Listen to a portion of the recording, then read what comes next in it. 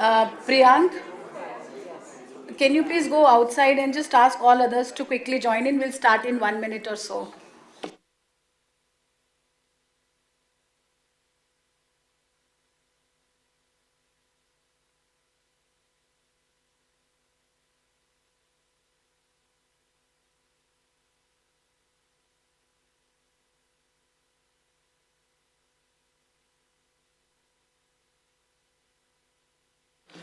Good morning, everyone. Before we formally start the day, it's just to inform you all that it's a relatively long day today.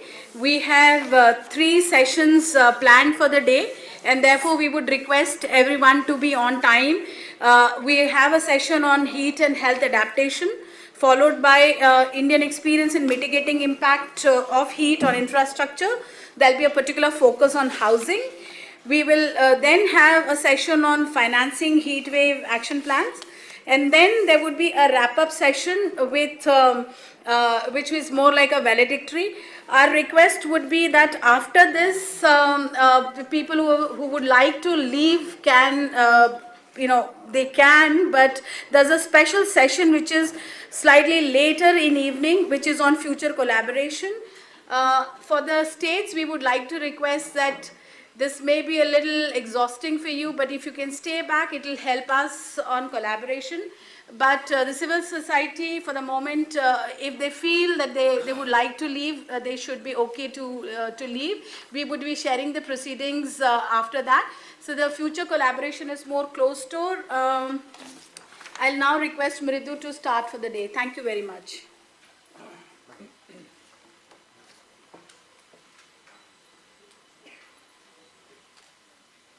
Good morning, ladies and gentlemen, and welcome to the second day of the International Workshop on Heatwaves 2025, Advancing City-Level Heat Action Plans, Multi-Sectoral Adaptation for Resilient Communities, organized by NDMA in collaboration with NRDC, SFC, IRADE, UNEP, and UNDRR.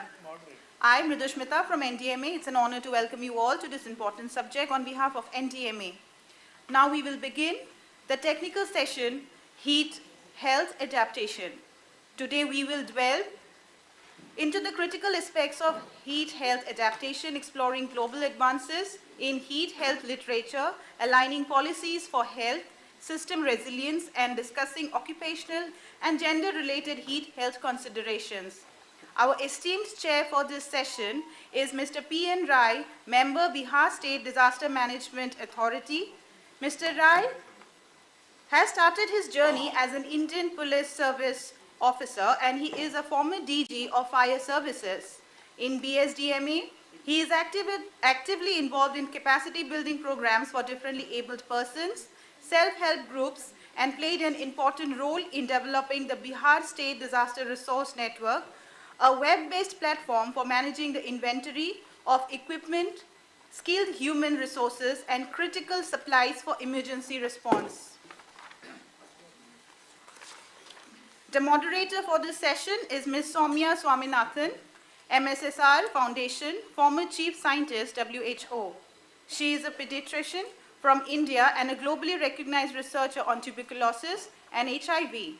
She brings with her 30 years of experience in clinical care and research and has worked throughout her career to translate research into impactful program. The discussants for this session are Dr. Purnima Prabhakar from Ashoka University, Sri Sachet Balsari from Harvard University. He will be joining us via pre-recorded presentation. Dr. Vikas Desai, Urban Health Climate Resilience Center of Excellence from Surat. We also have Mr. Mahavir Golecha, IIPH Gandhinagar, sharing his expertise. From the National Center for Disease Control, we have Dr. Akash Srivastava and Dr. Purvi Patel. Sri R.C. Sharma, former Director, Delhi Fire Services, will provide his valuable insights on heat-related emergencies. Dr. V.K. Sehgal, Scientist IARI, and Dr. S. Bandhopadhyay, Director MNCFC. Last but not the least, we also have Vijay Kumar Tohetia And we have Ms. Jenny Gilbert, Chief Heat Officer from Miami. She will be joining us online. I welcome all the invitee, all the esteemed panelists. These thematic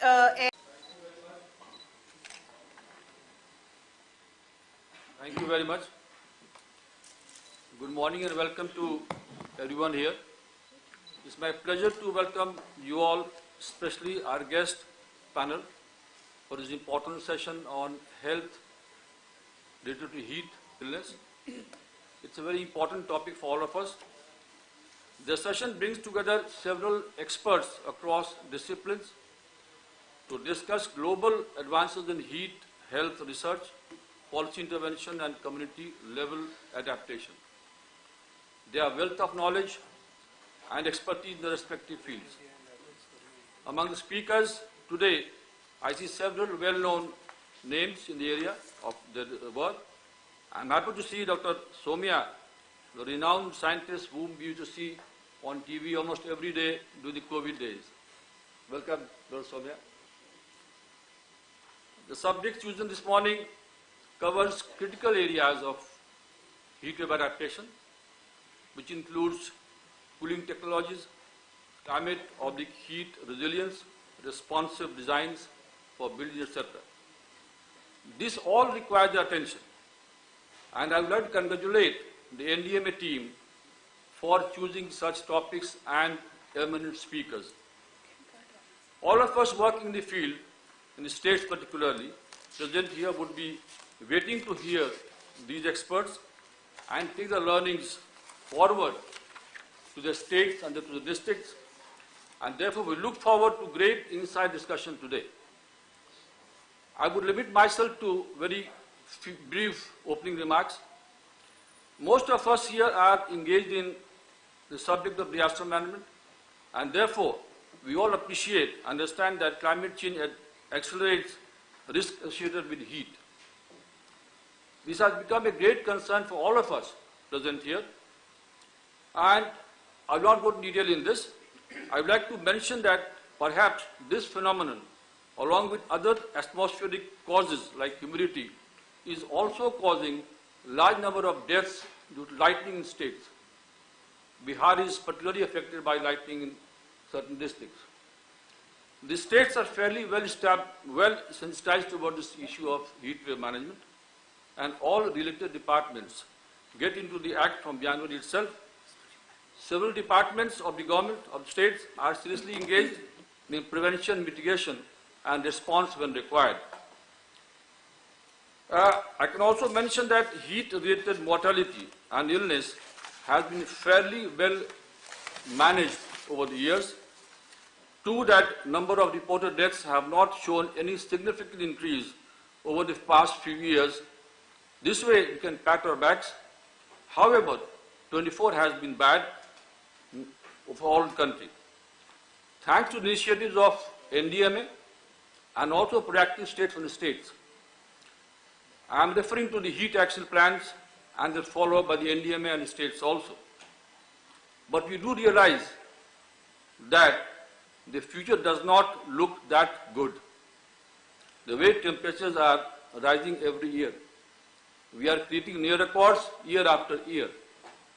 From Bihar also I can tell you that the number of districts and blocks affected by severely and very severely is increasing over the years. There were just 24 blocks in 21, and this year we had 104 blocks all over the state. Now let me mention one thing. We know how to respond. All state governments have been doing it quite well now to reduce the impact of heat.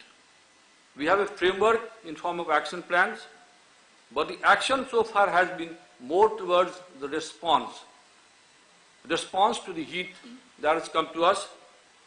Quite understandable. In the beginning we needed to reduce the number of deaths. However, now having reduced the number of deaths, our foremost concern that was earlier, we need to look beyond that to climate change adaptation. This forum will provide ample opportunity to all of us to know about this. I have one thought in mind, that is a robust illness management system. This includes monitoring system of the state and district so that heat wave signs are detected early in time and action is taken. The components could be, I leave it to all to think about, developing threshold levels for our most vulnerable hospitals, particularly PSCs.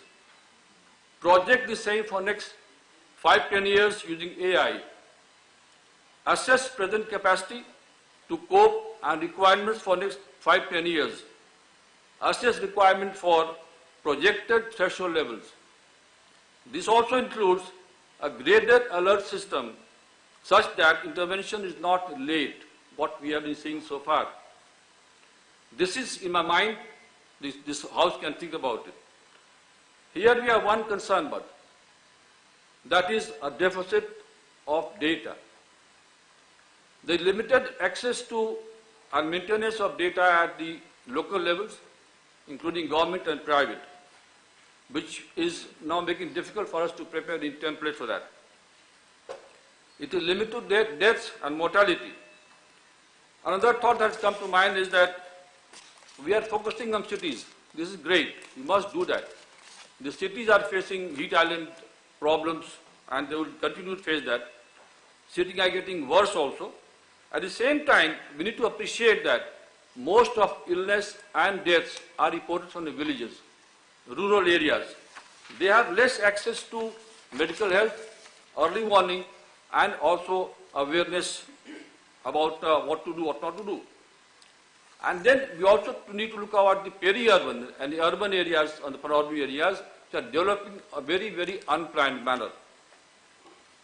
Here I would like to mention one more thing, that is a heat wave problem is a multiple problem. It brings also water problem, fire incidents, and therefore our focus should also be on the management of all three aspects. I will conclude by saying that the government of Bihar has a very ambitious program called Jal Jeevan Haryali. It looks at creation of more water bodies, maintenance of old water bodies, rejuvenation, planting of trees. The budget runs into about 34,000 crore rupees over the last 3 years. This is a good example of adaptation which we may think about and know about. Thank you very much, and I'll hand over the session to our moderator, Dr. Soumya. Thank you very much, Sri Rai, for those very thought-provoking opening remarks and also sharing with us what Bihar State has been doing to address this. Totally agree with what you've said in terms of the burden of heat-related illness in India being probably underappreciated at the moment, because we really don't have a good system of classifying death as well as disease where heat could have been, the precipitating factor. So we know from the scientific study of heat on human health that it can exacerbate underlying cardiovascular illnesses, for example, also mental health issues, especially people who have psychosis. Heat actually causes both a dysregulation, but also it impacts the way that the drugs are acting, and so psychotic diseases can also get worse. And of course there's a difference between acute or very severe heat which the body cannot tolerate, and as Professor Gadgil was saying yesterday, it's really those extremes when you start seeing the excess mortality. But even the lower than the very extreme, which doesn't kill you, can have significant impacts on health.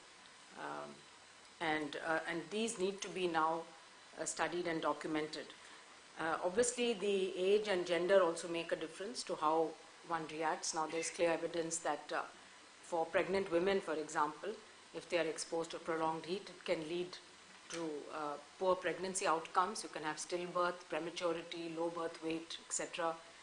During the breastfeeding time also, it can be impacted. In fact, I think in Ahmedabad only there was this case study of newborn mortality occurring in a ward because it was on the top floor of the hospital, and so had higher temperatures, obviously not air conditioned. Once the maternity ward was shifted to a different part of the hospital, the newborn deaths could be prevented. So there are many things that one has to really think about. There are some actions which could be simpler than other actions to take, but it's complex. And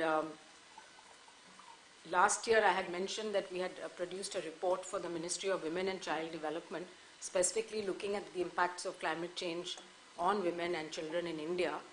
And we focused on health, but we also looked at livelihood, at impact on education, for example, of children. We know that whether it's heat, whether it's flood, whether it's air pollution, one of the first things that happens is schools get closed. And we saw during COVID that impact it had on children, prolonged school closure, which I think still many children have not been able to catch up. So these kind of repeated school closures are not good at all. For children should be the last, in fact even during COVID I used to keep on saying that school closure is not needed and probably causing more harm than good. So it should be a very last and an extreme solution. It should not be implemented very easily, because many of these children, particularly from the lower socioeconomic groups, may be better off in school than at home. The environment at home could be even worse, whether it's heat, whether it's air pollution or something else. So there are many aspects, I think, of heat and how we adapt our Anganwadis, our schools, of course our public offices, our factories, construction, and all of those people who are outdoors. And so what we're doing is looking also for solutions. Today in this session, we can keep on describing the problem, but we do need to, I think, have some very concrete and practical solutions which can be implemented right now, even as we are testing maybe new things for the future. So I think the speakers today are going to take us in that direction, and we have 10 very eminent speakers coming from very different disciplines, so I think that's also very, very good. And let's try to keep each intervention to about 5 to 6 minutes initially, so that we can have some time for Q&A at the end. I think we have a couple of pre-recorded ones, but we'll start with Dr. Purnima Prabhakaran from Ashoka University. Do you have a presentation, Purnima? Yes. Okay. Good morning, everyone, and thank you to both the chair and Shri Rai and NDMA for the opportunity to be a part of this panel and for convening this very timely discussion today. So I think we've heard enough, and Dr. Swaminathan has just now very beautifully contextualized the problem. And, you know, we all accept that there is globally demonstrated morbidity and mortality from exposure to extreme heat waves. And I think the conversation for us now is to drill it down to what is the reality in India. And I think that's what I seek to do in the next few minutes, to share some of the work that actually fills a gap in India, the perceived gap in terms of what is the actual mortality data. And I'll start with actually a reality check, which we don't need to do, but I think it beautifully sets the context. And I think I will always fall back on children as the audience that needs to get the attention it deserves. And this is from a UNICEF report which said that by 2050, virtually every child on the earth, and that'll be over 2 billion children, are forecasted to face more frequent heat waves. And this is regardless of whatever we do for mitigation. So that's one point. Secondly, I think this statement demonstrates stark reality. We can very confidently say today that this is probably the coldest year of the rest of our children's lives. This is a very, very strong statement. And therefore, the imperative to protect our children from escalating impacts of heat waves. So whatever we do, I think it is because of the future we leave behind. And I wanted to start with actually an example drawing from another environmental risk determinant in India, air pollution. It is not the topic of this workshop, but just to show that this is an important gap in India. How do we measure exposure to environmental risk factors? And we started this exercise actually to address air pollution, which is also a topic of very important public health relevance. We, for no reason, have the dubious distinction of being the air pollution capital of the world. So we started developing a model to actually measure exposure assessment to poor air quality.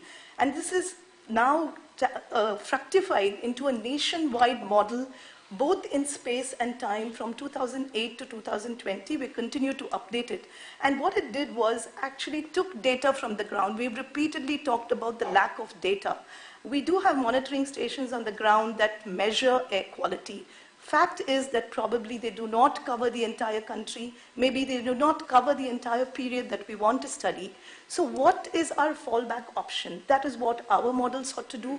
We took everything that was possible, everything that affects air quality, which means data from our monitoring stations, satellite data. We have models in India done by other groups which lean back on satellite data, but also everything else that affects air quality, which means fire, brick kilns, road networks, weather, meteorological variables. So every variable that you can think of that affects air quality went into our model, and what we ended up doing in this model, it's a very unique approach done probably only in 2 other countries. It's called an ensemble model, took all the variables and ended up using machine learning and AI to develop for India a nationwide spatio-temporal model from 2008 to 2020, and we continue to update it. And what this gives us is at 1 square kilometer resolution anywhere in India, we can tell you what was the particulate matter level over time. We drew from this experience to actually build a similar model for temperature. And this is what I wanted to bring to this audience. I have my colleague here, Ajit, who actually built this model for us using the same experience, machine learning, AI, a number of variables that affect ambient air temperature. And today we have a nationwide model for India, which is over time giving you exposure to ambient air temperature from 2008 to 2020. It also gives you monthly temperatures. So here is a gap that was closed. How do we measure exposure to ambient temperature? With this model, we are now able to examine associations with not just health outcomes. We've talked about a lot of health outcomes, direct and indirect impacts on the human body, pregnancy outcomes that Dr. Swaminathan mentioned, but also across the life course, elderly, women, men, occupational subgroups. If any of us have health outcomes data, we can use this model to examine the associations. We can also do this for mortality, and this is the study that I thought was very relevant to the conversation today. We took data from daily mortality counts in 10 important cities across India, and we decided to examine the association between heat waves. The definition of heat wave, I will tell you up front, is not the IMD definition for some reasons, but we took the definition as 2 consecutive days of high temperature above the 97th percentile of each city, because every city has a different vulnerability. So the cities that we studied were Ahmedabad, Bangalore, Chennai, Delhi, Mumbai, Calcutta, Varanasi, Shimla. I probably missed another one, Hyderabad. So these 10 cities had daily mortality data at municipal corporation level. And we want to reiterate here that, again, absence of data or where it is present, access to the data is an important constraint for researchers like us. And I think we have said that repeatedly ad nauseum, but if data is available, you can work wonders. So this 10-city city, I will not go to the story of how we got the mortality data, but 10 cities had mortality data at city level. And what we were able to show is that daily exposure to extreme heat, we studied the period from 2008 to 2019 because our model spans that period. And we were able to show that mortality attributable to health, mean mortality across these 10 cities, we do have figures for each city, was in excess of 14%. And this is annual data. And per year, there were something like 1,116 deaths. And the takeaway message is the longer the heat waves, the more intense the heat waves. We have done several analyses. I'm not sharing all of that for paucity of time. But short outbursts of exposure to extreme heat affects mortality for sure, but also long-term exposure. We do have different definitions of heat wave that we worked with, and we were able to kind of show that whether you took 95th percentile or 99th percentile, whatever the intensity of heat wave, the story is the same. There is increasing mortality. And this is across the cities. I do have a table here which many people may not be able to read from where you're sitting, but this actually breaks it down across each city. and the number of heat waves that occurred during this period in different cities. When does the first heat wave occur? There were cities like Bangalore and Pune actually, which had heat waves earlier, maybe in March. So we need to decentralize what we are doing. So heat action plans are really, really important because the story is different in every city. We just had access to 10 cities, but if you are interested in another city, this is what you can do. You can actually estimate the burden of mortality. I wanted to close with actually two other things. One is I did start with air pollution, and I want us to think that when we are talking of human health, we cannot talk in silos. India is a country that is vulnerable to several different environmental risk factors. And I picked high temperature and air pollution because these two really are on the top of the table when we talk of burden of disease. And we looked at the interaction using our two models for air pollution and temperature. And what it shows is definitely there is an interaction. As temperature increases, the mortality from air pollution also increases. I have the figures there, I will not read it out, but these two slides are telling us that these two risk factors interact to impact population health. Air pollution increases, the temperature mortality, related mortality increases, and vice versa. It ranges from 8 to 64% when you talk about heat waves, temperature. So what can we do? I will just take a minute or so, if that's okay with the chair, just to address a point that was talked about a lot yesterday. What can we do for adaptation? Can we empower our cities with, and I'm talking cities here not to discount the rural impacts, it is also important, but this was a project mode thing that we did to develop a decision support system for cities across India. And this was, we called it the Charisma project. It's climate health risk management in India. And we took heat waves and vector-borne diseases, two very interrelated health components of climate change, to develop a city-level decision support tool for city administrators to use when they have to develop adaptation plans for heat. The other component is vector-borne diseases, which I will not talk about, but what it did is for 50 cities across India, we were able to use data which included their climate data, but also urban planning. It was talked about yesterday. We can do all we want to develop heat action plans, but cities are just sprawling and bursting at their seams. For two of our demonstration cities, we worked with Lucknow and Guwahati. We were fortunate to be handed over their master plans.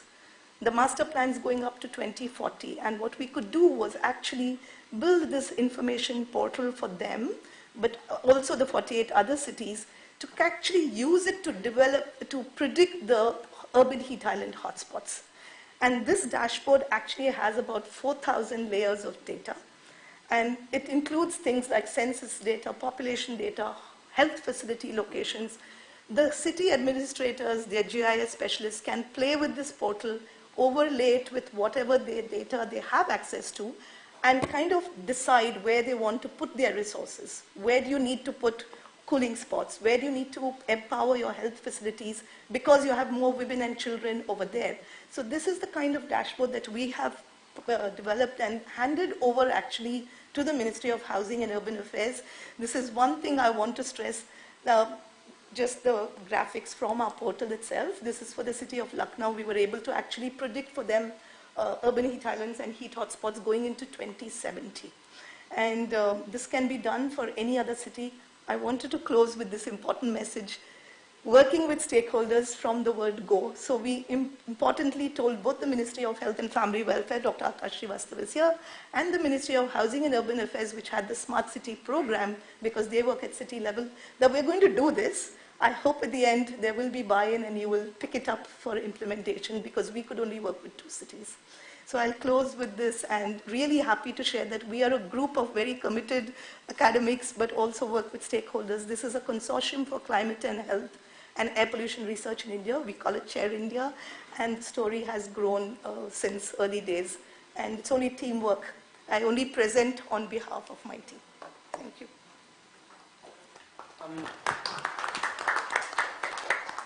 Dr. Swaminathan, if I may, can we take 2 minutes? You could take it from our time, speaking time.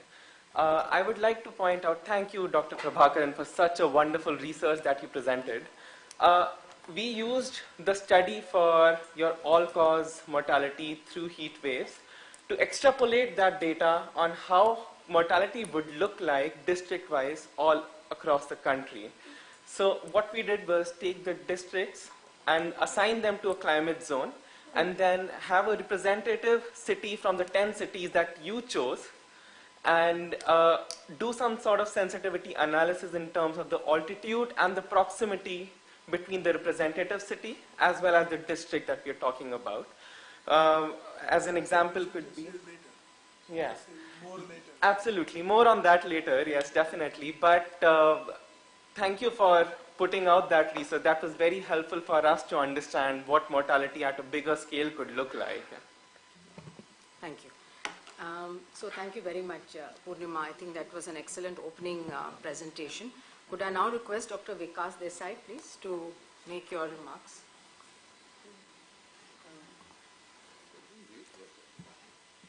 Let me first confess that what I am talking about is the city not included in Dr. Purnima's list. It is a smaller city, but has started facing problem. Was heat-wise very comfortable before last decade, but now everyone is realizing that temperature is rising. So we try to analyze the local data, and we try to plan out how to act on it, because now the challenge is not to design a heat action plan, but to implement. So plan to practice is the major challenge for us. So what we did was first analyze the data and created evidence for the corporation and administrators and for community also.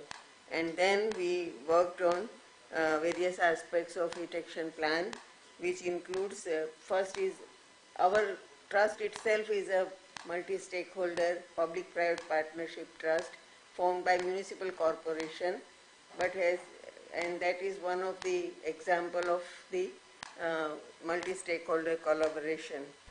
Then also we realized that there is a need for local multi-stakeholder partnership.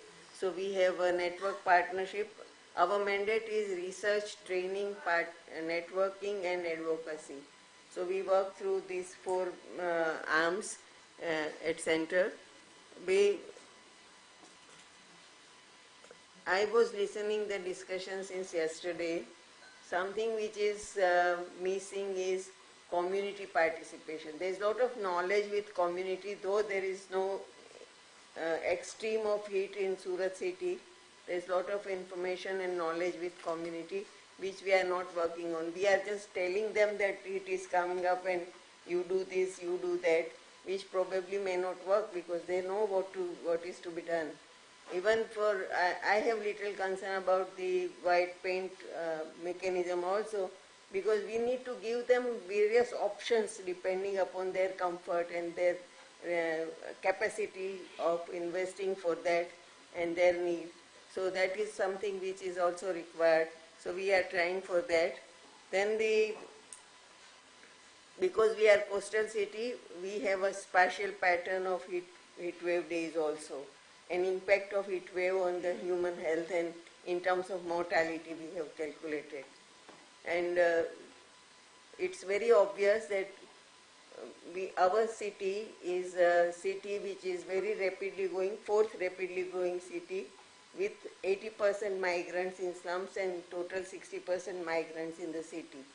So migrants bring another challenge when you have to deal with community participation, and municipal corporation or local self-government has limitations to involve community into action. So that's why multi-stakeholder partnership is very important. Then spatial pattern needs to be focused not only for, as Purnima mentioned, not only for heat wave, even for air pollution and socio-demographic variability, because the area which is high risk has a high risk socio-demography also.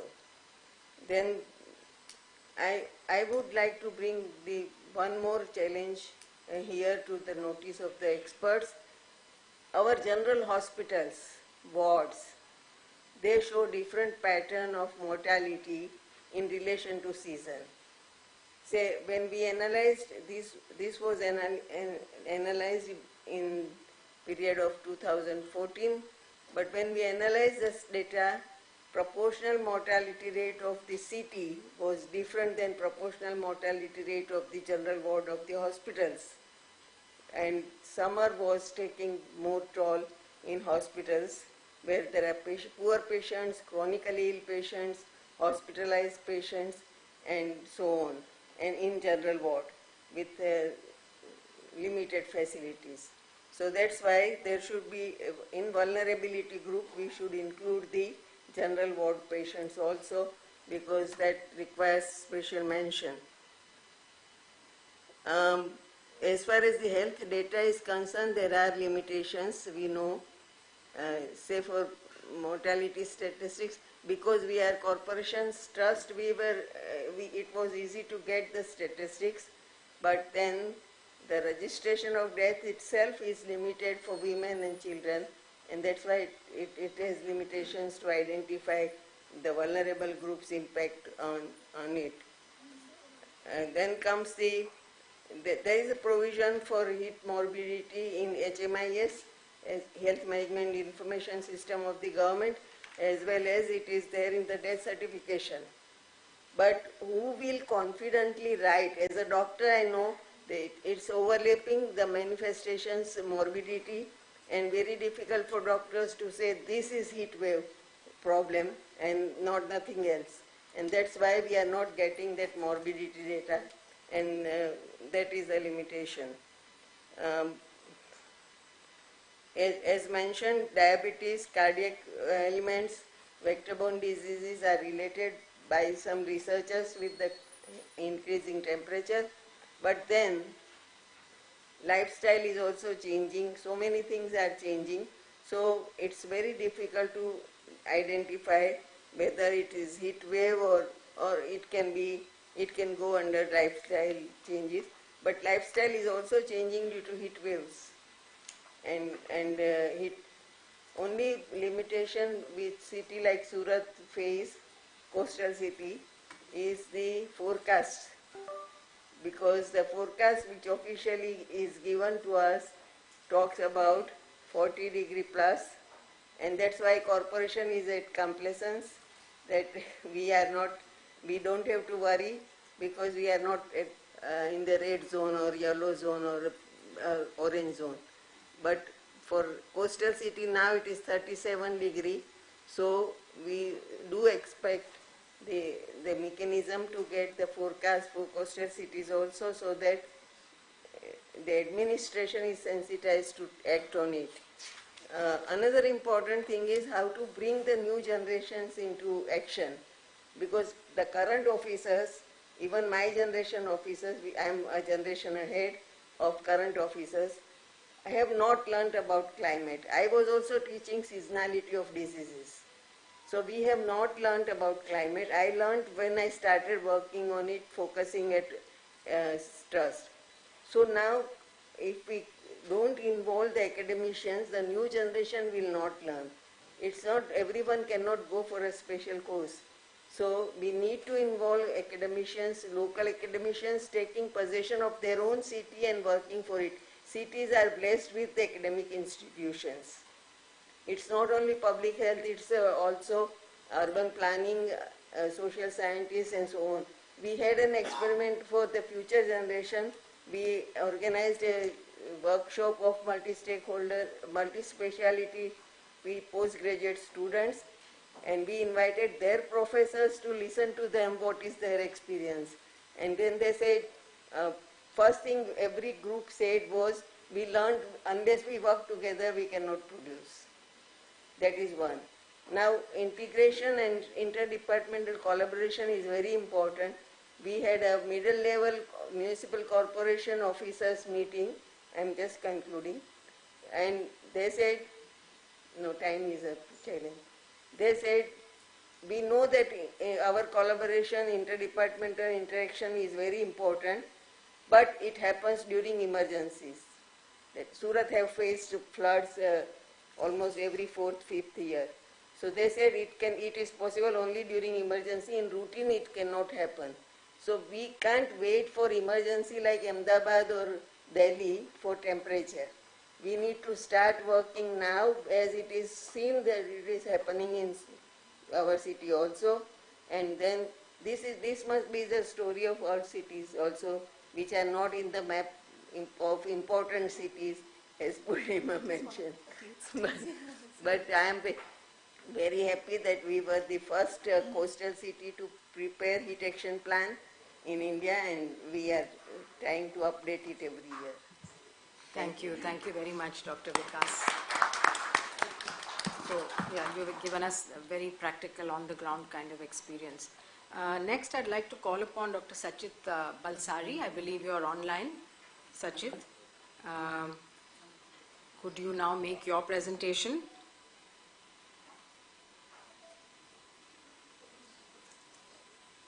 Dr. Sachit Balsari from Harvard. Are you online? Can you? Yes, there you are. Let's see if we can hear you. I think you're still muted. Maybe he needs to be unmuted from here.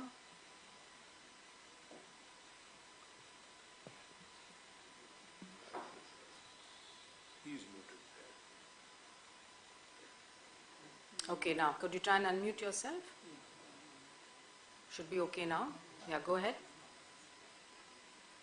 Can you hear me? Yes, loud and clear. Go ahead. Do you have slides Great, to wonderful. share?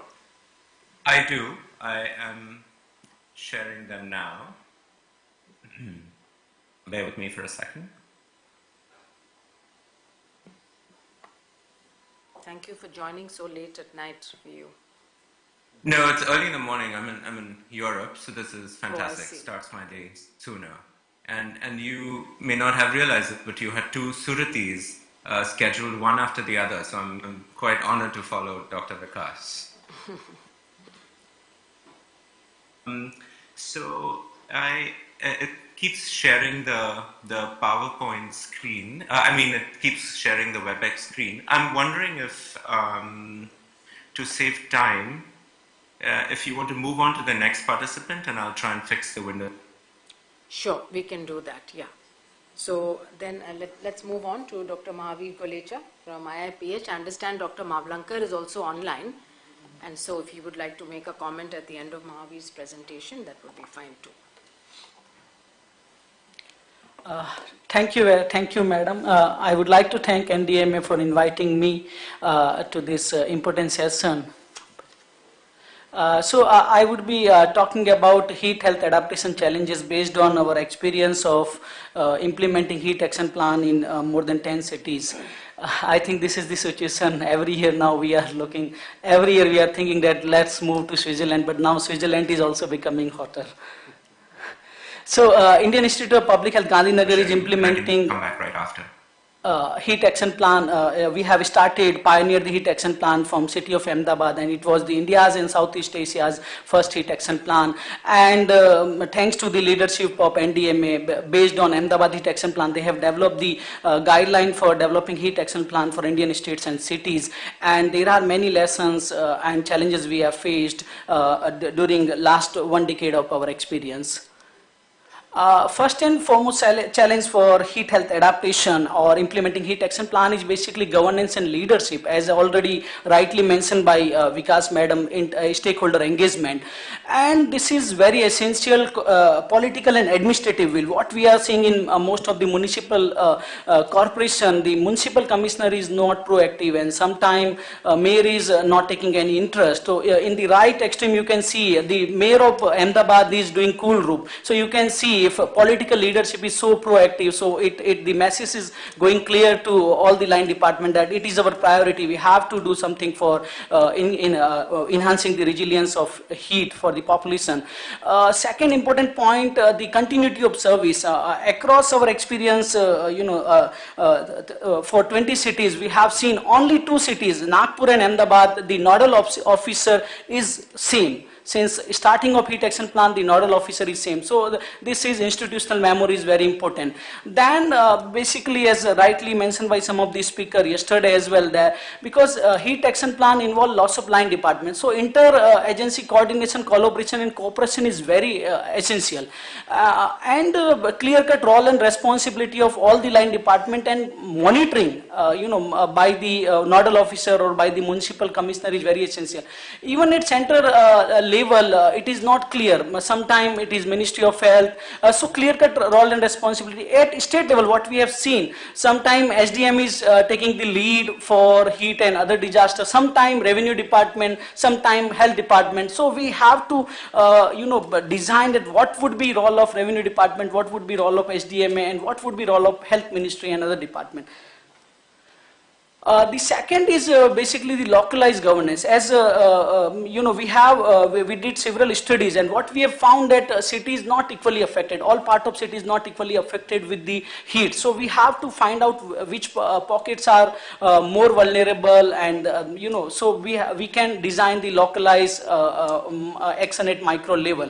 Then in city of Ahmedabad and Rajkot, what we have seen, religious organization plays a very important role. So in the city of Ahmedabad, we have collaborated with them, and what we have told them that during Red Alert Day, you just distribute buttermilk in the bus stop or at railway station, or distribute ORS packets. So it worked well, and whenever there is Red Alert Day, more than 100 water points are being operated by religious organization. This challenge we have seen, urban planning department is missing. We have urban forest department, but it is largely looking at activities in rural areas. So I think the forest department can be given responsibility for creating green spaces in urban areas. Then data, and as already pointed out by Vikas madam, that it is very difficult to get data from, thanks to IMD. If we want temperature maximum and minimum temperature data, 50 years data are available. But if you will go to any municipal corporation and if you will ask that we want all cause mortality data, because all cause mortality is the best indicator available to look at how heat is affecting your city. London in 1660s, they have started, every week they were publishing the data, and we are in 21st century, but we don't have data. If we go to any municipal corporation, you will ask how many people have died last week or last month or last year, they don't have data. So this is very big issue. If we don't have data, we will not be able to understand. And I'm pretty sure if we would not have produced the Ahmedabad graph that if temperature is reaching 47 degree, 300 people are dying. No one would have taken us seriously. So we want proper data to look at how climate or heat is affecting our city. Then identification of hot spot I have already mentioned. This is the graph. In Rajkot we did this study, and what we have found that 10 wards are most vulnerable. So then municipal corporation have data, then they can have more focus action that these are my priority area, because funds are limited, so they can divert fund in those particular areas. That is very important. DST or ICMR, they have lots of call for vector-borne disease research, or maybe RMNCH research, TB research, but I have not seen a single call for environment public health research or heat health studies. So I think now we have ANRF, Anusandhan National Research Foundation. NDMA can proactively pursue, and there should be a special call for heat health research in India. Then many institute can collaborate it. Then in terms of heat action plan evolution, only Ahmedabad did the evaluation of heat action plan, that heat action plan is working, heat action plan is reducing the mortality and morbidity. Unfortunately, we have not been able to carry out the economic evaluation, but based on our experience, I'm pretty sure heat action plan will give you fantastic return. It can give you quality, it can avert a lot of DALI, and I am sure if you will invest $1, it will give you 1000x return. So economic evaluation needs to be carried out, and at the same time research. Then in at state level, what we have seen, SDM is the nodal agency, and they are doing activities related to heat exchanger. But not a single SDM is monitoring what districts are doing. So we have to have monitoring and evaluation framework. We have not been able to develop a monitoring and evaluation framework that how we can evaluate that cities are doing good, cities are implementing various activities mentioned under the heat action plan. So we have to develop. UP is doing this, and they are monitoring 75 districts based on several indicators. Madam, I am the youngest panelist, so youngest panelist among all, so give me 1 more minute. So this is Ahmedabad Heat Action Plan evaluation. So in 2010, you can clearly see a lot of mortality and lot of the cases of heat stroke. In 2013, we have implemented the Ahmedabad Heat Action Plan, and from 2014 onward, there is a significant decline in mortality, morbidity due to extreme heat. So every city need to carry out the evaluation of heat action plan. Many cities are now implementing heat action plan, so they should carry out this evaluation. Then HR availability already been told. Capacity building is essential. Under National Health Mission, we have one program under which we are training medical officer in the public health management. Same pattern can be followed by NDMA, and we can train municipal corporation officer in environment public health. IIPH Gandhinagar, IITs and Urban Planning Institute can collaborate for this particular joint program. Even short-term training can be organized for for municipal corporation officers, so they can work in the area of heat health or climate sensitive diseases. This is, there are many such strategies been adopted by Ahmedabad and many cities for enhancing resilience of population against extreme heat and for heat health adaptation. The below one is the Jadeshwar forest. It was landfill site few years back, but Ahmedabad Municipal Corporation has converted a lush green urban forest, this particular site, and many people are now coming during extreme heat days. I think this is, I don't know. And private sector engagement, like in TB, many private hospitals are reporting TB related cases, but in heat health, as we know, more than 60% of hospitals are in private sector, more than 70% doctor, and half of the population are availing services. So private sector, we need to, I think NCDC can take a lead, and they they already have developed the heat health surveillance system. So private sector can also report the, heat related illnesses on any death due to heat stroke. Can you play the video?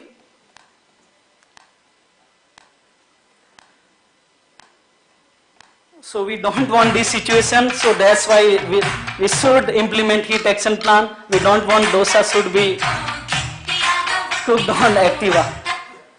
Thank you very much. Thanks a lot. These are our publication. I would be happy to all our open access, so you can you can have access to all these publications. Thank you very much. Thanks a lot. Thank you, Mahavir. IIPH has done a lot, and very happy to see that you are continuing that, and you've made very good points also about what needs to be done. So I think Dr. Sachit Balsari is now ready to come back. You've changed your browser, and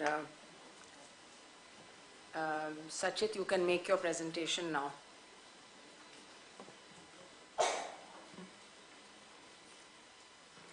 Madam, he will come back so we can go with the next panel. Okay. Sent a message saying he's ready, but let's go to Dr. Akash Srivastav. Akash Srivastav leads the climate and health program. Thank you, Chair. Thank you, NDMA, for giving us this opportunity. Myself and Dr. Purvi Patel, we are from the National Center of Disease Control, and both of us work for the National Program on Climate Change and Human Health of the Ministry of Health and Family Welfare.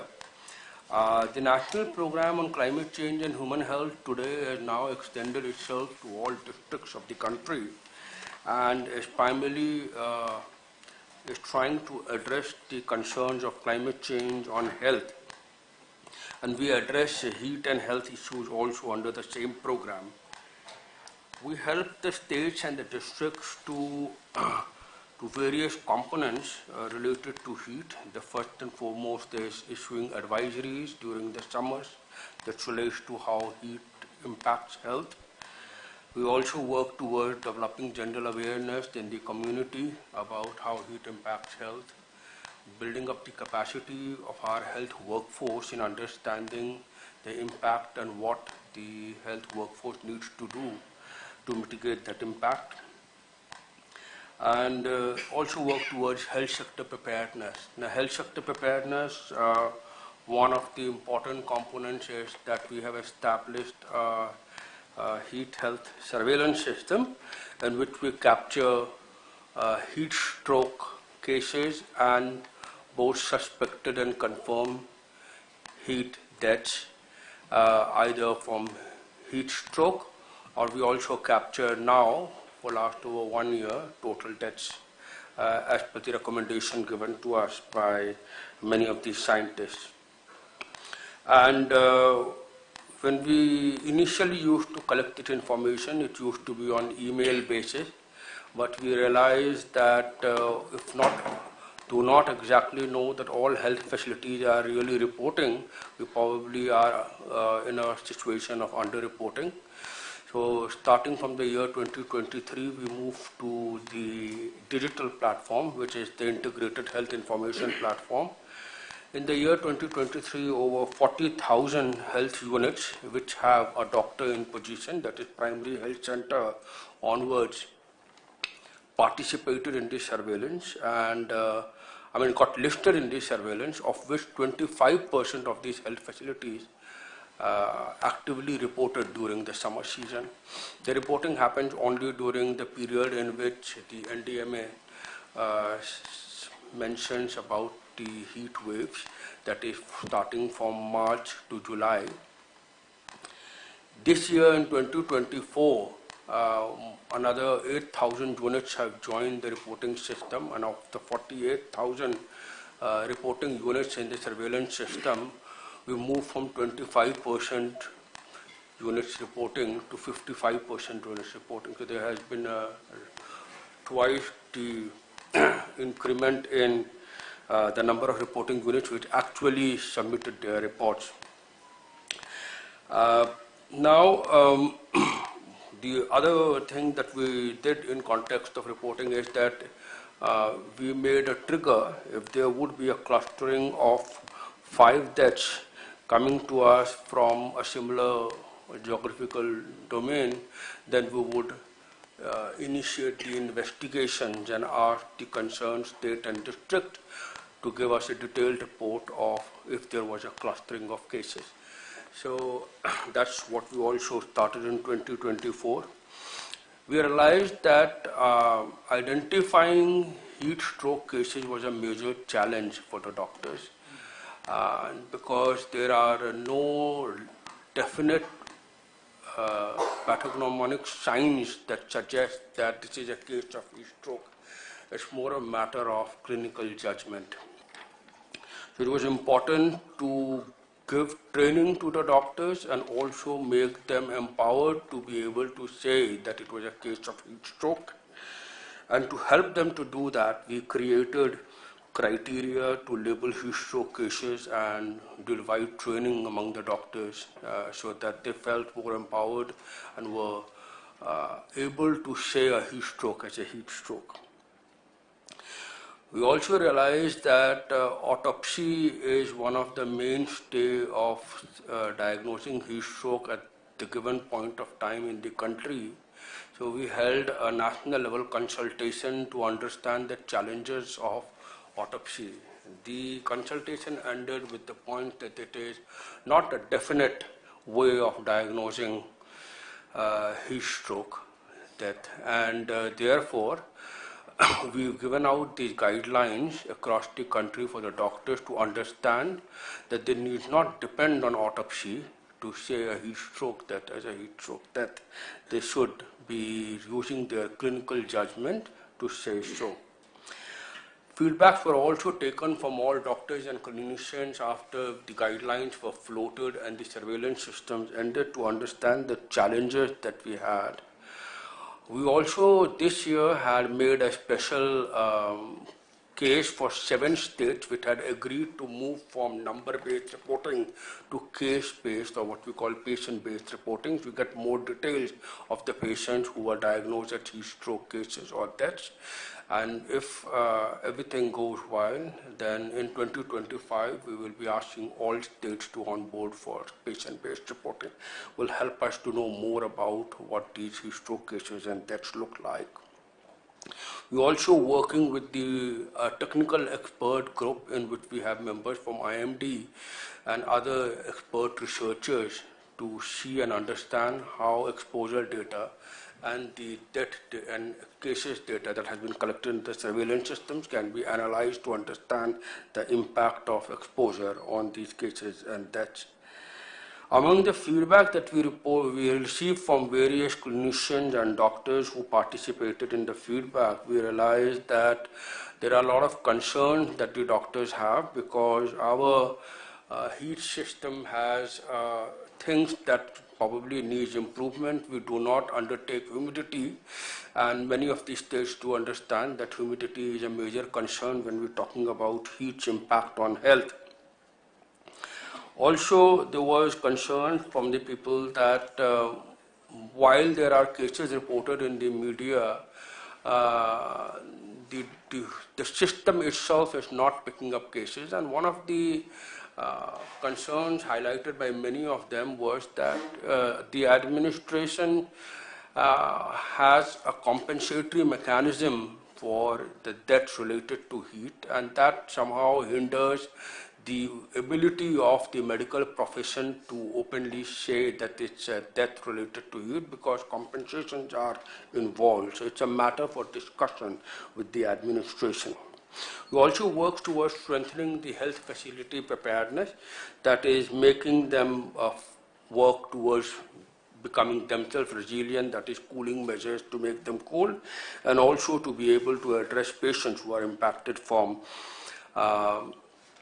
heat. So we've provisioned under the program for developing heat stroke rooms, and funding provisions are available and guidelines are available for healthcare facilities to prepare their hospitals and their health centers with heat stroke rooms. One of the examples that must have come up and you all might have noticed in media is the Ram Manohar Lohia Hospital from Delhi, which made a very nice heat stroke room. And one of the last, that we also did ask the states to develop their state action plan on climate change and human health, which also had a specific heat health chapter, which all states have completed. And we're now moving on for the districts to develop their heat health chapter. Thank you. Thank you very much. I think Dr. Srivastav, and his very small team have been able to do quite a lot, of course, working with partners across India. So now we can go to Dr. Balsari. I know that we're at 11. We still have, I think, 5 speakers to go. So Dr. Balsari, over to you. Thank you. Are my slides visible? Yes, they are visible. We just need them on the full screen. Yeah. Yes, does this work? Is it on slide screen share? Yes, please go ahead now. Okay. Thank you. I will be brief and sorry about those interruptions. I'm Sachit Balsari. I'm an emergency physician. I'm not a climate scientist. I study disasters and humanitarian emergencies. I am presenting work on behalf of a very large team here, primarily the Self-Employed Women's Association, several of their members in Gujarat, particularly in Ahmedabad, Sept University, and an interdisciplinary team of senior scientists and emerging researchers at various schools at Harvard University. A couple of the issues that we've been working on are with just ascertainment. What do we actually know about the impact of heat on human health? Where does this information come from? Is it contextualized to the people of India? One of our growing concerns was maps like this, which, as you know, are fantastic models and climate projections that we've all been subject to. They are often crimson pixels across Afghanistan, Pakistan, India, Bangladesh, which actually represent billions of people and the heterogeneity of the lives that are under these pixels. The reason we started thinking about this is through conversations that you all have had yesterday and day before, where parametric heat insurance was brought up, right? And SEVA members had tried this a couple of years ago for the first time with our stroke. And at 45 degrees Celsius, when the insurance product did not trigger, people started looking under the hood to had happened. And while we were debating whether it should have been daytime temperatures or nighttime temperatures, one of the street vendors looked up and said, well, if the goal is to protect my livelihoods, why is it 45 and not 42 when my vegetables start rotting? And that made us look to see where this information about the impact of health on humans comes from. And it became quite obvious in the medical literature that the vast majority of these studies that we know in medicine come from Caucasians, done in the armies, done in the white athletes, mostly men, some in plantation workers in Guatemala and South Africa, and limited work time exposures. Dr. Vidya Venugopalan's work in India is one of the very few where we have looked at what it does to human physiology in the Indian setting. So partnering with the Self-Employed Women's Association, we first just sent an undergrad with a few sensors. Now temperature and humidity sensors have become really inexpensive, and it is possible to sort of deploy at scale. And we said, look, what is the difference, right? We're looking at weather station data. You know, what is a parametric insurance set on, or what are our city's early warning thresholds set on? Is it the remotely sensed data? Is it weather station data, etc.? And is there a difference, or how much is the difference? Is it relevant? That and the actual lived experiences of the poor. And we began finding really interesting observations, one of which is that, you know, this huge investment in cool roofs must be done very thoughtfully, right? If you paint 2 roofs white, a lot of the urban planners and architects in this room will say it's not likely to work unless the hundreds of roofs around you are painted white. It's just how thermodynamics works. We also began to find that there was a significant difference between the temperatures outside and the temperatures that we at home. So what we have done is started the study, which will have a cohort of about 1,000 women across 8 trades. These are all members of the Self-Employed Women's Association, so they're in the informal sector because 90% of our labor force in India is in the informal sector. We will be following them across 8 trades: street vendors, construction workers, salt pan workers, glass bangle workers, not only in Gujarat, but elsewhere. They will be wearing wearables for 13 months across 4 seasons with temperature and humidity sensors in both their home and their work environment, also providing blood and urine samples. You know, as I said, community engagement shouldn't come last. Projects like this won't work by recruiting and incentivizing. They work when the community wants it, right? So this directly responds to SEVA's needs. How hot is it really? How hot is too hot? What does it do to my body? What is it doing to my wages? Does cool roof works when someone tries to introduce cool roofs into the SEVA members? Does ventilation improvement actually work? Does it help my child sleep better, and so on? So the project is well underway. We're on a second cohort of the next 100 that we're recruiting. We'll go up to about 400 this summer and 400 next summer. I want to conclude with just a couple of early findings that are very, very worrisome and have huge implications for how we set our thresholds, both for warning folks at home, for early warning systems, and for public health measures. There were homes when the outside temperature was recorded at about 114 Fahrenheit, which peaked at 125, 135, 137 on the heat index, factoring both temperature and humidity. We also found that nighttime temperatures do not go down in the homes of the poor. And this is true around the world because of poor ventilation, right? So we are thinking about temperatures as workplace regulation interventions, you know, rest breaks and hydration. And yet for 14 hours, the poor in the world return to homes that are ill ventilated. And so it is really important as we work with our habitat people, our built environment people, as we think about the Pradhan Mantri Awas Yojana, to think about what ventilation is going to look like at night, because the poor do not get any respite at night. The physiological findings are quite worrisome, where heart rate remains elevated above 100, above 120 for a large part of the cohort. At the end of the study, we expect about 9.5 million hours of person hours of environmental and physiological data, 28,000 discrete measurements of other physiological parameters. The entire data set will be open source, and it will be made available to all researchers, scientists, and policymakers across India. This is important. As the ILO has also recognized, we have about 2 billion workers, and the vast majority of workers in the informal sector in India work outdoors.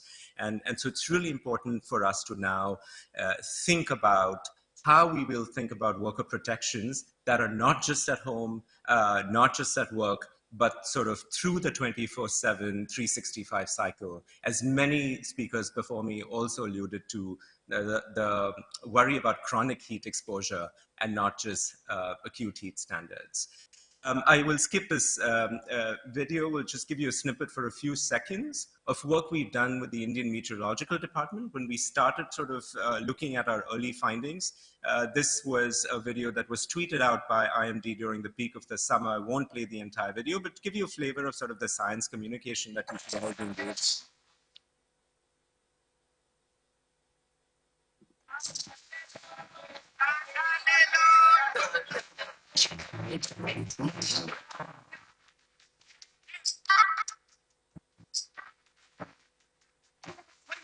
बुझाओ तनिके पानी पिलाओ ताजे मिलेगी तभी तो ग्राहक आएगा। और चलो भैया ये भी माना खुद भी पीना भूल न जाना गर्मी नहीं है आम सतर्क रहना है अपना काम। I pause here to save time, but the video goes on to say that, look, this is no ordinary heat. It's exactly the theme that several speakers have talked about. And the need for, bringing all the fancy science that we know about thermal physiology and human health to those who have experienced heat throughout their lives, but don't necessarily recognize that we're now tipping into sort of a heat and humidity combination that makes it hard. We've also taken some of our findings into very unorthodox science communication spaces, like a traveling exhibit that has been in academic centers and cities around the US, and we will bring it to cities in India as well, to raise awareness even amongst policymakers. As Dr. Desai said, there's a generational gap between those that are allocating the financing for this kind of work and for the communities that are most affected by it right now. I will pause here with this last slide, and I invite you to visit climateverse.net. It is one of several attempts from many of our organizations to clean up and make data more accessible. Climateverse has been built with the Sustainable Futures Collaborative and a host of other institutions. It's an open source database where we have about 2 annotations per data set, right? We've repeatedly heard everyone talk about the paucity of data and the need to clean up data. And this is an attempt to get climate data sets which are down to the detail of where is this found? Is this in a floppy drive in someone's home? Is this API? Is this on the cloud? Is this updated? Is the frequency updated, etc.? And it's available to all of you. I'll pause there. Thank you so much for listening. I apologize for the interruptions. Thank you very much. Thank you very much, Sachit. That was very informative. We have to move on. I request all the speakers to maybe just make additional points and not repeat things that others have already said. So, Mr. Sharma? Yes, thank you. From the Delhi Fire Service. Thank you very much, ma'am. Thank you, NDMA, for giving me this opportunity. And I'm going to share the experiences alone, no study. And I have been in the Department of Fire Service operational things for about more than 40 years. And I'm going to talk not on any R&D or anything, but nothing has been done in this. But if it is something is done, is being done, I think it will make wonders for the fire department. No lives will be lost. That's what I'm saying it with a lot of conviction, that if the smoke venting we are talking about for the normal peacetime things, if that is incorporated in the buildings, in the designs, nobody will die. I incidentally happened to be in charge of the firefighting in the fire incident, where we rescued about 120 people from the upper floors balcony area, and 58 of them died, all because of smoke inhalation. And it was a centrally air-conditioned building, which has a balcony backside and which had a big window which was having a sealed glass, non-unbreakable glass. If that was having openable windows, I think many people would have survived. So this is the need for ventilation of any building. When people are getting out of the building in case of fire, we the firemen, fire people, we enter the building and we don't know what is inside. And normally we people have got a feeling that firefighting or rescue is something which we see in the films. We see in the daily, whatever we see. Nothing is real there in that. You can't see anything, you can't enter a building, you can't even walk. Forget about rescuing somebody. So smoke is there. And when we are talking about heat and heat venting, then that is the next stage of when a building is on fire. So heat is there, other gases are there. We can't breathe, heat is there, and we have got threat to life. And we are doing a most arduous job of doing firefighting there inside. This very building had a fire. We are on this side, hall 1. If you go on the second floor, that hall was on fire. All DGs and IGs of the fire services heads, they were having a conference at the time when the fire happened in the evening at 4 o'clock. And mind it was lack of ventilation which caused this building to get burnt. We were fighting fire for about 8-9 hours. The main hall could survive. I've got photographs to show you really on this incident because I attended this fire and Upar also, but I don't, time constraints are there. I'm just explaining to you from that hall on second floor, the heat, hot gases and smoke went to the main hall, fire area. Above the false ceiling, there's a 20 feet gap. In that was filling for about 7 hours. And because of the heat inside, the roof which was having tar felting started burning. And we were doing firefighting from outside, throwing water onto the burning roof, which made it more stable for a longer time. And probably if that could have collapsed or that could have been vented out, this main hall would not have burnt. So this is the relevancy of the ventilation in case of fire, and if it is built in into the building, then only we can have it. Otherwise, it is not feasible to break the wall or break the windows, or at that level, we are having buildings of 200 meters or more than 300, 400 meters. So external things are not feasible. It's not feasible for firemen to do that. And in that condition, you can't see anything. You don't know what is the plan of the building inside. So this is something we are talking about. Well, most of the things are happening cause of fire. Electricity is one of the major cause. And smoke is the biggest killer. I think 99% people, they die not because of fire, by smoke. If the smoke venting is taken care, heat venting, which you're talking about, the next stage will be smoke venting as well, because that also happens the same way. At the highest level, exhaust or whatever ducting you provide, that's a different issue. But even natural ventilation will allow things to go out gradually, not build up the heat and smoke, and probably allow some visibility for firemen to get there and throw water onto the seat of fire. Otherwise, we end up in throwing water into the smoke, which is useless. I'll show you some of the things if the time is given to me. So 3 minutes video is there. I think we can have 2 minutes. Play that video, please. Yeah. This is a real fire, CCTV footage of Sayaji Hospital fire. What is the cause of fire? What happens? What we have to prepare for a hospital? I think you can use it as a training video for everywhere. Now, here's the 5 patients, all are in senses, they can walk. You see the normal,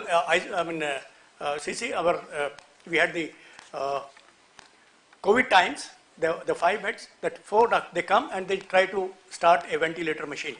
Just observe yourself. If I got time, I can discuss 1 minute on this. Just observe what they are doing. It's a 3-minute video. In that 1 minute, 80 seconds is the total time. After the fire started, 80 seconds, what they have done, what they could have done, what is the role of each and every one, what they need to know. He's trying to connect the ventilator machine to the other. Where is the plug? See the location of the plug. Is it within the reach? No, this is the planning. On this side, he's passing on to that side. He's not able to find a plug and this thing. He just puts with a hand. This is what we are, maybe that multi-plug sort of thing is there. No, he comes here. Now, this is realistic, real things. how much time is available to us in firefighting, what happens in electrical fire, what we need to do, what plan we can have. Now he switches on this thing and something goes wrong. Now he tries to go back. Could he switch off this thing? Could he remove the plug? No, because he's scared and it was not in a proper place. If he could have switched off the power supply, nothing would have happened after this. But now what happened? Just see that. How quickly they started evacuation within the first, I think, 10 seconds.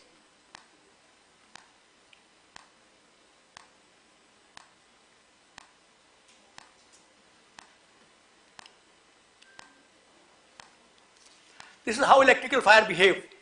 The amount of smoke given is so much, amount of heat, suddenly they spread. If you are able to switch off the power supply, or there is a built-in mechanism of power tripping, MCB something. One of the doctors has gone to get one fire extinguishers, now training for them, how much doctors should know about it. He uses that fire extinguishers and see the electrical things flying on the floor and the way they are happening. 5 people, 4 doctors, mind it. They are available on the site when thing happened.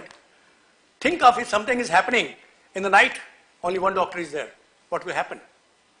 So this is what, you can take this video and use it as a training video for your hospitals and everything. Okay, you can switch it off, please. Now, coming to the other things, we are talking about causes of fire. Electricity is about more than 2/3 of the incidents are attributed to electricity. If you got proper safety devices, circuit breakers, MCBs and other things, then I think that will help in that particular thing. And then next thing is heat venting, because you have seen the smoke in 80 seconds, how much was the smoke given out by this fire. If it was not controlled by DCP extinguisher, he was not there, doctor was not having, or he could not do that, this could have added to the problem. People will not be able to escape. Now, knowing about the means of escape, what you are supposed to do, cut off the power supply, so many things are involved in this. So knowing about the premises, and this thing is very much necessary for everyone, all of us. Now we had for firefighting arrangements, but there is a different issue. We are not here anything which only fire extinguishers. So having a plan to about, and who are going to be acting in the plan, all the doctors available there. You didn't have a fireman coming there from the hospital. Think of if the fire brigade had to come and this was a little bigger thing. What will be the situation by the time they come? So we had this much time alone when there is an electrical fire. Same thing happened in our Upar incident. Fire was at ground level and it was in a transformer. The smoke went up, people could not come down. They could not open one of the windows that was having fixed glass, unbreakable. They could not break it. If it was openable, if they could vent out the smoke, nobody would have died. So this is the reason that we are having central AC building, but without that smoke venting. Smoke venting is so important for life safety in a normal building or normal, even whatever life safety we are talking about, and this also. Next, I'll go through the slides. Okay, this is a Upar cinema transformer which caught fire. This is the car in front of the transformer room, and you have got a double sort of a height on the rear side. Rear side is the balcony entrances. Transformer oil was burning, oil came out and the car caught fire and then became a big issue. Smoke went up, and here is the situation that if the transformer was outside or it was vented to the outside extender, nothing would have happened in the cinema hall. So venting properly is something, locating the transformer is okay, it could be good here, but it was having only from inside, outside it was closed. So this is the venting we are talking about. People were subject to this smoke which is going through this AC system and all that into upper floors through the area staircase where they are supposed to come down. So they were trying to lock themselves and that happened. This is a car probably which was damaged. Sir, sorry, it's very fascinating, but we would have to move on now. There was something, okay, we had this one slide I like to show that. This is the heat. Probably we had April, May and June 3 months which are having maximum number of fires. So if that is because of the heat only. So if that is taken care of, probably things can happen. Anyway, we had some more things, but because of the paucity of time. Thank you very much. Thank you, thank you. And we need a full 1 hour actually to discuss this. Yes, okay. Yes, exactly. I think we have to give really proper time to this. So we have now next 2 speakers who will be speaking from the animal husbandry and agriculture aspects. So we'll start with Dr. Vijay Kumar Tiotia, please, and then followed by Dr. Sehgal. Thank you, ma'am. Thank you, Chair. I am speaking from animal husbandry sector, not from the crop or agriculture sector. I have the presentation. So, yes, as far as the animal husbandry sector is concerned, we are having the very good heat wave management plan. We have circulated to the states. First of all, we should see how important the livestock sector is. This is two-thirds rural population relies on livestock. It provides nutritional security, food security, and 75% of human disease are zoonotic in nature. So it's a very important sector. And but we are first in milk production, second in egg production, and meat in fifth ranking. So we have a lot of plans there in respect to disaster management. Different guidelines are circulated to the states in very simple language so that all stakeholders are aware of this type of situation. The purpose and scope of our guidelines are to provide rapid assistance to states to protect livestock sector. We have issued these heat wave guidelines and other guidelines to the state for on-ground preparedness and response. The risk assessment is an important part which include manpower, review of preparedness, logistic requirements, and liaison with other agencies like forest, agriculture, transports. And mock drills with the SDM is a very important sector, and this need to be strengthened. We are taking a lot of animal measures like animal camps are established, animal camps are undertaking rehabilitation of the animals, feed and fodder, capacity building, emergency channels, vaccination, disposal of animals' carcasses. Pasupalak calendar is also there for month-wise management programs and declaration of veterinary service, essential service during emergencies.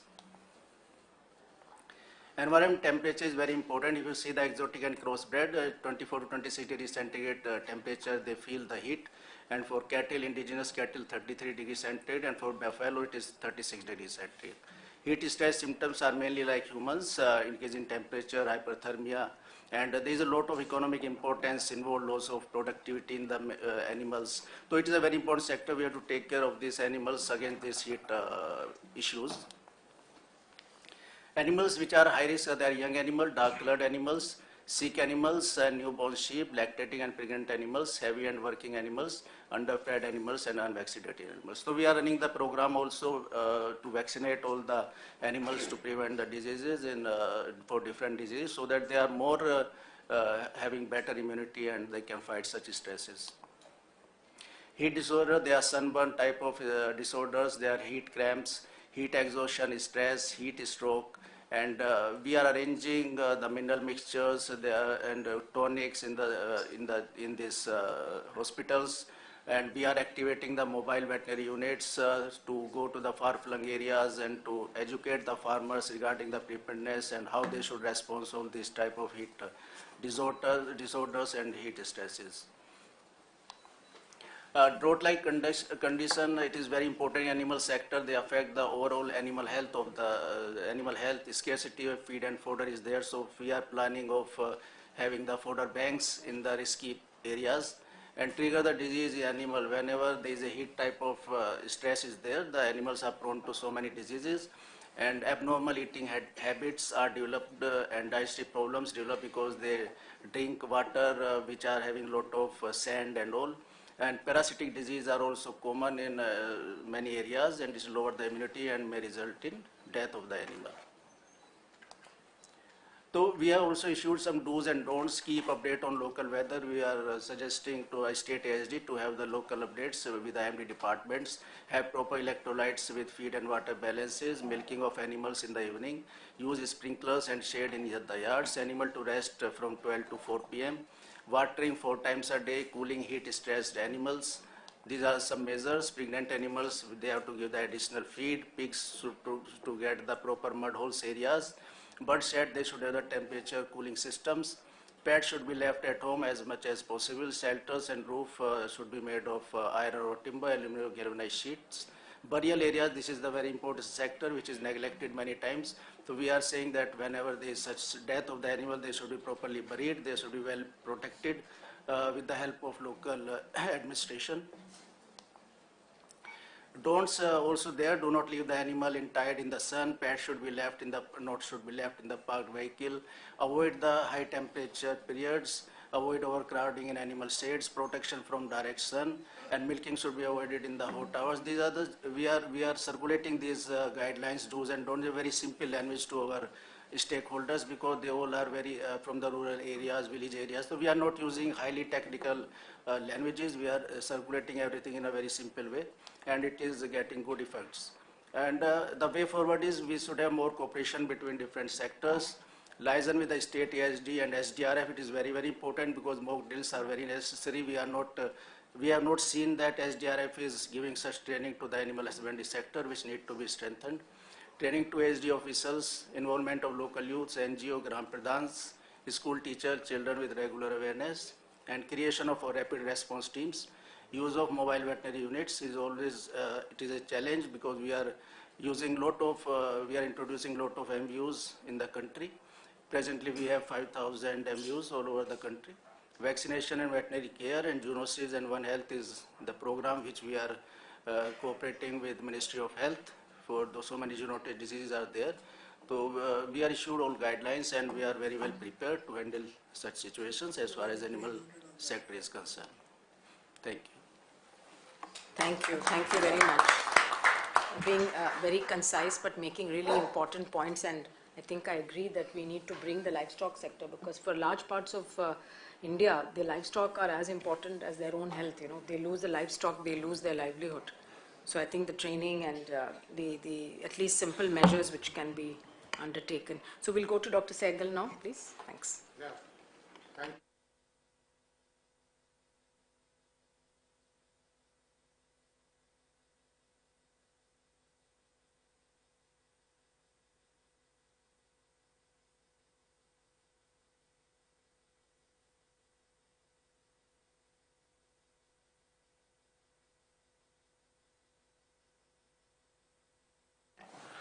But it is also the nutritional quality of the crops which are impacted simultaneously, and there has been very few and far studies which actually relate the reduction in the nutritional quality in terms of minerals, enzymes, vitamins in the crops due to heat stress and their impact on the human population. But one of the reasons is that the thing we are talking of, heat stress with humans and livestock, are very different from heat stress in the crops. The IMD criteria of defining heat stress is more related to the heat action plan with respect to humans, livestock, not for the crops, because the crops which are winter crops, your wheat, mustard, chickpea, these are the ones which are more prone to and get impacted by the increase in temperatures, extreme temperatures, or even heat waves. So that is why there is a bigger challenge that still World Meteorological Organization has not come up with a very scientific, finer definition of what is to be called as heat wave, and that is a matter of research. With respect to crops, the thing is that each of the crop, depending on the region which is growing, it has its requirement, which are called critical temperatures, below which it won't grow. There is an optimum temperature, and above a particular temperature it won't grow. So our own research has shown that the criteria which are based on these critical temperatures and calculated based on the percentile deviations would be a better representative of impacts of extreme heat or heat waves on crop. The wider issue is that Corona has shown that every other economic activity can stop, but agriculture cannot. So that activity has to keep on growing. The current monitoring system of weather and other parameters are more concentrated in urban areas than in rural areas. Government of India has initiated a very big program which is called the WINDS program, where they are going to, it is basically related to supporting the weather-based crop insurance, and India is going to, already Cabinet has approved the program, money have been allocated. where private concerns would be putting up a lot of weather stations, rain gauges, so it is not only for heat, even for drought, floods and others, so that those data could be put at one portal and used by all stakeholders, and most of them are not in urban but in rural areas. So the impact of calculating and the issue of non-availability of data is going to be soon taken care in next 1.5 years, because already things are rolling down.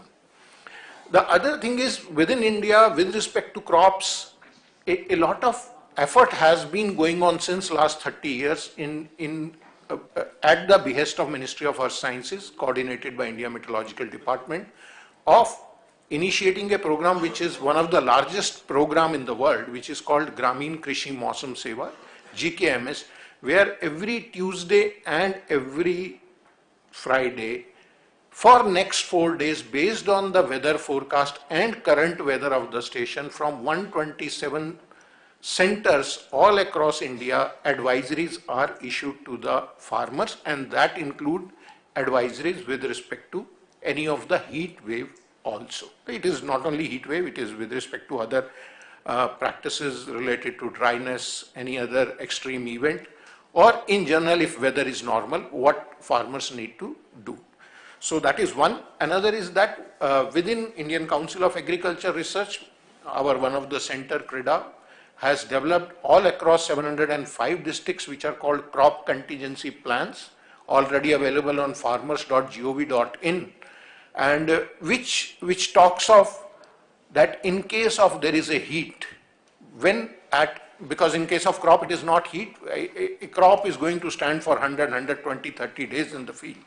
So at different stages, what contingency measures could be taken, because it is more context specific in terms of the environment there, the soil there, the variety and crops grown there.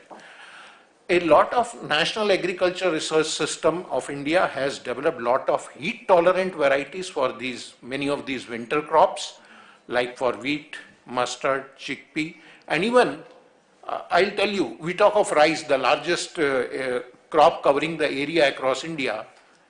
It is the nighttime temperature, if goes above a threshold, which has impact. It is not the maximum temperature, because that causes, if it coincides with the flowering of the crop and the temperature goes nighttime above a threshold, it calls spikeless sterility and ultimately severely impacting the production. So those work has already been in progress. Within our own institute, we have developed one of the largest India's phenotyping facility for screening varieties for various climatic stresses, including for heat stresses. So it is around 100 crore rupees facility, and it is worth seeing. Our Prime Minister inaugurated that.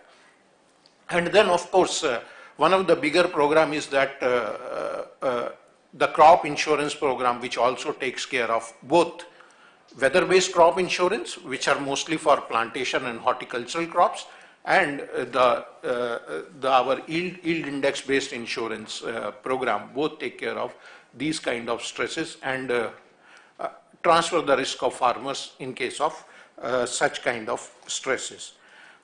Another important thing is that what we talk of is ultimately impacts are known, and we know that temperatures are going to increase and heat waves are going to become more frequent. The issue is what adaptation measures. So as agriculture research systems, under our own climate change program, across 100 villages across India have been demonstrated at village scale. We call them as climate resilient villages.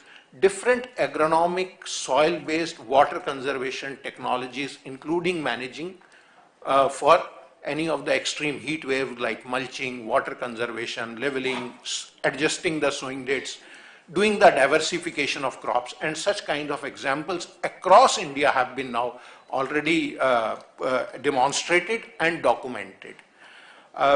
Besides that, we have also taken up a bigger project which is called developing a adaptation atlas for South Asia, where India is the main country, and we have partnered in that, where we are developing commodity specific adaptation options for different climatic stresses, including heat. So it is not that we talk of general agriculture. We talk of if it is rice, if it is wheat, if it is mustard, if it is legume, and including if it is a livestock, cattle, pig, goat, camel.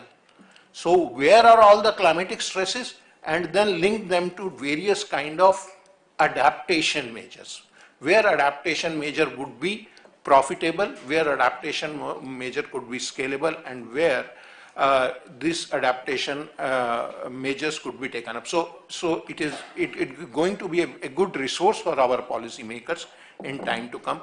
So we say that overall, we are as a scientific community and the government of India as well as state departments are well aware of, and every year they are seeing the detrimental impacts of extreme temperatures and heat waves over crops, and various measures have already been taken from different directions, and we hope that those measures would lead to developing a more resilient, climate resilient, heat resilient agriculture system in India to provide for the food security of this country under such scenario. Thank you. Thank you, Dr. Sehgal. Actually, each of these topics deserves more time, but unfortunately we are running already very late.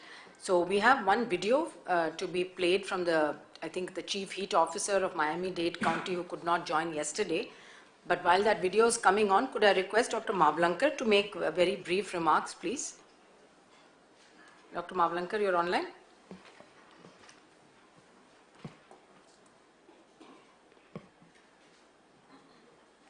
Could we have the video?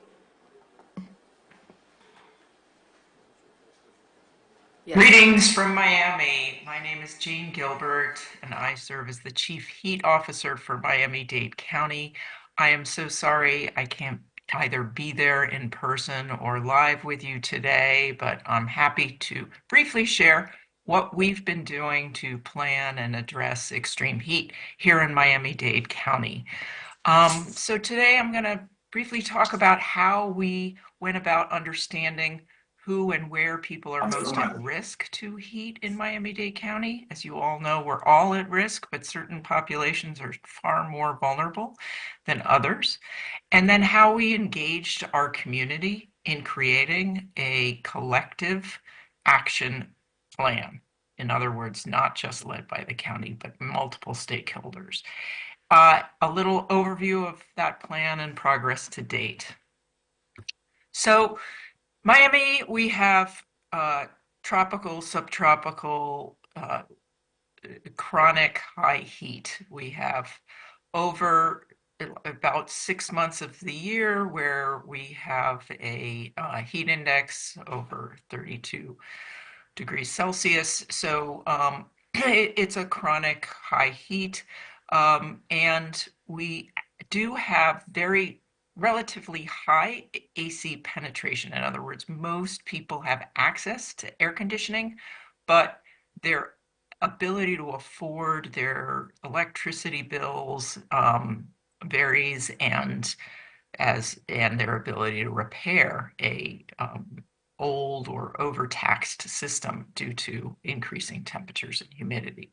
So we did a study. We looked at the heat-related emergency department visits and hospitalizations by zip code. So this was just heat exhaustion and heat stroke. We certainly know that heat has many other health impacts, but it is an indicator of where people are most exposed and vulnerable. And then looked at what the correlating factors in those zip codes are to understand who and where people are most at risk. And the top correlating factors were high poverty rates and high daytime surface temperatures. In other words, our urban heat islands, followed by areas where we had a high percentage of outdoor workers and people with substandard housing and families with children being also quite vulnerable. And then we were able to create a map that helped us understand who and where people are most vulnerable. And this has helped us prioritize where we intervene in housing, in education, and in urban heat island mitigation efforts. And the disparity is not just in the, percentage points. It's actually the areas of dark red have emergency department visits at rates over 4 times those in the light yellow. So it is a big disparity between the different geographies, hence the importance of prioritizing your investments. And then we went to build a action plan I co-chaired a 15-member task force, the Climate and Heat Health Task Force, with the woman in this slide. Her name is Dr. Cheryl Holder. She's an internal medicine doctor who has spent her career working in some of our most vulnerable communities. And we had members from our university partners, the National Weather Service, our state health department, community-based organizations, and we did a collective community-wide call for 2 people with lived experience with extreme heat from the communities we were most interested in, to ensure that we had the people's voices at the table for decision making. And then we didn't limit the participation to just that 15-member. We did a series of 6 public workshops where we invited stakeholders and people interested in the different topics related to heat. So emergency planning, outdoor workers, housing, streets and trees and urban heat island mitigation, data and research, and public education. And we made sure that the people interested in those areas and related to particularly that nexus with extreme heat were at the table. We had 60 to 80 people in each of those public workshops. We broke them out in groups so that we could hear specific both pain points and recommendations for what we could do together to address those problems.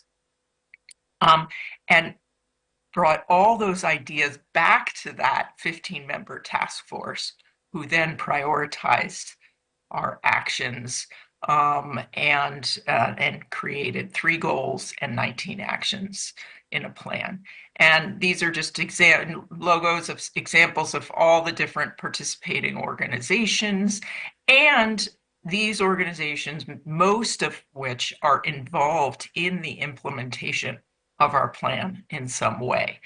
It's a critical asset. So we've organized our plan around 3 main goal areas. 1, to inform, prepare, and protect people. This is public education, it's training, it's capacity building, and certain protection, legal protections was what we were hoping to seek. 2nd is to help people stay cool at home affordably and make sure that we have adequate backup power and emergency facilities that have backup power to make sure we can keep people cool in the event of a widespread and extended power outage, such as might happen during a hurricane. And then finally, cool our neighborhoods. How do we reduce that heat island in those targeted areas? So on the goal 1, we've done a widespread, we declared May 1st through October 31st our official heat season, and have reached over 200.8 million people each year through multiple channels: outdoor billboards, bus shelters, digital media, gas stations and grocery stores, point signage at medical offices, radio, television, and social media ads.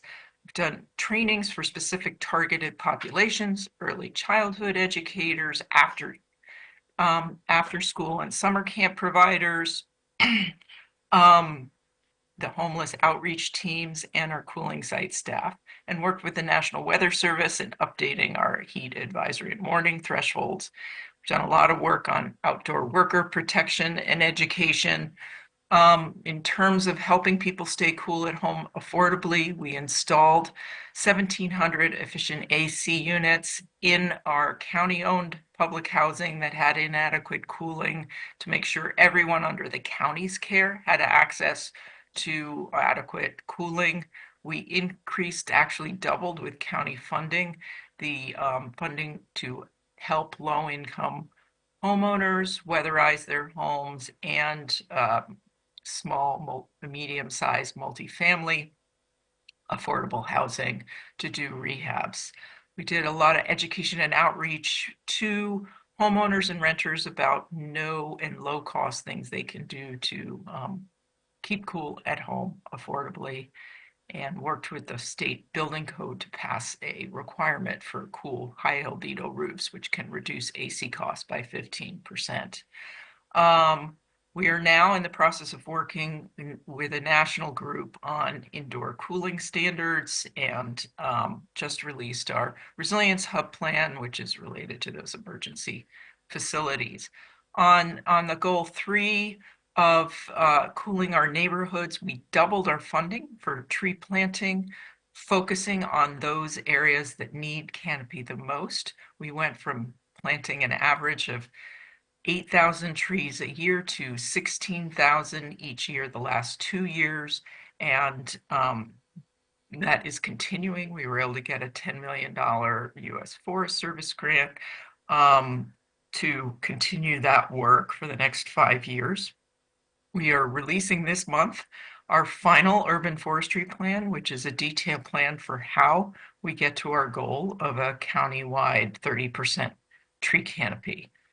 We've been investing in bus shelters, and we are installing 250 more. We've already installed 150 to make sure that all our bus stops under the county's jurisdiction have at least some shelter from heat and rain and wind. We've created formal partnerships with our school district. Miami-Dade County has the 3rd largest school district in the country, and with our faith-based community. Our churches, mosques, synagogues, they own more land in the areas that we want to enhance our tree canopy than the county itself, at least collectively. So we're working with them on tree planting and outreach, both schools and faith-based also being great places to reach new populations. So I thank you for the opportunity to speaking with you today. This is my email, our website. You can learn more. You can sign up for our resilience newsletter. Please stay in touch. It is important for all of us doing this work internationally to stay together. Thank you so much.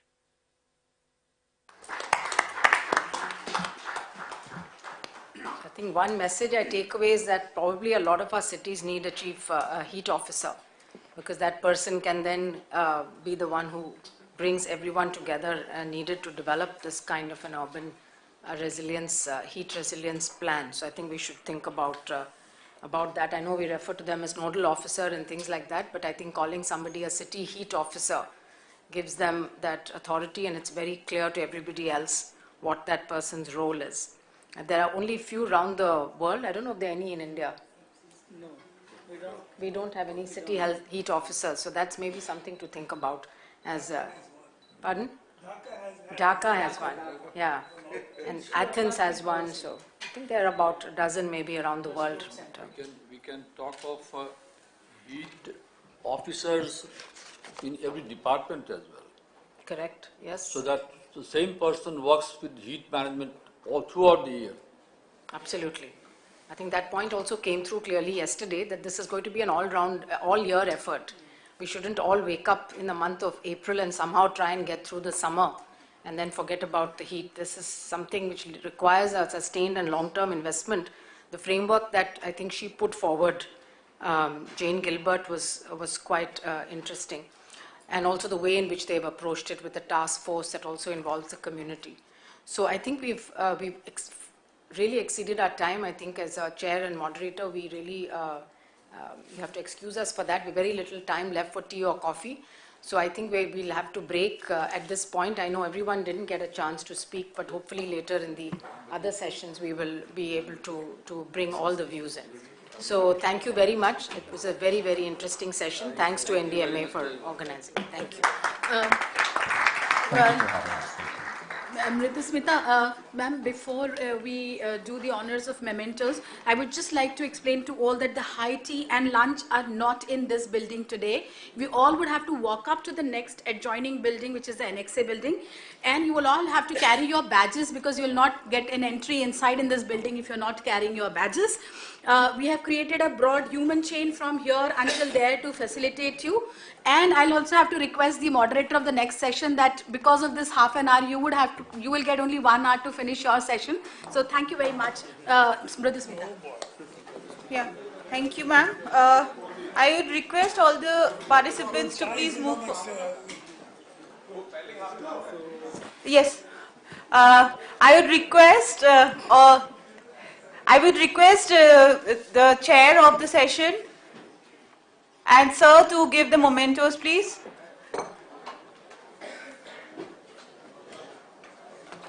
The discussions also, please. Yes.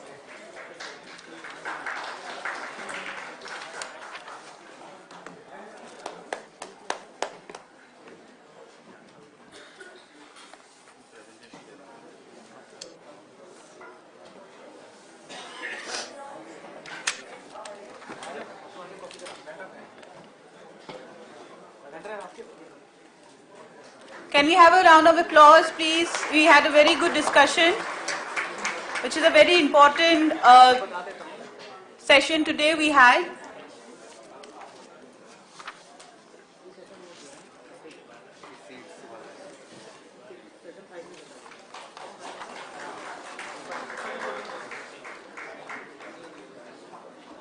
Thank you, Dr. Vikas.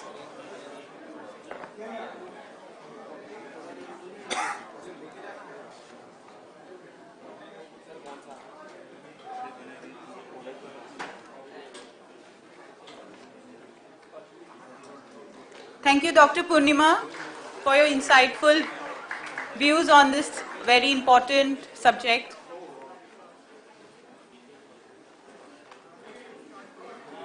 Thank you, Mr. Mahavir.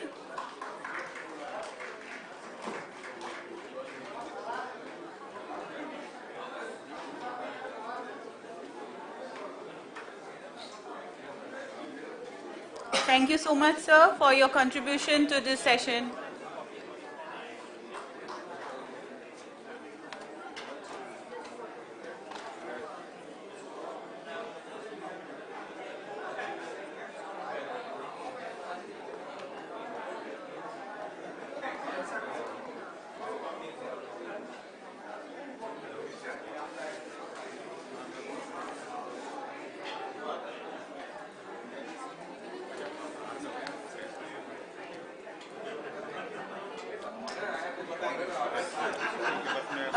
Now I kindly request everybody to move to the adjacent building, the annexure building, for tea.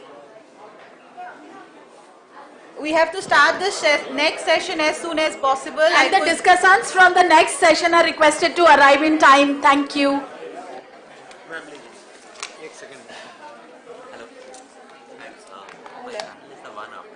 Okay. I have a presentation.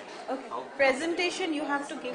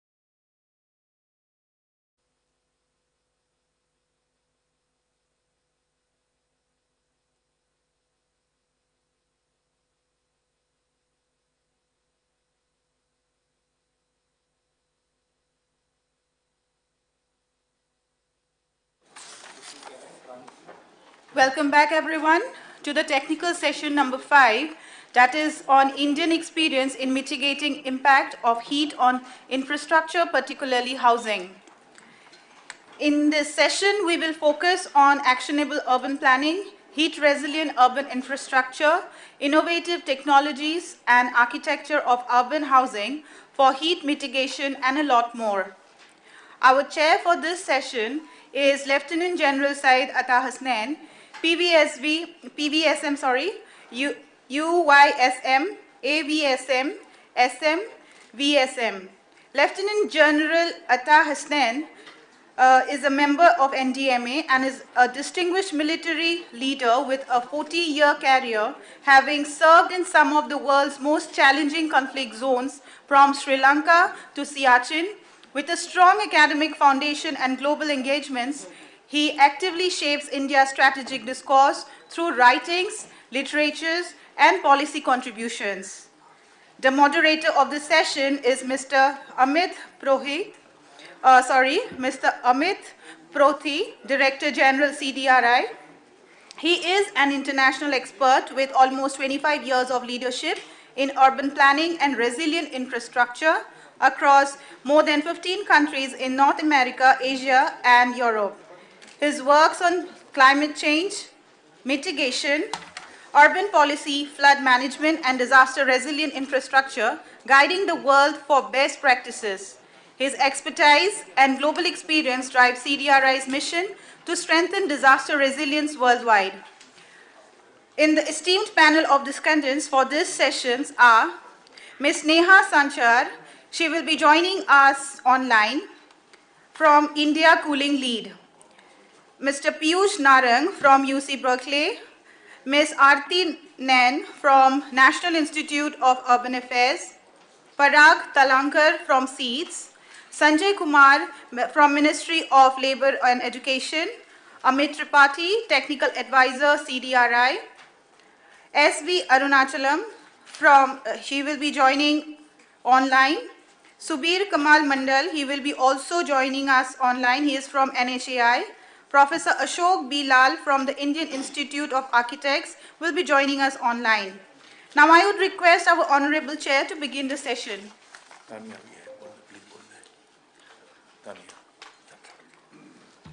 But the Honorable Chair can only begin if you have an audience, right? So we will wait for our audience. Sure, sir. And then it's now called the honorary audience, right?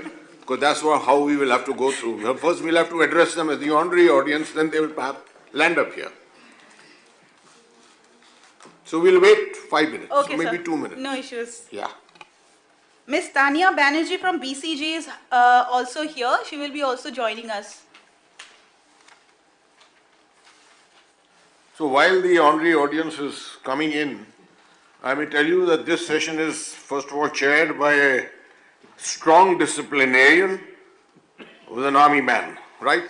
And I broach nothing more than if you are asked to speak for 3 minutes, you speak for 3 minutes and 2 seconds more, nothing more. And you also have with me a person who's an Air Force officer's son, right? The chair, he's the moderator who heads CDRI. Again, a very strong disciplinarian, right? So we'll wait till the rest of the people come in. Until then, nothing else. No one can speak until then. Sure, sir. Okay.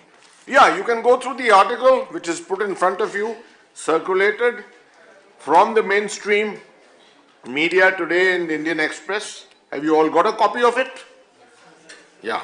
I hope everyone has got it that side also. It was timed. Let me show you while you're reading it. To get an article in the Indian Express at 48 hours notice, you need to pay 10 lakh rupees perhaps. This has been done without anything. Primarily on good networks of the NDMA, that we have the capability of having an article online yesterday and in print in the morning today to tell the world that the workshop is going on. This mentions the fact that the workshop is going on in Delhi today. Very timely, sir, and very useful for all of us, sir. Thank you very much, sir.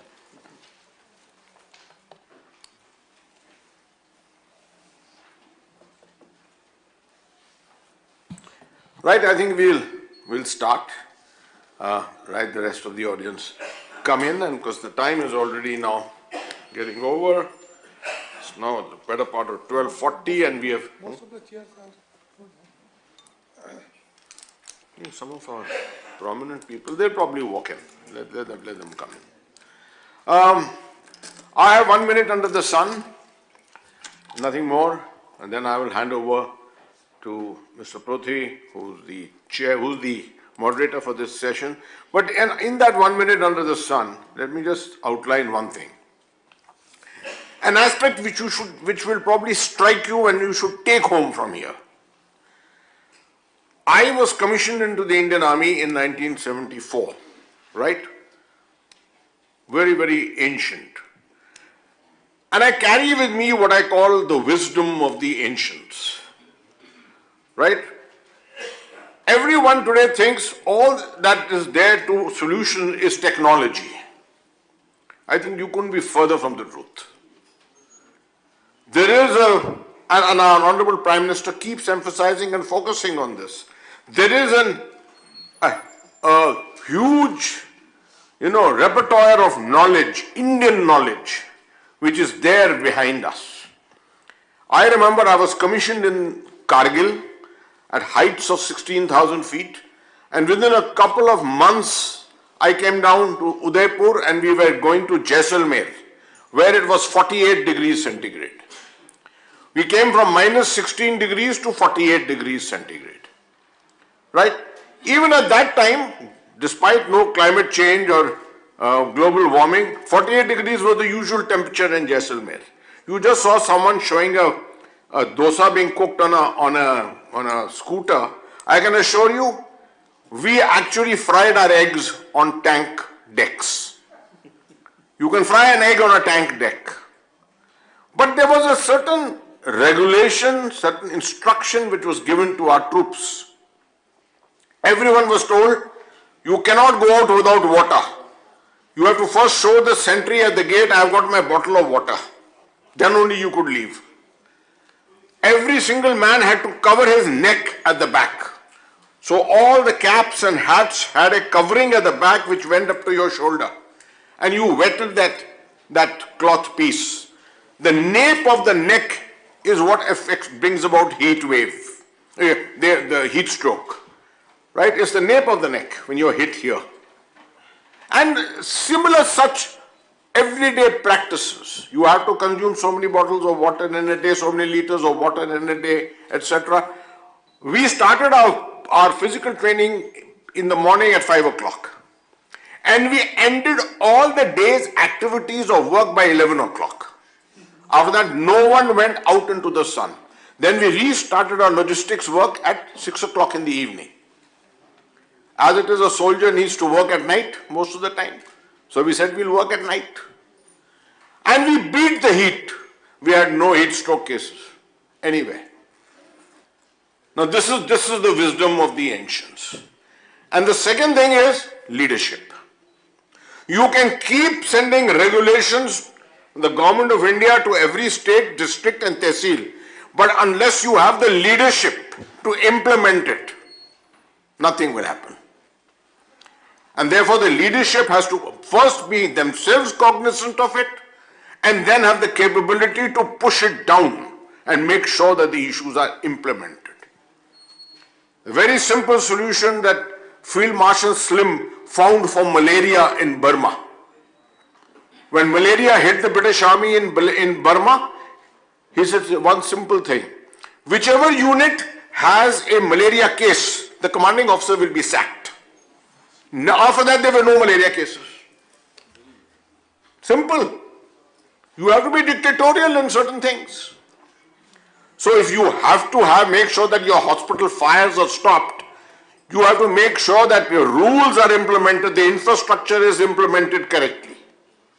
That is my only lesson which I want you to take home from us, from this part of the thing, is two things. Wisdom of the ancients and leadership. Over to you, sir.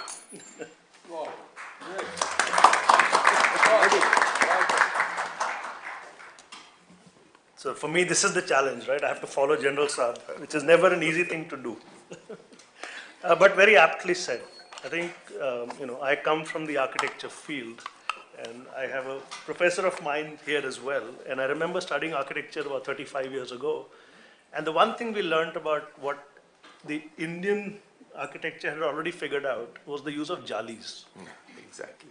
Right. I mean, we had already figured out, or in our architecture system, we already had something called a jali, which protected sunlight, direct sunlight to come in, and was designed in a way, and this is, I'm talking about 200, 300, 400 years earlier. So we do know the solutions.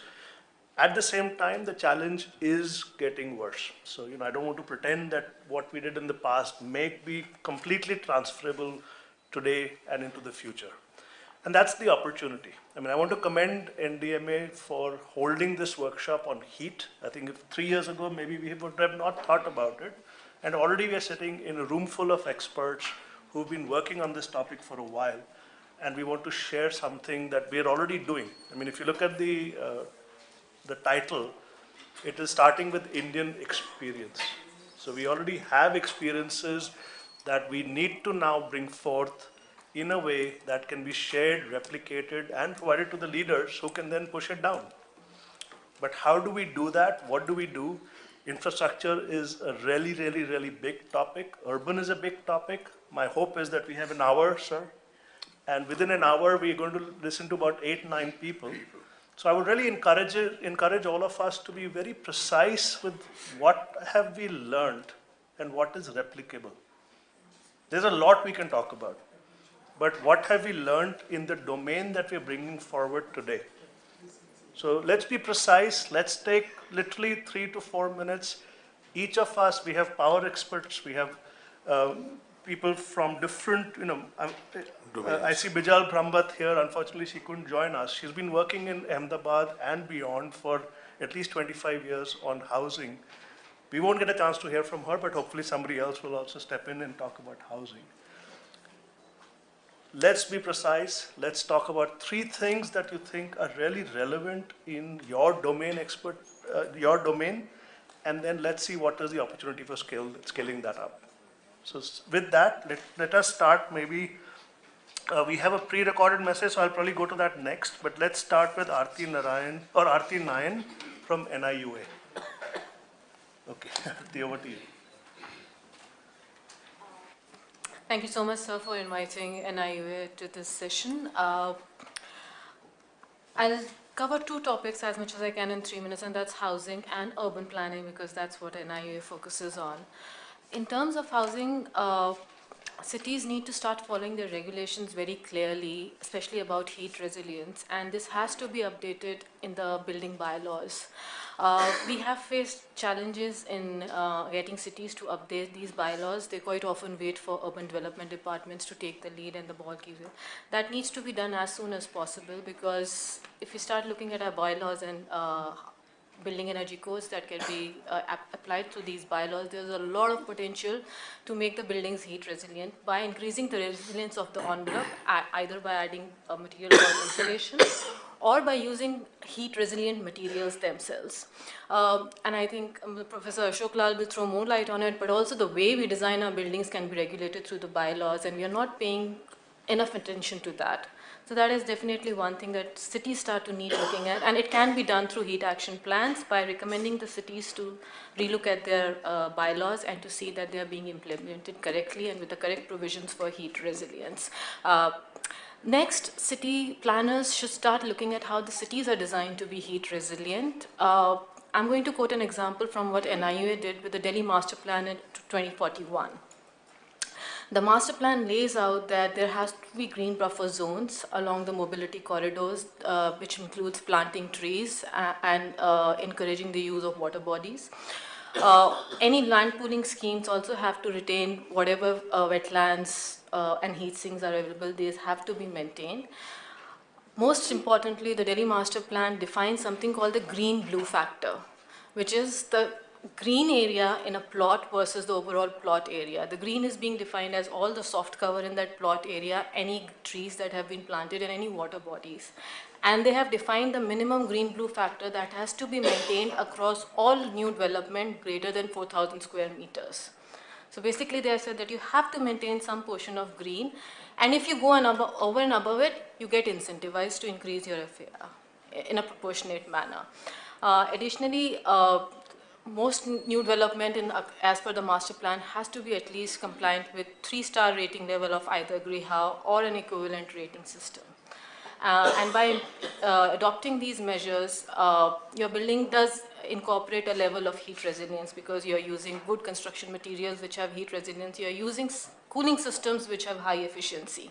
So you're not only adapting to heat, but you're also mitigating emissions and reducing urban heat islands and the way you develop these sites. So these two measures are very important, but to do that, capacity building of urban planners is needed. That is not there yet, and that's much required. So that is it from my side. Thank you.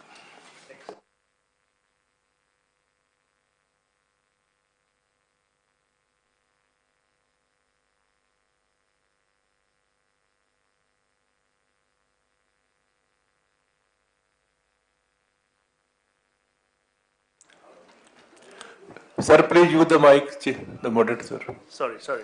I think Professor Lal, picking up on the regulations and where are the good examples of those regulations and the typology of buildings we're talking about?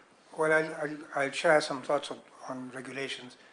We've been through the United Nations Environment Program supported by the SDC, the Swiss Development Agency. We've been developing a book for the Tamil Nadu government to convert exactly what Aarti was just telling us about into implementable, simple regulations for all buildings to be built in the future in the cities of Tamil Nadu. So we worked out a simple set of regulations which are two-level. You have a prescriptive option where I can tell you exactly what to do. If you adopt any of these options, then you pass the regulation.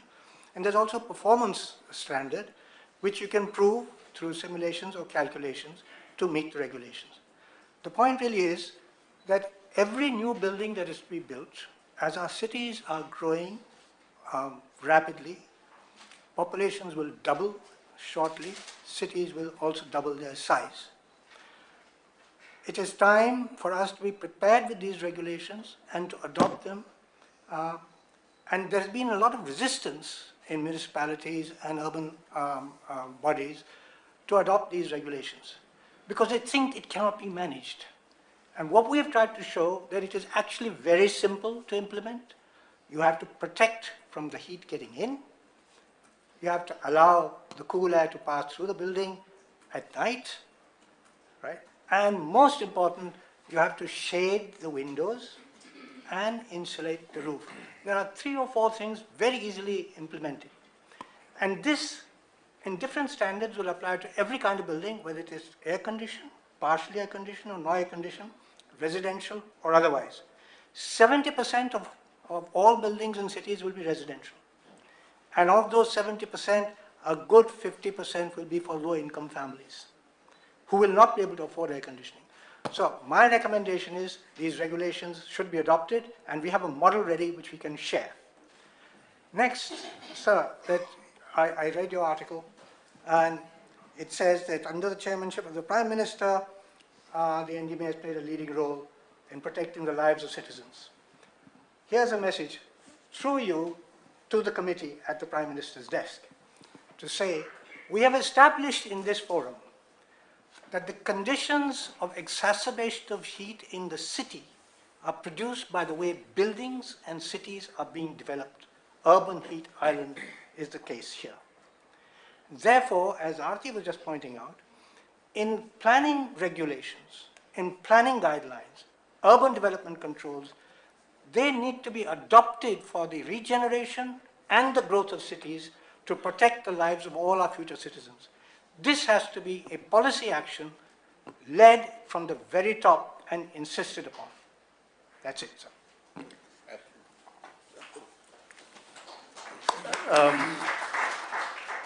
If you'll indulge me, Professor Lal, because you've been talking about this for a while now. What have you seen has worked for these regulations to actually get implemented? So I think I want to also get us beyond the models, bylaws, but where have they actually, what has taken it to work? Well, there is I can talk about affordable housing or even other middle income housing.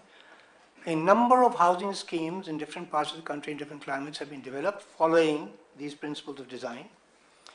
There have been studies done by the Bureau of Energy Efficiency developing housing typologies and testing housing topologies according to their thermal performance. We have shown that you can reduce the discomfort hours in buildings compared to building as usual by at least half to what is presently happening, and definitely protect heat strokes or heat stress under extreme conditions of heat, or for that matter even cold. This is now established and it is proven in actual buildings built and surveyed. So the proof is there. The proof is there. And it hasn't cost any more to do it. Here's the important thing. Thank you. And I'm looking at Mrinalini, NDMA. It will be good for us to pick up some of these examples of already built housing typologies and bring forward. I mean, I think most of you know CDRI, but if you don't, CDRI's mandate is also to learn from each other. And one of the things that we're really trying to do also is what are the Indian examples that can be brought out to the world. So I'm just putting that out there as one of the things coming out of the workshop. Let's put the housing typologies that are already built and demonstrating that this is working on the ground into some kind of a knowledge product. Sure. Yeah. Let's keep going because General Saab will otherwise fire me. Let's switch gears a little bit and maybe move towards my colleague on power. I'm going to invite Amit Tripathi to talk a little bit about power, because in cities, one of the things that you really do need and you see happening often is the demand on power goes up. When the house needs to be, if it is not built appropriately, it needs more power. And where does that come from? From our power ministry, and what are they doing? So Amit, over to you. So thank you, Amit, and thank you for giving us this opportunity. So we have CDRI is looking into the impact of heat from various lenses, and in fact, as Amit didn't mention, but I would like to take permission from Amit to mention about that we have our urban call for proposal, which specifically looks heat and flood as a two hazard type with an impact on these critical infrastructure sector, including power. And we are trying to bring the case studies and the work around that we are doing it, and we'll get more evidence in the future. And to begin with our work on power sector impact on utility, impact of heat wave on power sector in India specifically. So we are working with Prayas. Prayas Energy Group is a Maharashtra-based organization and who are sort of knowledge thought leaders in this space. And Shweta is here in this room, so you can have a conversation with her later, Shweta Kulkarni. And we have looked at heat and from the various angles. And just to quickly sort of speak of 3 or 4 areas of a value chain of power sector where heat impacts. A is electricity demand. I think as Professor Lal and everyone think, electricity demand is basically, it changes the demand pattern. Sudden surges in electricity demand due to heat wave is a common knowledge to everyone. Just to quantify that, for example, if you take one state, which is Tamil Nadu, and just as a fact, in 2023-2024, April to June, power purchase was around 2,400 crores. In 2024, it was 4,600 crores for the period of April, May, June. So that's more than almost double the amount that they're spending on purchasing power for that one period of time, and that same period of duration. So if you just translate into the larger utility financial setup, so for example, close to 82,000 crore was spent on 2023 just to purchase power in Tamil Nadu. And with the liability on the state is close to 1,53,000.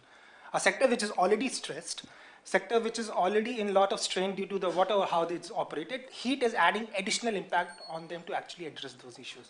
So that leaves very little room, headway for them to actually maneuver a lot. And where it's very important, that's why it's very important to look on those issues. And as Amit said that, of course, urban is one of the main reasons to contributing thing. So ceiling fan, air conditioner and air coolers contribute to more than 50% of the residential demand during the heat wave. So these are the numbers which are out there, and these are numbers which are telling that states are and utilities are suffering and bleeding because of the heat.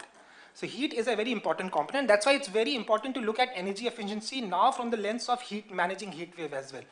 traditionally energy efficiency as a first fuel, that's what we have been keep on describing, of course, but now you have to add another aspect to it, that it's very important mitigating tool for mitigating heat wave as well. So better scenario planning for load forecasting with higher temporal and spatial granularity, that's very important. That's we are recommending, as Professor Lal and Aarti have just mentioned, improved building design, effective implementation on ECBC. It's been long since ECBC is in place, so we need to ensure now it's getting implemented. What is ECBC? Energy Conservation Building Codes. And of course, bringing in the different aspect of time of day tariffs, bringing in the aspect of demand side management, demand response. These all are the older concept, but we need to now implement with the lens of heat wave, how utilities can manage and mitigate heat waves in order to reduce their stress in their operations, and that could reduce the outages also. Quickly, I think in a transmission and distribution, I think as a sector, of course, with the infrastructure, it gets a lot of stress because of the higher heat. You have new technologies now, utilities need to adopt that. You need to look at lines, cables, substation, and transformers, how they sort of impact, how those build qualities are with respect to the, for example, so traditionally what happens, most of these equipments are built as per certain standards, which are being designed and built in Europe. So GE's, Siemens, and Schneider's of the world are sitting in different conditions. And we have been adopting this thing in our country for a very long time. We need to look at these standards, specifically with respect to the heat waves.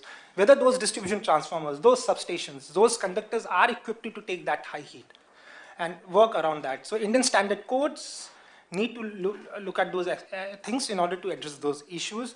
And of course, better planning of O&M. It's the simplest things. It's like during extreme heat wave time, the outages is in the middle of the summer and at the middle of the day.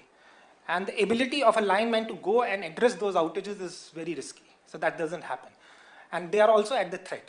Their life is at the threat when they go operate at that 50 degrees temperature. So O&M practices, building better preparedness around the heat wave is very important. Need to have a better forecasting for utilities to be better prepared, and that's one. And in terms of the generation, of course, again, the same concept of generation, how the cooling water is required, how solar cells are being operated from the generation. Of course, industry are able to cater that, but they need better forecasting and better understanding the heat from the side. And at the end, I would end my thing with I would just say few quick points in terms of what could be the focus area of work for us and for India in terms of our heat wave work on power utility. Demand forecasting is very important. Mission-like focus on end-use energy efficiency in building codes and ECBC implementation. Re-emphasizing planning for operationalizing reliability and resiliency for the services. Operationalizing resource adequacy, which is something for the power sector people here would understand more, but that's very important in terms of the regulation and implementation from the regulators' end. And estimating cost and benefit of enhancing resiliency and sharing the cost. Because at the end, utilities, just understand utilities, they need to spend on the basis of what they earn, ideally. Of course, political economy is a bit different. So we need to understand that what the cost benefit of those resiliency measures and their outcomes. We need to target these criticality where you need to invest, because you cannot make everything resilient. So that's very important. So that's from my end. Amit, I'll start, yeah, because I'm also conscious of time. I think we're talking about energy efficiency for a long time, but the fact that now extreme heat is putting such a higher demand on our electricity grid, etc., we really need to take it to mission mode. But you also touched upon the lineman and the fact that the lineman has to go out in the middle of the day to fix things. So I'm going to actually ask Sanjay Kumarji from the Ministry of Labour and Employment to talk about a little bit on this topic. Thank you, NDMA, for inviting me at the last moment for speaking on behalf of Ministry of Labour and Employment. As far as we are concerned, from the Ministry of Labour and Employment, and we are directly in contact with the labourers. And as far as our department is concerned, we are one of the department in the Ministry of Labour, where we are concerned with training and development and awareness of all type workers, right from downtrodden workers to higher management. We provide training to everyone. So since yesterday, there has been a very thought-provoking, I would say heat wave provoking sessions here.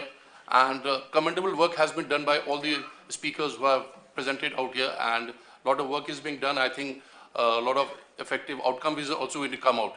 But I will speak on the second chapter of it, which Mr. Khema, yesterday, Sir Khema was saying that we should not be reactive, but we should be proactive.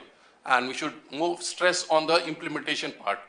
And through my experience, personal experience, and since we are day to day attached with the workers, what I feel, this implementation work is not being done. It does not percolate down to the workers who are there, who is being affected, or the vulnerable group. They are not being aware of all such things, what is happening around, or whether it is in the morning alarm, or whether the facilities which has to be provided to them, it does not percolate down to them. So if we are making a policy, or if it does not percolate down to the performance level, and if the positive outcome doesn't come out, especially in the human factor sector, so I think in that case we are a big failure. So what I mean to say that in the present moment, we have to focus, first of all, like we are having a conference out here, we should have a conference, not exactly conference, we should have a communication of face-to-face interactions with the workers in all over India or pan-India or the heat wave areas, where we can know what are the problems they are facing and what are the solutions or what are the outcomes which can come out on their behalf. Like we are preparing on our behalf, like a lot of things have been discussed out here, but we should know what exactly they need. And otherwise, what is happening there, like most of us sitting out here, if we have to walk 20 or 30 meters in a temple or in a gurdwara in a heated marble floor, we look for the carpeted floor where we can save ourselves. But you just see the village people, or you see the workers barefoot for 10 to 12 hours, they are just managing and they're just working freely without having even a second thought. So what I mean to say that as far as these workers are concerned, they have their own system of managing this heat wave. What we call in our term is a jogar system. They have their own jogar system and they know how to handle such things.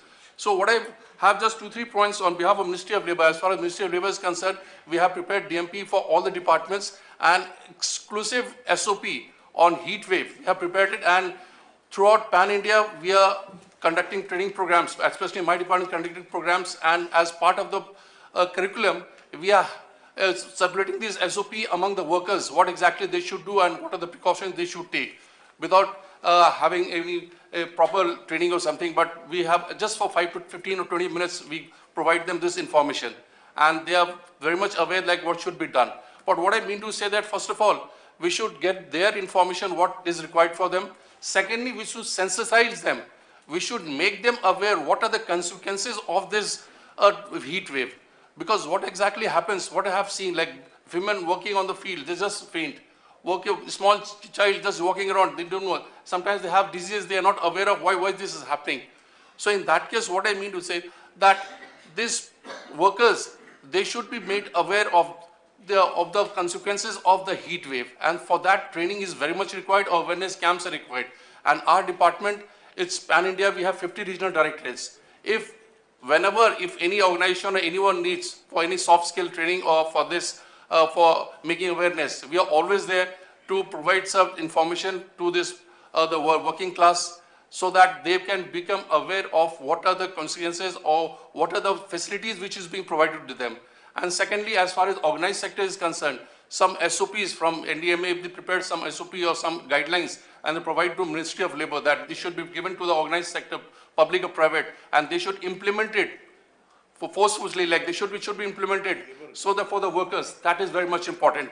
And secondly, as far as the construction workers are concerned, all the contractors, they should have an SOP. It should be strictly followed. They should have an SOP so that the workers, they can demand for such SOPs and it should be followed as and when required. And in the unorganized sector or in the village side, like we have in the Manrega what we have, shade is provided, the provision is there, shade is provided, crutches are provided for women, those who have children. Similarly, there should be an SOP for panchayat people or the district level, they should pass it down to the workers, that they should have an SOP like this compulsion is there whenever the heat wave areas are there, that these facilities should be provided. And it should be seen that it is implemented. Or some feedback should always be taken at the district level or the state level or directly from the NDMA or as such. So these are what I just want to submission. This is my submission that whatever we are discussing outside, if it is not implemented, because it's high time like we should look into that implementation part. Because I personally feel for 30 years I've been working with the people, right, on the downtrodden people, and I've seen the consequences and what are the problems what they are facing. So what I mean to say that this should go down to them. The implementation part is very much required. There's a lot of communication gap, and that communication gap has to be fulfilled so that we can achieve what we are doing today and yesterday what we have been doing. That is very much required. Thank you very much. Good. Thank you, Sanjay ji. I think, we are still trying to understand the impact on the worker community. I just found some data from a US-based think tank that came up with, in Texas, the state is losing about $100 billion in a given year because of productivity going down because of heat. Right? So we actually, it's not just about the individual. It is absolutely about the individual, but when you aggregate it, there's a huge economic cost to this as well. And when you think about the infrastructure sector is built by the construction worker, and if they cannot go and work in the heat, building is not getting built on time, right? So we have to also start sensitizing the industries to actually also take actions. The implementation should actually include the industries that are building as well. But your point is excellent. We will keep moving. Maybe I will invite a slightly different perspective. I think Parag Talankar from Seeds, please. मेरा presentation है यहाँ पर. Presentation के बिना बात करें? अगर मैं उसमें दिखा पाऊँगा क्योंकि मैं तो ground पे काम करता हूँ. चलिए दिखा दे. तो 5 मिनट में? बिल्कुल. ठीक है. 3 मिनट में presentation रखूँगा. उसके बाद में क्योंकि मौका मिला है तो बात ज़रूर रखूँगा अपनी. ठीक है. जी. Next slide please. तो जो हीट वेव की हम बात कर रहे हैं, क्योंकि जैसा अभी चेयरमैन सर ने भी बोला कि ये हमारे लिए नया नहीं है, क्योंकि लू है और लू पे हम काम कर रहे हैं. क्योंकि मुझे भी अलग अलग जगह पे काम करने का मौका मिला है. राजस्थान में मैंने काम किया है, तो ये मैं काफ़ी पहले से देखता आ रहा हूँ, क्योंकि हमने भी वहाँ पे सीड्स ने भी शेल्टर्स बनाए थे जो आज भी खड़े हैं और वो गर्मियों में ठंडे रहते हैं. क्योंकि मैं अभी भी उनसे बात करता रहता हूँ, तो उन्होंने बोला कि हम तो मतलब वो बताते हैं कि हम उसमें पंखा भी नहीं हमने लगाया और हम रह रहे हैं उसमें. तो ये एक सर्वे किया था हमने अभी, ये हमने अपनी लर्निंग के लिए, अंडरस्टैंडिंग के लिए किया था, जो कि टोटल 13 डिस्ट्रिक्ट में हमने ये किया था दिल्ली एनसीआर में. तो इसमें जो हमारी कुछ फाइंडिंग्स निकली है, नेक्स्ट स्लाइड पे. इसमें जो हमारी फाइंडिंग्स जो निकली है कि डेफिनेटली अभी जैसा बोला है, क्योंकि उसमें हमको जो मिटिगेशन मेजर्स जो है वो हमारे होने चाहिए. वल्नरेबल पॉपुलेशन, इसमें जितने भी जो डेली वेज वर्कर हैं उसमें सभी प्रकार के लोग थे, इवन बच्चे भी हैं, क्योंकि बच्चों के अपने स्ट्रगल रहे हैं. स्कूल में पानी नहीं मिलता उनको पीने के लिए, गर्म पानी होता है, ऐसी चीज़ें हैं. और बहुत सारे कहते हैं ना सोशो इकोनॉमिक फैक्टर्स हैं. Next slide please. तो ये आप देखेंगे कि तो ये आंकड़े जो हैं ये सर्वे में हमारे ये निकले हैं. तो लगभग आप ये मान लीजिए कि 80% लोग जो हैं वो उस तरीके थे, क्योंकि डेली वेज वर्कर्स थे. और उन्होंने बोला कि जिनके घर सीमेंट के शीट्स के हैं, एब्स्टर्स वाले, वैसे तो बैन है लेकिन फिर भी लोगों ने इस तरीके के शीट्स के हैं, और जो स्टोन स्लैब्स की जो हैं उसमें ज़्यादा इंसिडेंट्स हो रहे हैं, उसमें लोग ज़्यादा बीमार हो रहे हैं, शॉर्ट सर्किट के केसेस उन घरों में हो रहे हैं. ये सारी चीज़ें जो रही हैं. और जब हम देखते हैं ग्राउंड पे तो उनके अपने चैलेंजेस हैं. उनको लाइवलीहुड पे भी उनके इम्पैक्ट पड़ रहा है, क्योंकि अर्ली वार्निंग की हम बात कर रहे हैं, उन तक मैसेज भी चला गया, लेकिन वो ओवरऑल जो इकोसिस्टम है उनके लिए, क्योंकि अगर मान लीजिए कि उसको बोला गया है कि 11 बजे से 4 बजे तक नहीं करना है, तो उसका लाइवलीहुड तो चला गया, उसके घर का चूल्हा नहीं जलेगा. तो उसके लिए हम किस तरीके से काम कर रहे हैं, पूरा जो इकोसिस्टम है हमारा, तो वहाँ पर कहीं ना कहीं हमको वो देखने की इसमें ज़रूरत है. नेक्स्ट. तो ये 3 चीज़ें हैं, एक हाउसिंग, एक एम्प्लॉयमेंट और एक वाटर की सिक्योरिटी.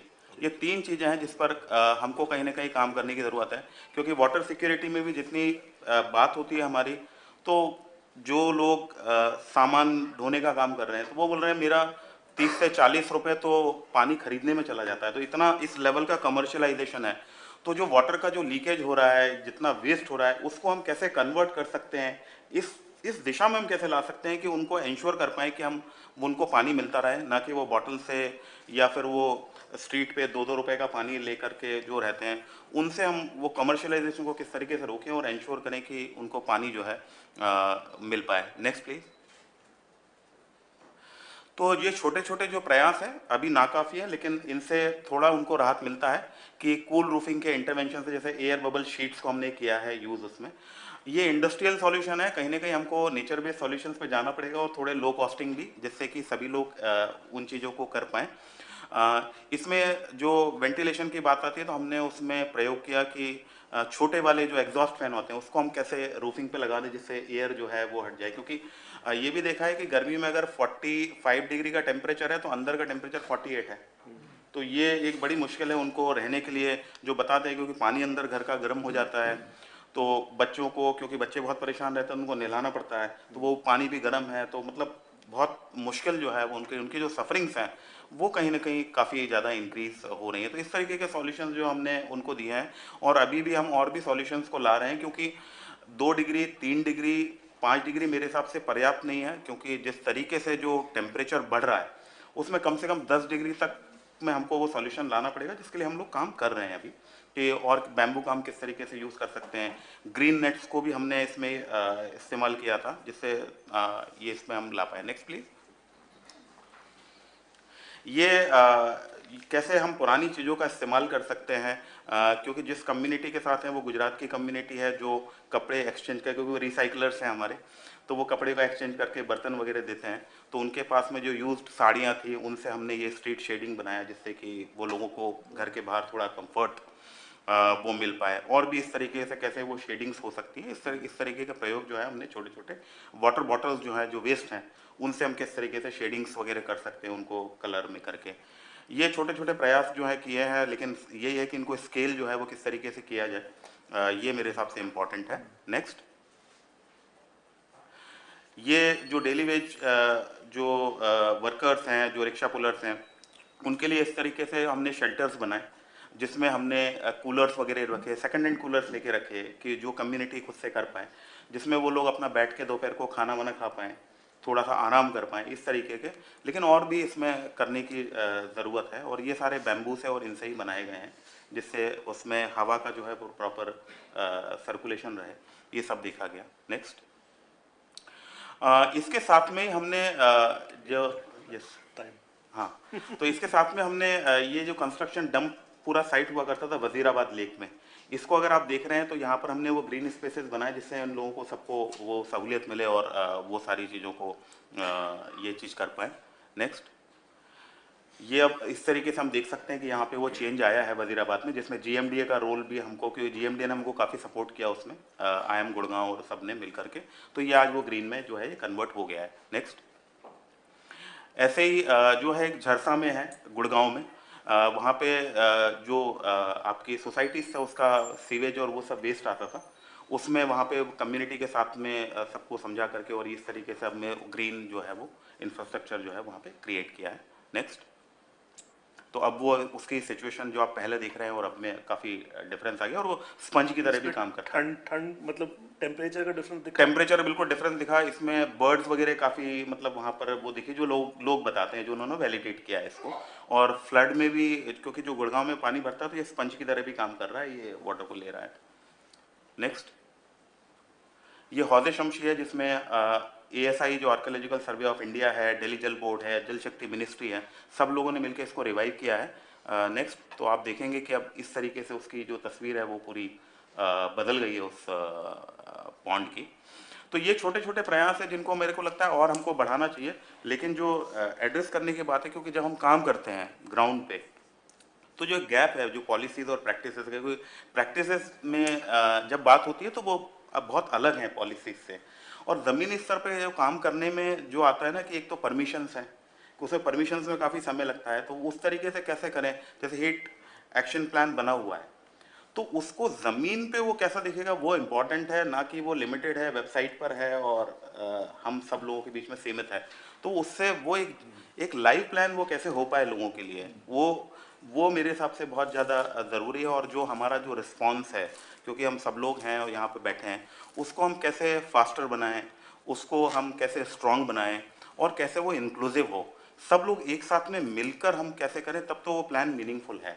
तो उस पर मेरे हिसाब से इस पर प्रयास करने चाहिए। बस मैं यहीं पर समाप्त करूँगा। बहुत बहुत धन्यवाद, आपने मेरे को इतना बोलने का मौका दिया। Thank you. Thank you. There's always something about imagery.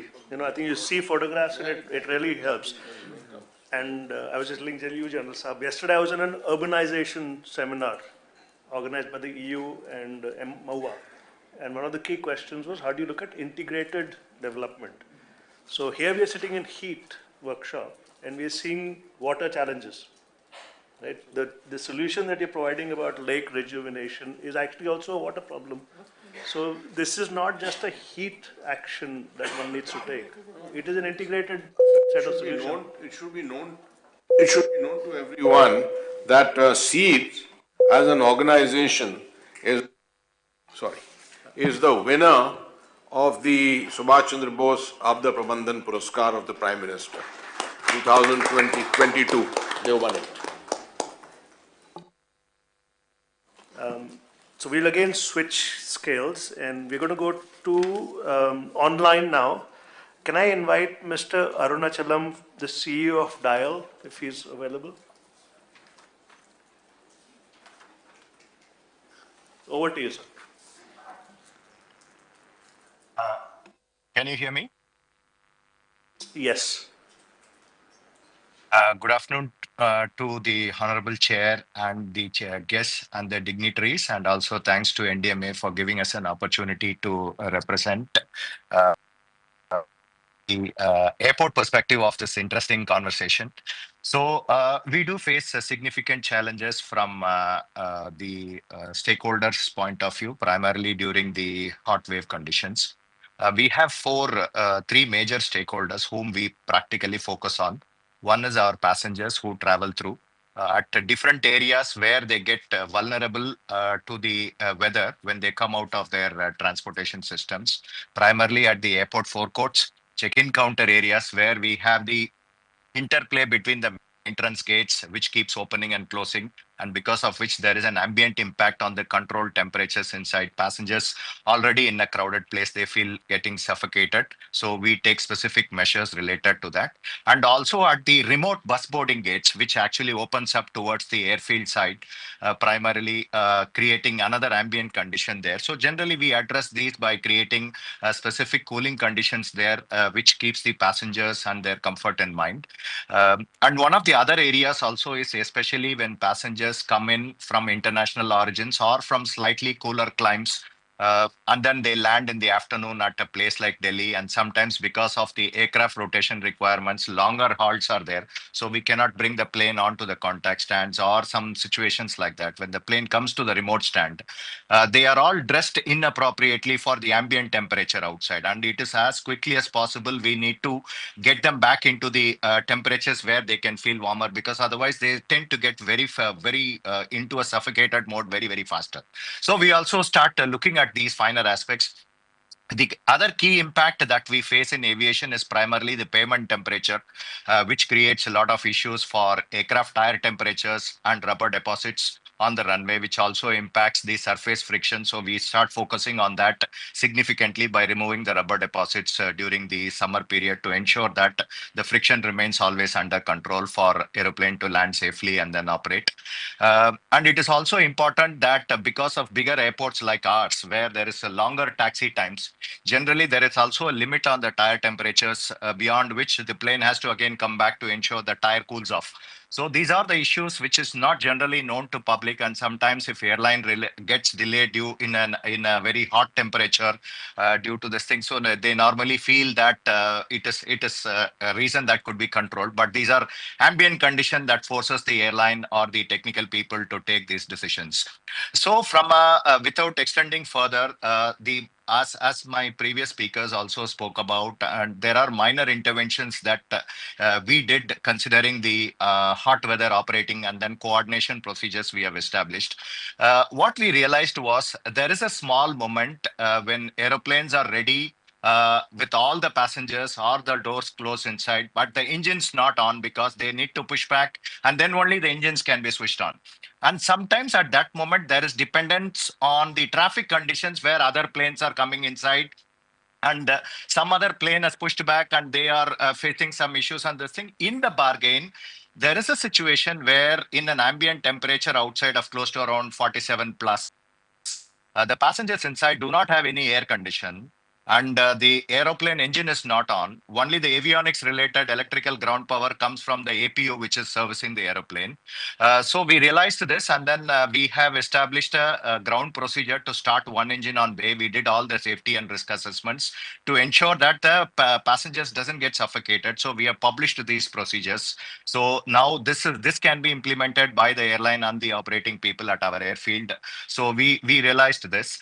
We also understood that there is a requirement for preventive maintenance, and before the season starts on the bridge mounted equipments which provide preconditioned air, there were instances when we faced issues in real time. So we were also tackling that by doing create a clear preventive schedule for these things.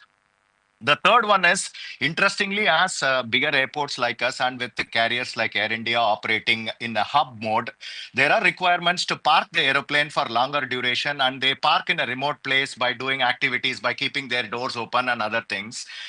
Because of that, the ambient temperature inside the cabin gets heated up, and they bring the plane in a conventional manner like normal repositioning from the remote to the boarding bridge stands at the normal time, which is not adequate enough for the cabin to get cooled enough for the passenger boarding process to start. So with their knowledge, they start boarding just like that when the aircraft comes in, and it also creates a huge issue for the passengers inside because the temperatures are 30 plus and they are inappropriately dressed, and it is creates issues. So these are the minor issues that we are working on from the aviation point of view to try and see how hot weather conditions can be collaboratively addressed with all the stakeholders, including the airlines, ground handlers, all our service providers, and also the other people. One of our key people who also face significant brunt of this, as our colleague from Ministry of Labor also mentioned, is our loaders who are working on the airfield, primarily loading all the bags and other things. They are exposed to significantly hot temperatures. So we take care of them also, continuously give them guidance, give all the hydration related solutions, medical attention, everything is provided to them as well. So these are the initiatives from our side. That's great. I think a number of us probably can relate to what you were saying, sitting in a hot aircraft and waiting for the engines to start. I'm just curious, have you been collecting data on this?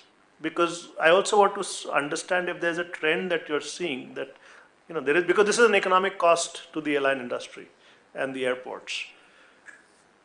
So it's nice that you asked this question. There are two issues that we are slowly collecting data on that. One is because normally, we plan allocations for aircraft at specific duration on contact stands, and then on the basis of that, we allocate more planes to bring in efficiency into the functional terminal building.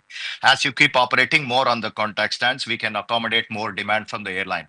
But ambient conditions like this impose drag into the system, whereby I will not be able to operate similar volumes on the same infrastructure because the need to cool the aeroplane and the time in which the boarding process need to start, there is an additional 10-15 minutes buffer, which naturally translates into either reduced capacity of operations during that period, or delayed operations, or increase in capacity that we need to anticipate and build it. As of now, we do not have a detailed data on this. Probably over a period of time, next few years, we should be able to build a trend on this.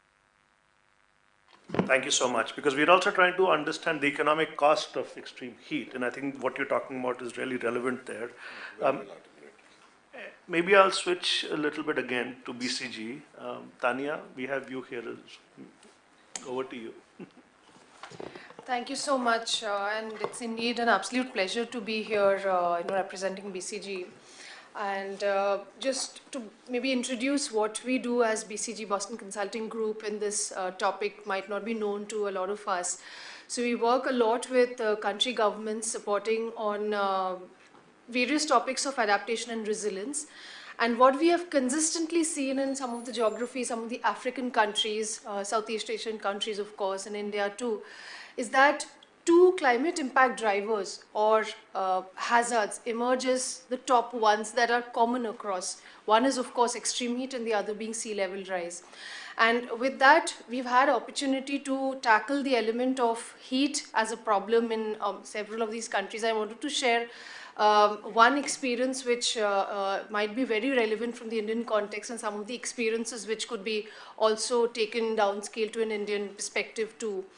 And I take the example of Lagos city in Nigeria, where we were roped in to actually look at the problem statement was very different. It had started with, we are facing acute climate issues, help us understand what we could do. And when we started getting deeper into adaptation and resilience as a topic, we first step that we did is let's try and look at the evidence bucket as a problem. And because the baseline of evidence was actually quite amiss in the city, and that's why heat as a problem was never at that scale in terms of recognition. As the moment you start putting numbers to it, people really pop and move, shift uncomfortably in their chairs. And that's what started happening when we applied analytics to come up with what is the cost of inaction. Amit, you were speaking about the economic impact that these hazards have. And when we started putting the numbers to it through analytics and also powering it with artificial intelligence to speed up the pace of modeling, we figured that about 13%, 11% of core infrastructure assets across telecom, across power and transport were at risk of completely getting shattered, and in a very short period of time. And that's when the government also understood the seriousness of heat as an issue, and these percentages were only heat as impact, not even talking about any of the others. So with that context, when we started developing the roadmap of what could it take to mitigate heat as a problem, of course, interventions was one part, and that's where the entire planning, architecture backgrounds, collective backgrounds of us really come into shape.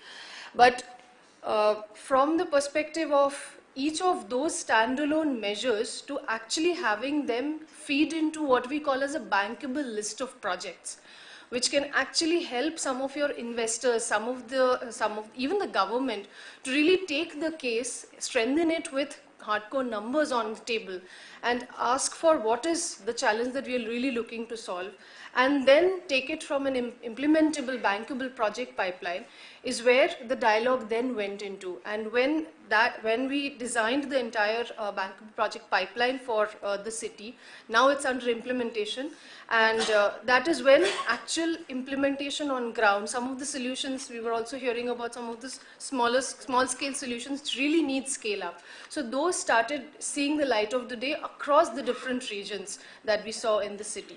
So from a messaging perspective, what learnings that I really feel India could, and there is so much work happening, amazing work happening, but from a scalability perspective, finance on the table is so key.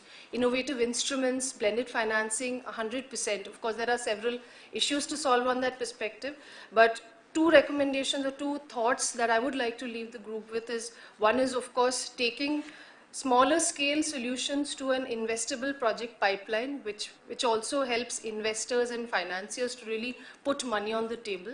And B is the evidence generation. So today in India, we have excellent evidence generation mechanisms, but they come at either at the cost of accuracy or at the cost of speed.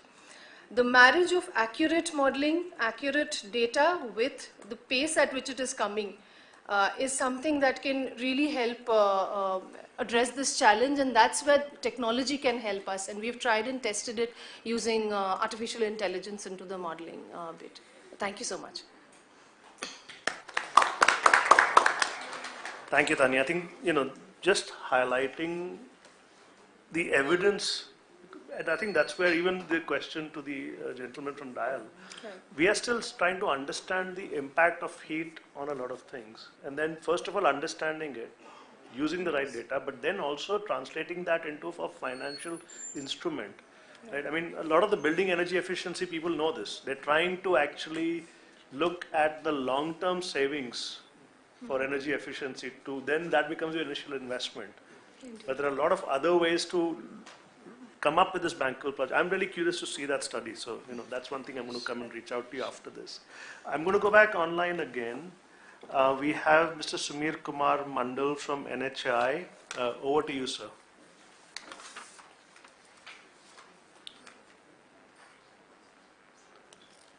Are you there?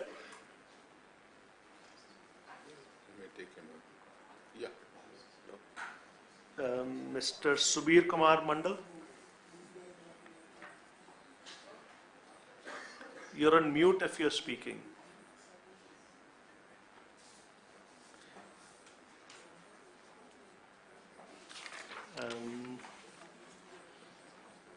If not, then I'll come back to you.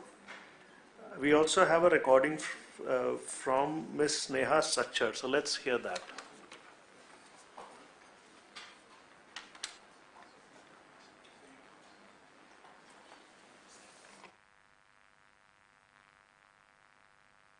Good afternoon, everyone. I want to thank the organizers at National Disaster Management Authority for the opportunity to share remarks at this international workshop on heat waves.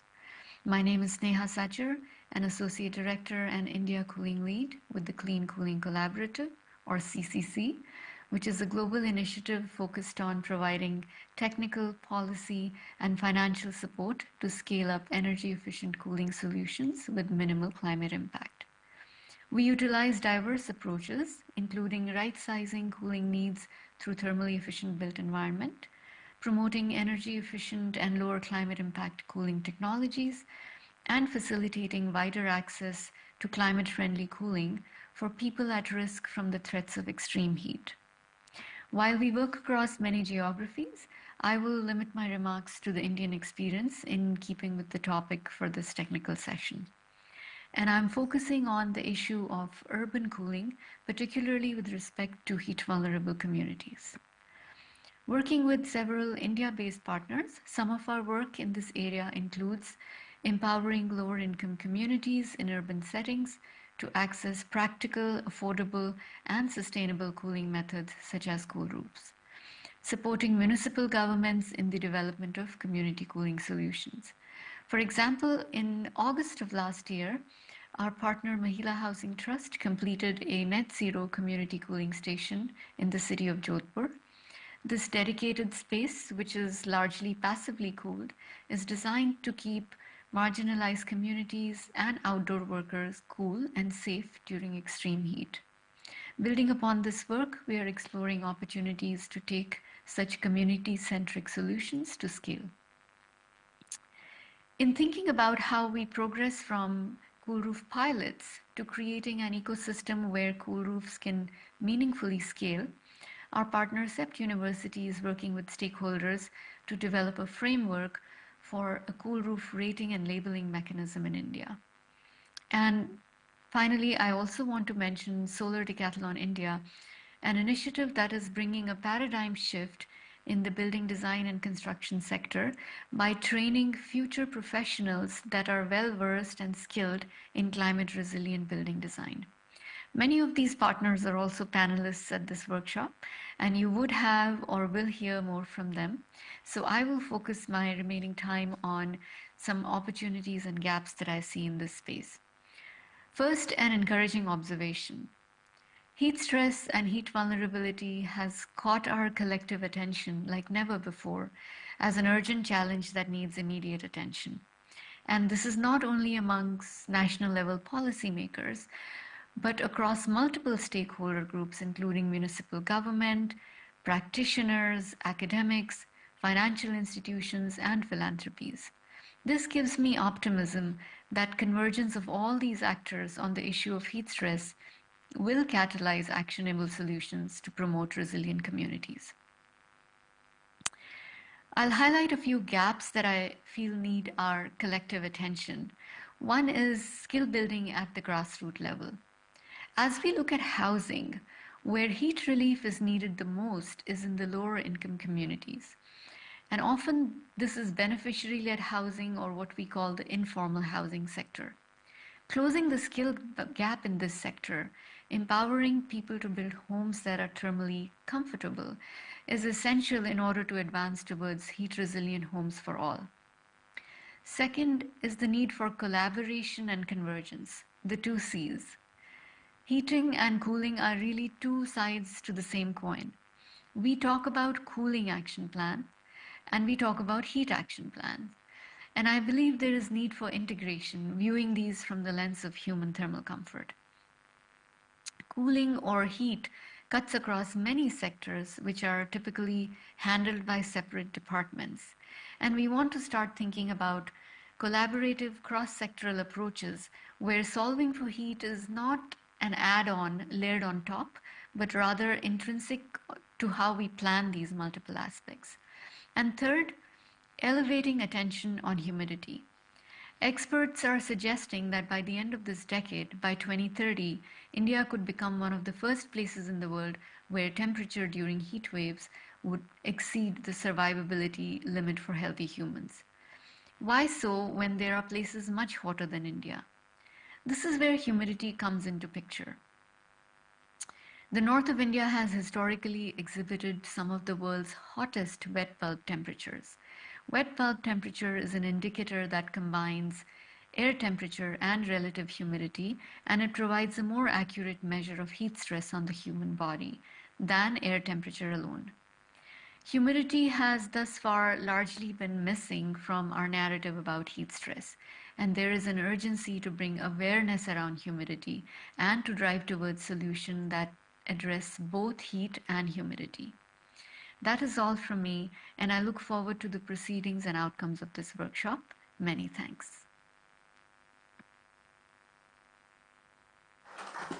I'm glad she raised the topic of humidity. I think this wet bulb temperature is something that we have to pay a lot more attention to. And I think the awareness is coming, but there's the same amount of work that needs to go into actually understanding the human health impact of wet bulb temperature. I mean, I think all of us, our body has a natural air conditioning system, which is that we sweat, and when we sweat, we cool down.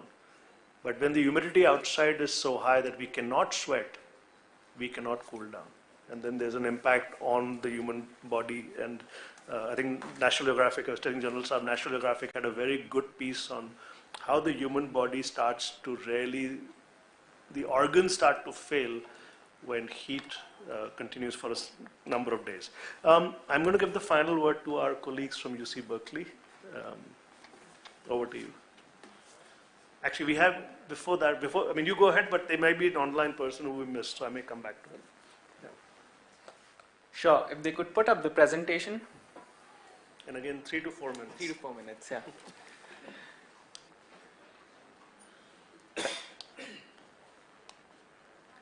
Thank you. We first want to acknowledge some of the researchers in this room who have worked on all-cause mortality due to heat waves for 10 cities in India. This has already been spoken about, so I do not need to go into the details of this, but I think this was one of the fewer studies that have been done to understand all-cause mortality due to heat waves in India, and this was done across 10 cities. If you could move to the next slide. Oh, you can control it. Not working. I see. We upscaled this 10 city data to understand what would mortality look like across all the districts in India. I mentioned the methodology that we use. I don't think we should go into that for the paucity of time. So if we could move to the next slide and see some of the results. So at 97th percentile, a single day heat wave could indicate a bump of around 3,500 excess deaths across the country. A 5-day heat wave could indicate a bump of around 30,000 excess deaths in the country. And there may be a lot of limitations to how we came up with this number, but I must say that there have been no studies whatsoever on what the district level mortality could look like. So we invite comments on, how do we further improve that, or how do we understand the impact of heat on mortality better. If you could move to the next slide. This is some of the analysis that we were doing, city and state-wise. So if anyone would like to talk about that, happy to delve into this later. Next slide. A lot of models have already talked about mapping macro and micro heat islands, heat patterns. Like Sanjay sir said, if the actions are not being driven on ground, there's no use of any sort of heat models. So this is one of the fewer models we have worked on understanding, what are the macro and micro vulnerabilities like. Next slide. And a solution, quick solution on heat-related mortality that we have been advocating for. We've been trying to understand how to implement this is ice slurry machines, deploying ice slurry machines at locations where required. This is way more effective than cold water because ice slurry would immediately cool down your core temperature faster than cold water can. These sort of machines are already being deployed in parts of the world. An example is Singapore. Singapore has been using these machines for a while now. US, of course, has big chain of 7-Eleven which have ice slurry machines. If you could go to the next slide. Thank you. I'll hand over to Dr. Gadgil for the next part. I'll assume I have only about 1 minute left, so I'll just show you the results. Okay. You can take 3. See if it works. Next slide, please. Next slide. We have heat exposed workforce, they have limited air conditioning access, nothing new there. We have team members like Piyush here who has participated in designing cooling shelter programs for New York and San Diego. We started by designing a passive cooling shelter, realizing that something that is affordable, something that works, something that can be very rapidly deployed across India would be highly desirable, and we wanted to test if it works. So we started by modeling a baseline cooling shelter made out of low density concrete bricks, and that is a baseline. And advanced one is made with structural insulating panels.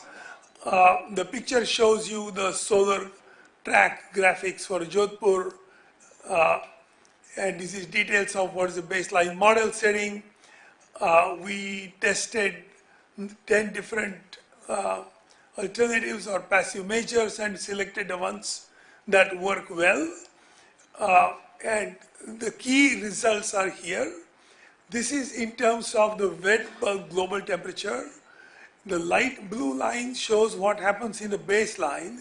So it goes into temperature regimes which are intolerably hot. But the dark blue line shows that it stays below the temperature regimes which are intolerable. And same results for the month of May. This is showing you the light pink as the baseline and the dark red as the regime where eventually it will lead to fatality, and the yellow is the region that is uncomfortable but you could survive. And this is in terms of the extended heat index. So the idea is to use structural insulating panels built in the industrial scale that can be rapidly assembled, and then use future weather files to test whether this heat cooling shelters will work in other future weathers at different locations in India. And there is a plan of how it could be done, which is detailed here. And this is the team in Berkeley working on cooling shelters. And thank you for your time.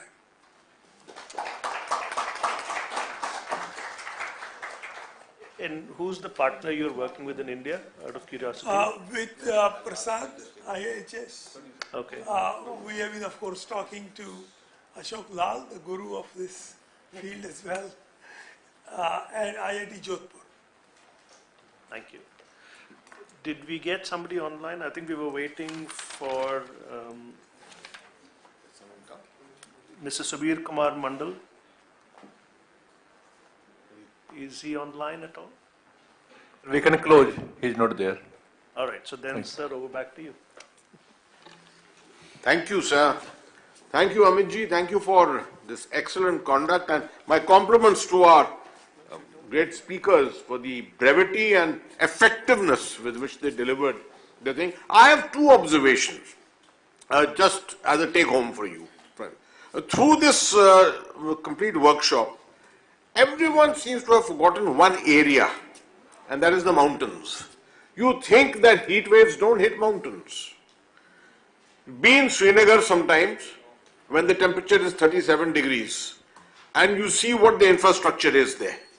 There is no air conditioning around. And if you are loading that area with the air conditioners, let me tell you, you don't have the power infrastructure. Right? And you go to Srinagar of Garhwal, the same thing in Uttarakhand. All valley-based areas, you have major challenges everywhere. The humidity levels are much higher too, just remember. Second thing is, an advanced city like London, go to London and see, do you find air-conditioned buses? You will find heated buses through the winter, but there is no air conditioning. You go down to the metro, to the London Underground, and you will get stifled absolutely. These cities are going to face huge challenges in the future. This is something for us to just remember. Thank you very much for this excellent session. Wonderful takeaways. Compliments to everyone. Thank you, Chair, and the moderator and all the panelists for sharing your experience on mitigating impact of heat on infrastructure.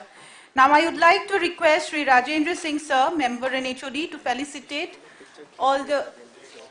Picture one. Okay, okay, sorry sir. Sir Hasnain sir, would you please felicitate all the panelists and the moderator as well with NDMA mementos, please.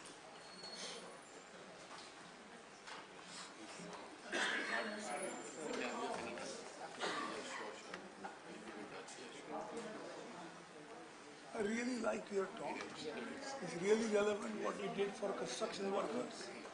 The other part of, the particular part of your talk I like is to also highlight that under high temperature, we find that workers make mistakes.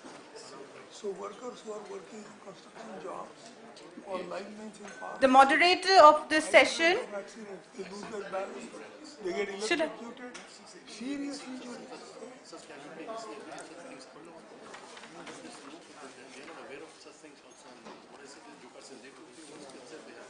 Mr. Amit Purohit. It's an honor for your presence in this session. It was a very insightful session, sir. Thank you so much for your presence.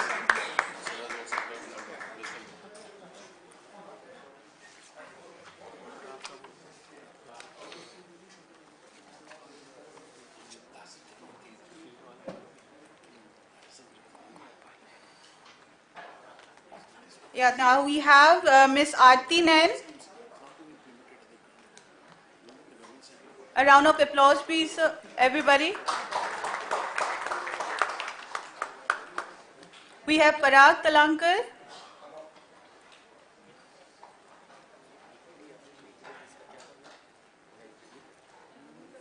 Thank you so much, sir, for joining us. Mr. Sanjay Kumar from Ministry of Labour and Education.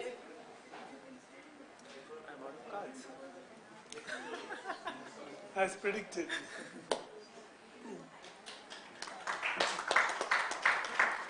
Shri Amit Tripathi from CDRI. Can we have a round of applause, please? Thank you. Professor Ashok Lal from Institute of Architects.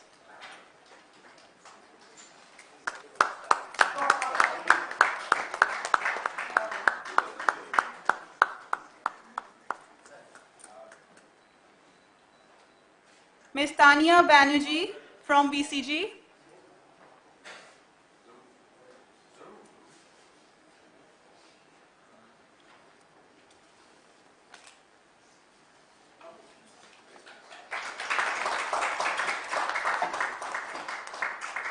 Mr. Ashok Gadgil and Piyush Narang from UC Berkeley. Thanks for joining us for this session.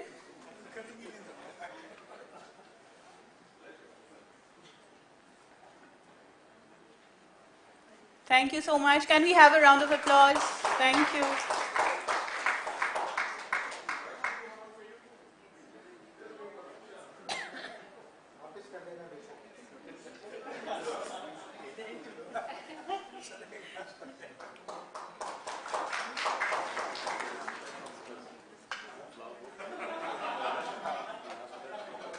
Now we will break for lunch and kindly request everyone to be please back by maximum by 2:50 so that we can start the session on time.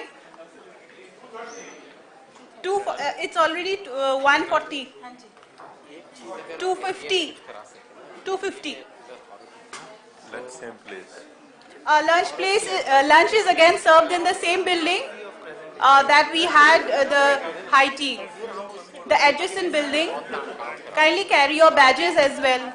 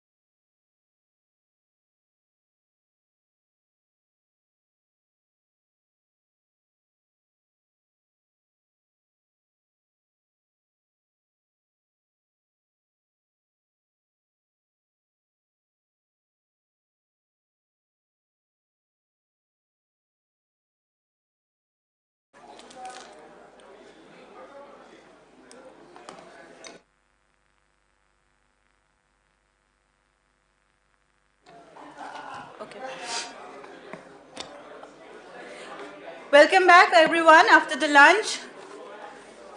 As the session begins, it's the technical session number 6, that is on Indian experience in mitigating impact of heat wave on the infrastructure, particularly on housing. I would request everyone to please settle down.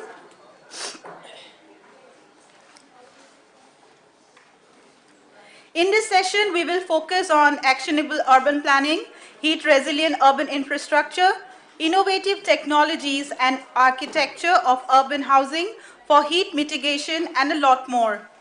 Our chair for this session is Sri Krishna S. Vatsa, member NDMA.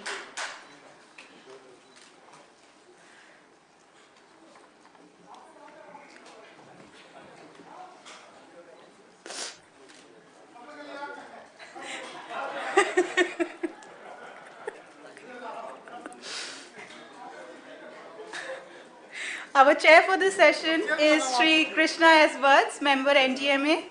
Sri Vatsa is a distinguished expert in disaster risk management with extensive experience in policy and recovery initiatives. Very short introduction. Sure, Thank sir. you. Thank you.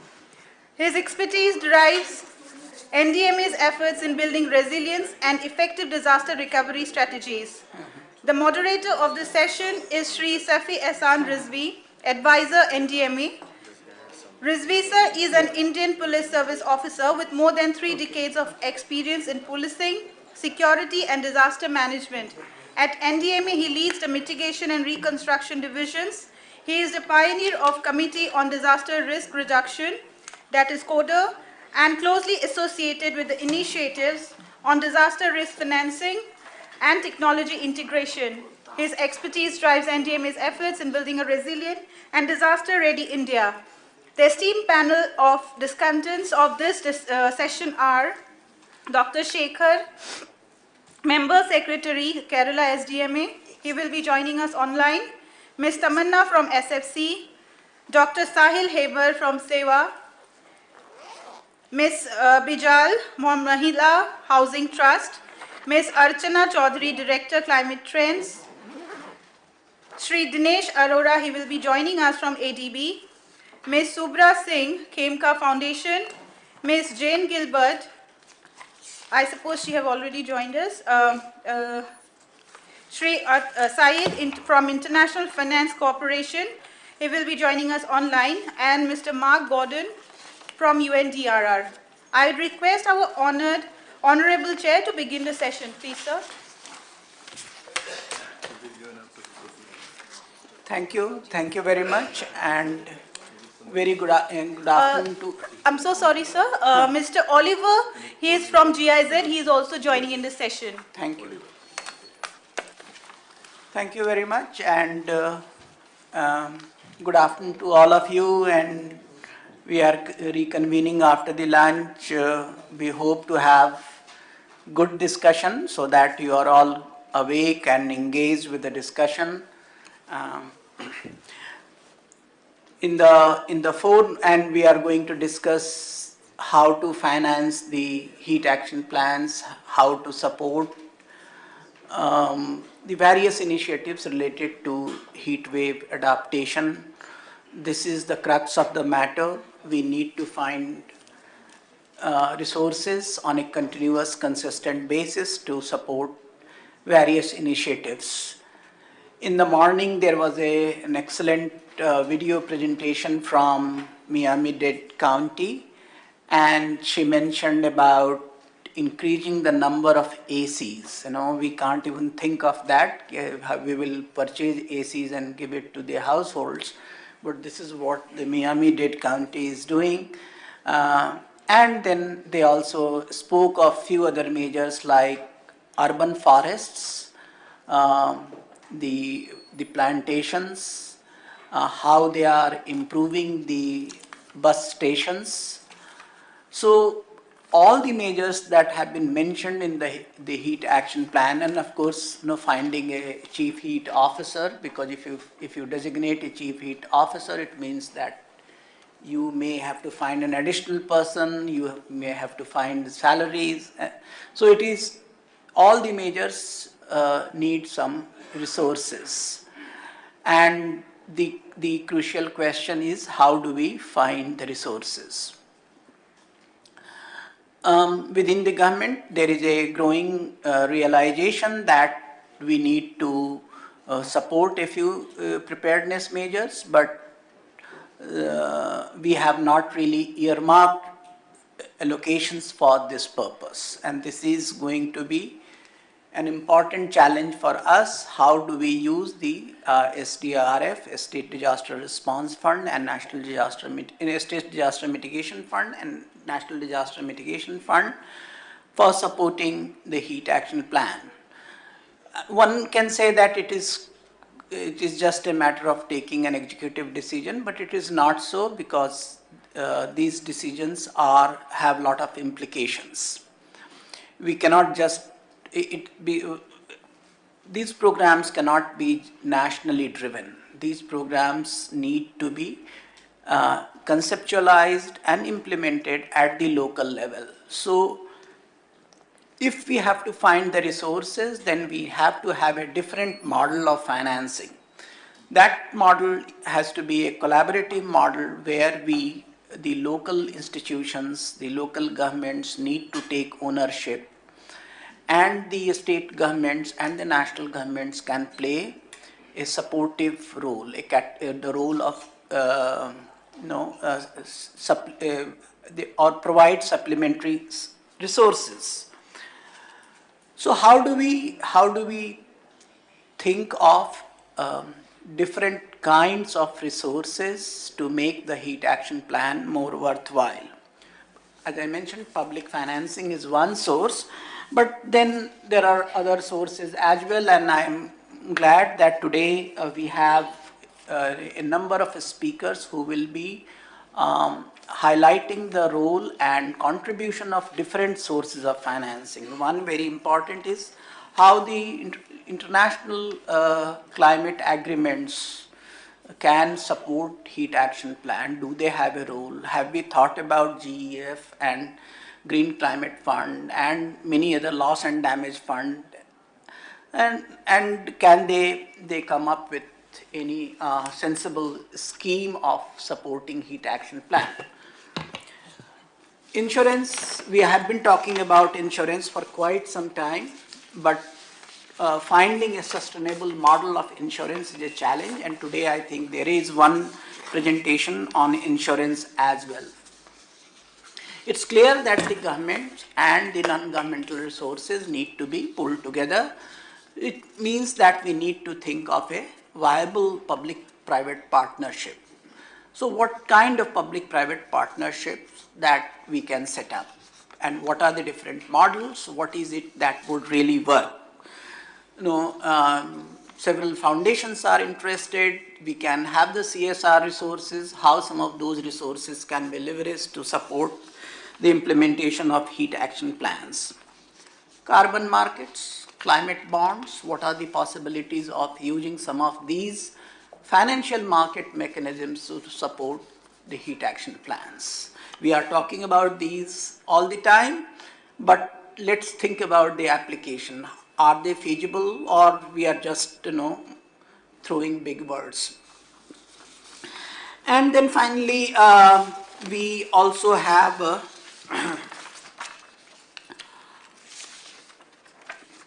the most important, how communities can finance.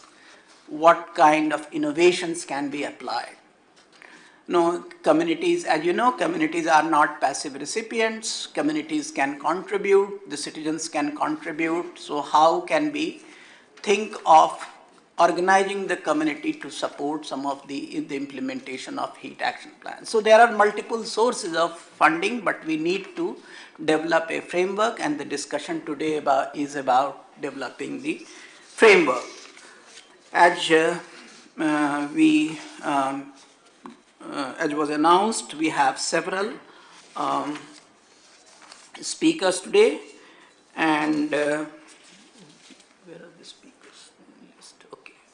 So, shall we start with Shekhar? Or Mark? Okay, okay. So, Mark, you are coming here with all the international experiences, around the world, how is the heat action plan being supported? What do you think is the possible model that would emerge across the countries for supporting heat action plans? So if you can just highlight some of the international practices on heat wave action financing. Thank you very much indeed, Dr. Vatsa. I think you overestimate my omniscience here. I think we have many more credible sources to listen to this afternoon, but certainly the aspects of how one can direct both public and private capital and finance in a more risk-informed fashion has been something that I and the UNDRR and many, many partners have been grappling with for a very long period of time.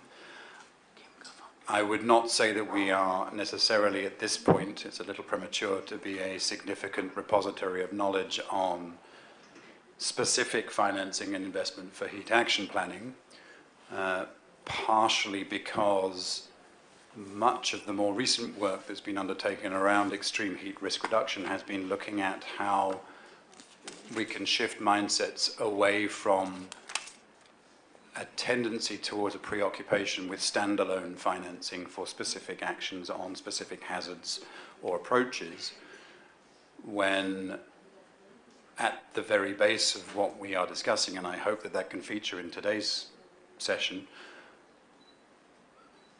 that tends towards dealing with or determining flows of public and private investment to minimize the negative effects of anticipated shocks, in this case extreme heat, rather than understanding how those same investment streams and mechanisms are contributing to the creation of extreme heat risk or other risks in the first place through standard practice.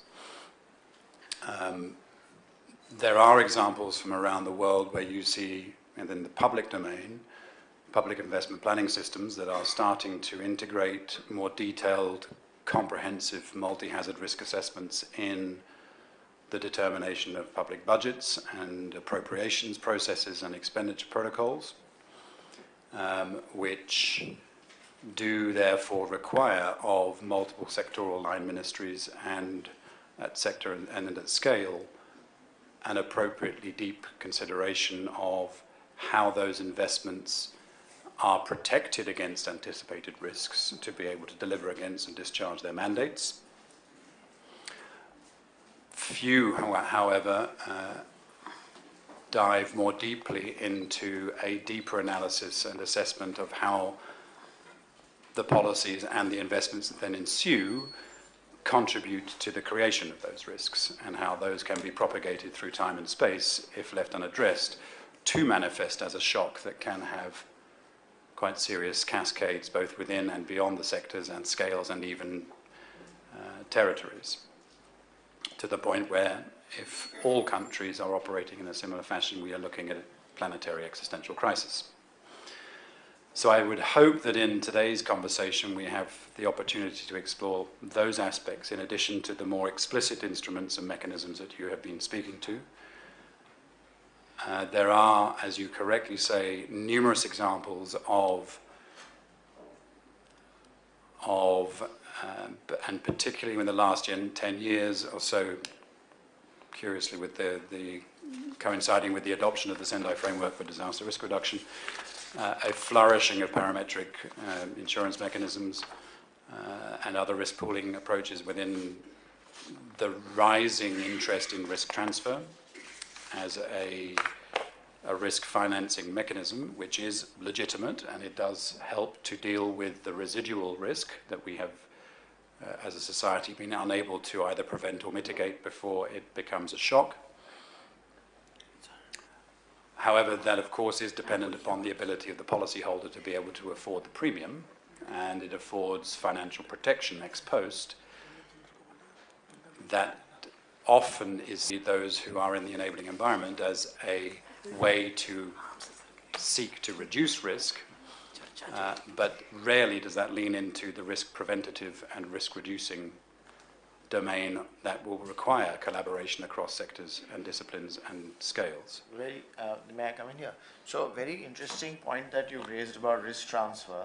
It will basically take us into the insurance domain, which will, I guess, take us slightly away from heat action plans. So insurance domain, we have some non-profits who have invested in premium for heat risk, which was discussed in earlier sessions as well. But in this, we want to focus on heat action plans. And as regards the global examples you mentioned, I'm sure there will be other participants who will mention that, and we'll come back to you on that question, on if there are any specific examples, especially of the points mentioned by Dr. Vatsa about carbon markets and climate bonds being used by any country to finance heat action plans. So if there's anything of that sort, maybe we could discuss that a bit further. So thank you for your comments. We can possibly go to our representative from Khemka Foundation. From Khemka Foundation, Madam Shubhra Singh. So ma'am, could you please tell us what are your views on financing heat action plans, and is Khemka Foundation going to come forward if they haven't yet? I mean, it's also more important that you speak on behalf of the other foundations. How does the private sector look at this issue? Because it is an issue where there is so much of productivity that is at stake. So it is very much, it serves the interest of the narrow interest of the private sector to invest in this area, so that we have a good impact on overall the working conditions. Thank you, Dr. Vatsa, for actually framing the question to the larger set of philanthropies and foundations. Yeah. I think I'll begin by saying that definitely philanthropies and foundations already have showed potential for such partnerships. They have already taken quite a few steps in this direction. Yesterday, Uday Khemka spoke to everyone here from our side, and he already mentioned that Khemka Foundation itself has been working on this issue, not directly heat, but overall climate, for almost more than 3 decades now. And there are several other foundations and philanthropies who have already come together, even formed collectives and networks to extend assistance to governments, state governments, and try and see how we can be of better help. As far as the potential of financing is also concerned, on behalf of the philanthropies and foundations, I can definitely say that knowledge sharing, creating platforms where learning can happen, not just from the domestic examples, examples from within the country, but also we can learn from the global examples. Today we heard a very good presentation from Miami, and there are several such good initiatives across the globe from where we can definitely learn. So those are places we can be of assistance, we can support. There are a couple of other areas also that we feel we as foundation and many other philanthropies definitely are interested. Since yesterday we've been hearing a lot about there have been several voices highlighting the need for robust integrated demonstration of examples on the ground. Everyone since yesterday and today, we heard a couple of voices also very passionately talking about the fact that not much is really changing at the ground, and things have to be demonstrated at that level. So I particularly would like to show keen interest on behalf of not just ours, but many other foundations and philanthropies as well, to create some of these on the ground, robust district level models. As again, from our kind of organizations, we have firmly believed that it is extremely important to back high impact interventions, to support policy change, but then that can only happen if we have enough evidence building and solid model building at the ground level. So we are definitely thinking in that direction. If we could create a few district level examples of how heat action planning can be done well and implemented as well, I think everyone is going to benefit from that bit. And why are we talking about the district as a unit here? Is for the simple reason, just over lunchtime, I was having a discussion with few of the colleagues from the Delhi state, and yesterday also had a chance to speak to a couple of state representatives here. So the scalability bit is important to understand.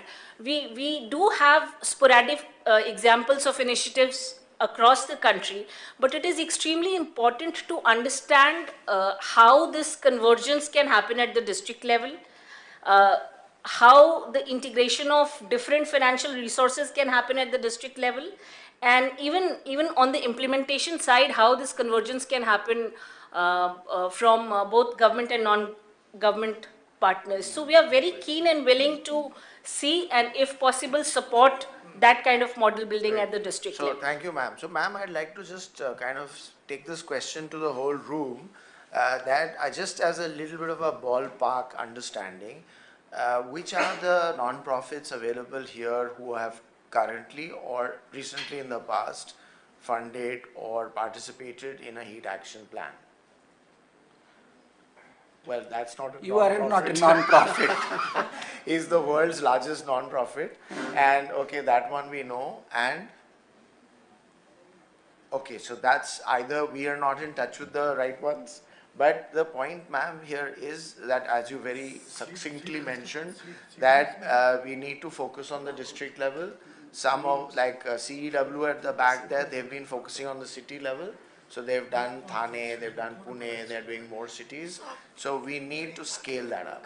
So amongst the heat action plans, last we counted, we had about 200 done, and 300 were in the works for cities.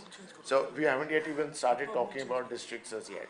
So if the kind of, maybe your foundation and other foundations can just take 15, 20 or 5 and just start with their heat action plans. They're not expensive. They just require 2-3 young, bright scientists who can come in and interpret data which is already available on IMD's website. So that is a general request we are making. Whereas, as Dr. Vatsa explained, the public finance part is already there. What we are trying to do, from what Dr. Vatsa said, was very interesting lines he mentioned about how the local government has to basically have ownership of the heat action plan. So they must be involved. And obviously, once they have the ownership, they will put in their own funds. We are, recently the act has been amended. Funds are not just staying with NDMA, they're going to the SDMAs. From the SDMAs, they're going to the DDMAs. They're also going to the urban development authorities. So all that is being pushed through at the Government of India level. So non-profit role, that is just the request that we may expand. So I would, from you, ma'am, like to go to the gentleman on your right, Dr. Heber, who has worked a lot on the non-profit side, especially heat. So what is your assessment of what's going on financing heat action plans? Thank you, sir, and thank you for inviting Seva to the event. I have a short presentation. If we have time, I'll promise to go through it quickly. Slides? Give me 5 minutes. 5 minutes means 3 slides. Okay, so please start. Please start. Next slide. Next slide. Second slide, please.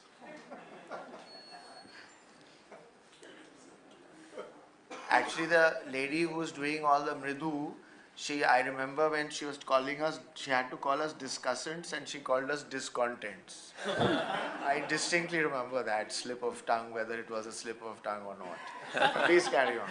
So I'll start with a quote from Ilaben Bhatt, who was the founder of Seva, and she said that poverty is a form of violence, often with the tacit consent of society.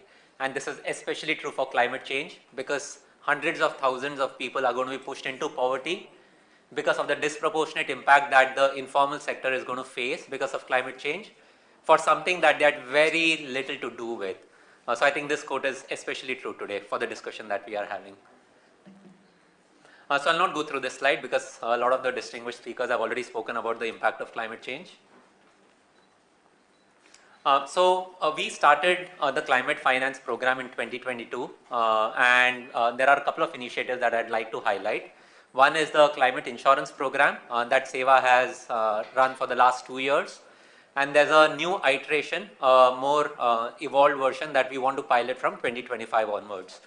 And the reason why we are doing this is because when a climate shock occurs, for example, when there is a heat wave, the poor are often forced between continuing to work and suffering from the health impacts of continuing to work at extreme temperatures versus staying at home, being safe, but losing their livelihoods. And we wanted to break that chain of decision making so that they can stay safe, but at the same time have access to basic income. Next slide. In 2024, these are some of the basic parameters that we used. The average payout was 300 rupees a day. So it's a parametric product. The only parameter that we considered was the maximum daily temperature. And if the temperature went beyond the predefined threshold for 2 consecutive days, then each member would get access to 300 rupees directly from the insurance company to their bank account. So it was a very simple structure that members understood and that members were able to support over the long period of time. So this has a lot of numbers. I'm not going to go through this slide. The key takeaway from this slide was that in 2023, we did the product for 21,000 members. In 24, we scaled it up across 22 districts of India. In 23, the product did not pay out, but in 24, the product did pay out, and each member who enrolled for the program got an average of 984 rupees as a result of this program. And the insurance component itself triggered for almost 46,339 members out of the 50,000 who had enrolled for the program. So this is a quote from Asina Ben, who's a home-based worker from Ahmedabad. And I just want to highlight the part that she says that she used the payout money that she got for funding her children's education, to pay school fees and ensure that her children can continue studying and lead a fulfilling life. So what were some of the key lessons learned? I'll spend a few minutes on this slide, a minute on this slide. So one is that there is a dearth of climate literacy in the communities. Low-income communities have no concept of what a climate insurance program is, and more specifically what parametric climate insurance programs are. So I think civil society organizations, CBOs, NGOs can play a huge role in bridging this gap of climate literacy in the communities. The second one is for 23 and 24, we did just heat insurance. In 25, we are going to be doing heat insurance, excessive rainfall insurance, and tropical cyclones. We need to move from a ex-post payment to ideally a forecast-based payment. To Mark's point, if we have a forecast-based model, then the poor can get the payout before the event, and hence that can influence behavioral change rather than them getting the payout a month or two after the event occurs. One of the key challenges that we face was data related, and through use of technology, we'll be able to address that. And we'll already be using a mobile application in 2025 to enroll members onto the program and for claims dissemination. So a lot of the errors and the time lags and the delays that took place will no longer take place. Next slide, please.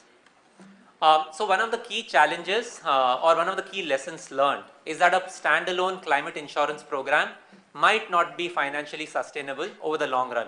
As Dr. Krishnaji said, that there are no models of climate insurance that have proven to be sustainable, especially for low-income communities.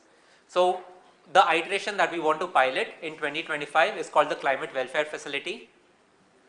So the Climate Welfare Facility basically works where we pool the premium that our members are contributing with donor capital and thus create a corpus of funds at SEWA. And through these corpus of funds, we can pay out or we can support members when there is a climate shock. And if there is no climate shock, if the temperatures are tolerable, then we can still provide value-added services. We can give value to members through other means, like contingent lines of credits, through returnable grants, through supporting climate health programs, through medical camps, through investments in early warning systems. But by retaining the corpus of funds at SEWA, that opens the avenue to contribute to the community in various other ways, rather than just depending on a standalone climate insurance product. Next slide. And I think this is the final slide. Lot of numbers again, but I didn't want to go through the numbers in detail. We have worked out the draft financial for what a climate welfare facility would look like. The key takeaway is that if we retain the risk to some extent, so for example, for every 100 rupees that we have in the corpus, suppose we retain the risk at SEWA for only the first 60 rupees. And for anything that is expensed over and above, in case there is a catastrophic event, we'll be purchasing insurance for the facility. So the insurance itself will not deplete over a period of time, and at the same time members can get support during catastrophic events. And what we want to show through this tentative financial model is that at the end of year 5, we'll have enough of a corpus which can contribute towards premium rebates and towards financing a lot of the other programs that we spoke about earlier. Great, thank you. So this is basically the risk transfer part and how you're creating a kind of a risk pool at your end and how you will use that risk pool which will become a kind of a livelihood insurance scheme. So it's a very good product from the point of view of the risk transfer side. And I would also say, since we are on the subject of heat action plans, that you can finance heat action plans from this risk pool of yours. And it's a very good idea. And I know that you've been using non-profits to finance your premiums. So you can use non-profits to get heat action plans going, especially because you have reach in several cities. So given that you have reach in at least 6 core cities, so maybe you can finance the heat action plans of those cities or do it mohalla-wise. It will set a new precedent. So is there any kind of reaction on the fact that there's a private entity planning to create a kind of risk pool out of premiums that are coming for risk insurance? Okay, you can think about the answer or what question and we'll come back to you. Sir, one final comment. Yes, please. I just wanted to thank Dr. Krishnaji for all the support that he's given in ideating and creating the financial resilience. In the end, we'll have to put a resolution from the country to Dr. Krishnaji for having told us that disaster risk insurance is something we must do. So the kind of contribution he has, you don't need to say thank you, he just gets embarrassed. so we'll go to Mr. Oliver now, that your experiences with GIZ, if you can quickly tell us. And the saddest part is that Mrinalini is staring at her watch, 3:30 is the end time, but we are stealing 10 minutes more. Those are 45 minutes. Oh, we have 26 minutes now. Yeah. We will change the world. Yeah, so 2.6 minutes each. Please, Mr. Oliver, carry on. Yeah, thank you very much. Yes, I will keep it quite short. So first of all, I would like to echo what the colleague of Seva just said. I think it's about having a layered approach of different financial instruments. So we shouldn't have the impression that we should rely on insurance as an instrument only. The contingency, right? The contingency plan that was built up, I think that is also very crucial. That is what we have seen also with other self-help groups who make use of the savings function, right, to build up such a contingency fund. So which would be this, I would say, the second layer, right, beyond of insurance. I would also like to stress what the BCG colleague said in the section before. I think we need to come up with bankable projects that would be able to fund adaptation measures. So we should not only think about risk retention and risk transfer, we should already think about how can we actively manage the risk in the first place. So there are a couple of blended finance approaches where, for example, foundations and philanthropies came in order to finance these adaptation measures. But I think the next evolution would be to also bring in the private sector. So that the private sector feels the urgency to also invest into private adaptation measures. But I mean, to manage expectations, I would say that we are at the very beginning here to mobilize these private funds. Blended finance is certainly an established concept, but the next evolution step would be really to bring in the private sector to fully fund adaptation measures. So from your point of view, when we have to cater to the financing needs of the low-income groups, informal sector, the people who are disproportionately affected, what kind of finances do you see as financial models that you see as emerging and catering to their specific needs, timely needs? See, one thing that we recognize all the time that when we are talking of the normal budgetary processes, normal financial processes, the kind of payout, the kind of provision that we make is always too late for the people. We have to make the finances available at the right time when the people are most affected. So how should your finance be more agile? So can you share some of your observations drawing on GIZ's international experiences? Thank you. So I think one very underestimated financial measure is savings, right? It sounds like a very basic financial instrument, but it hasn't got the attention that I think would be worth.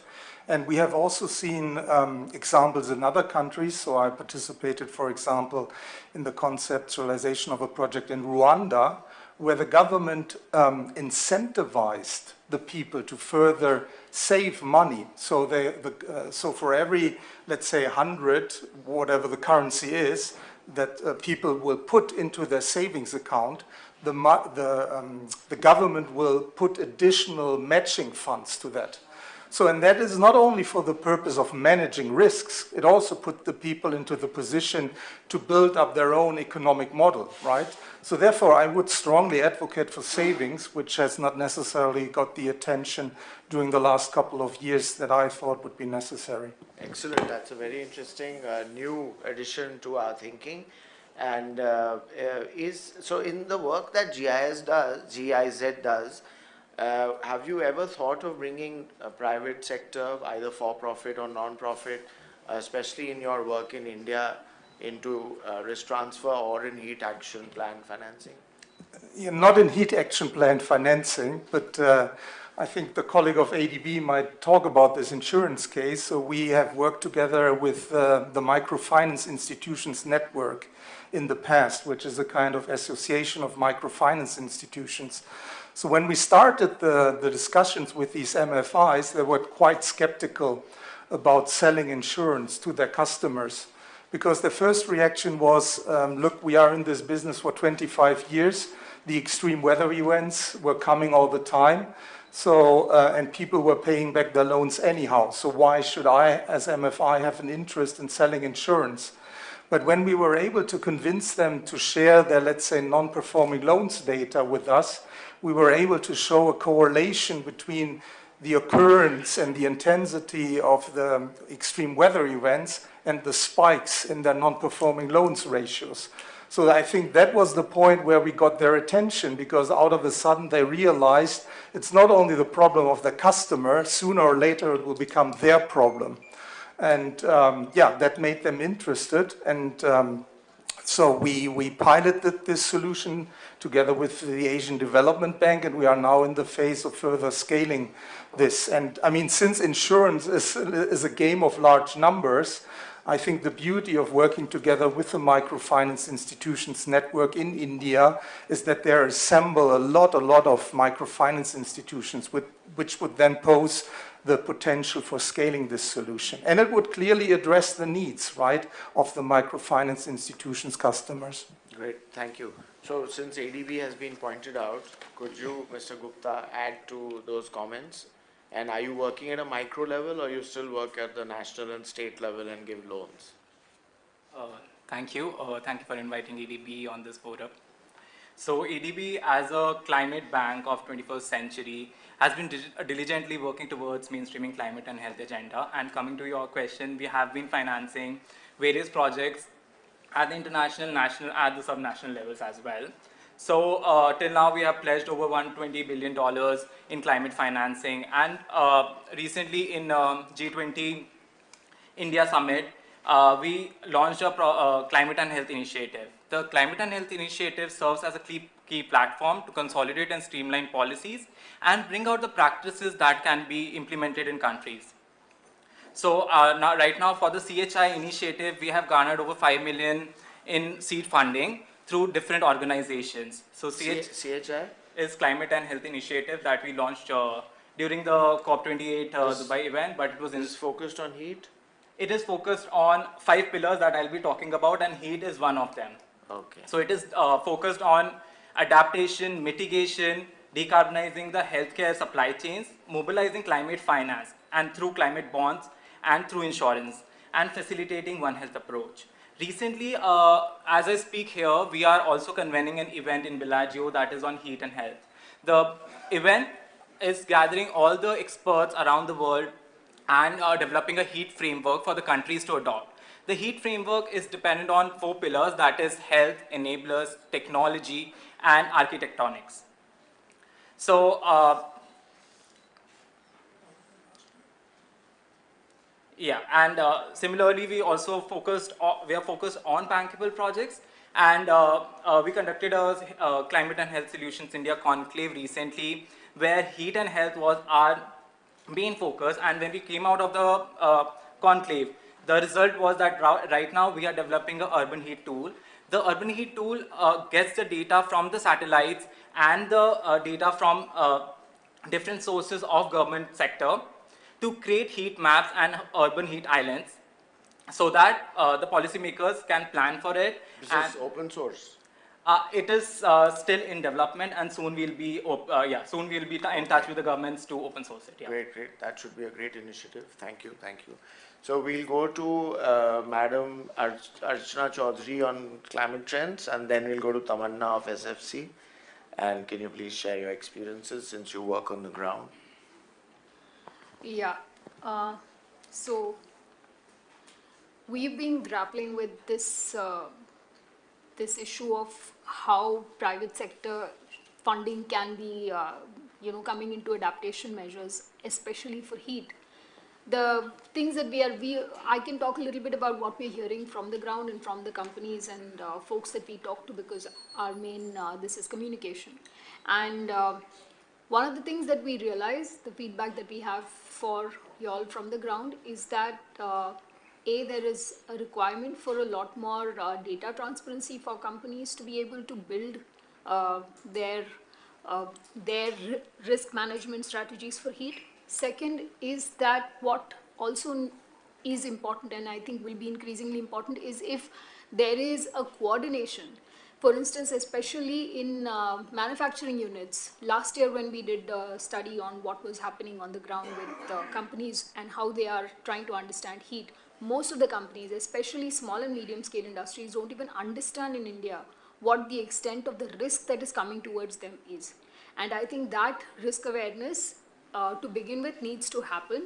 It's happening, the larger industry understands it, but the smaller companies don't necessarily get what is coming their way. So the transparency of heat action plans at district levels should not just include the district administrations and people on the ground, but should also take into account the companies that have their units in. If we want the corporate citizen to be able to invest, then I think the corporate citizen also needs to get the information. So including at least some representation from them to explain what's going to happen to their employees would be helpful. That was one thing that we heard from some conversations that we had last year.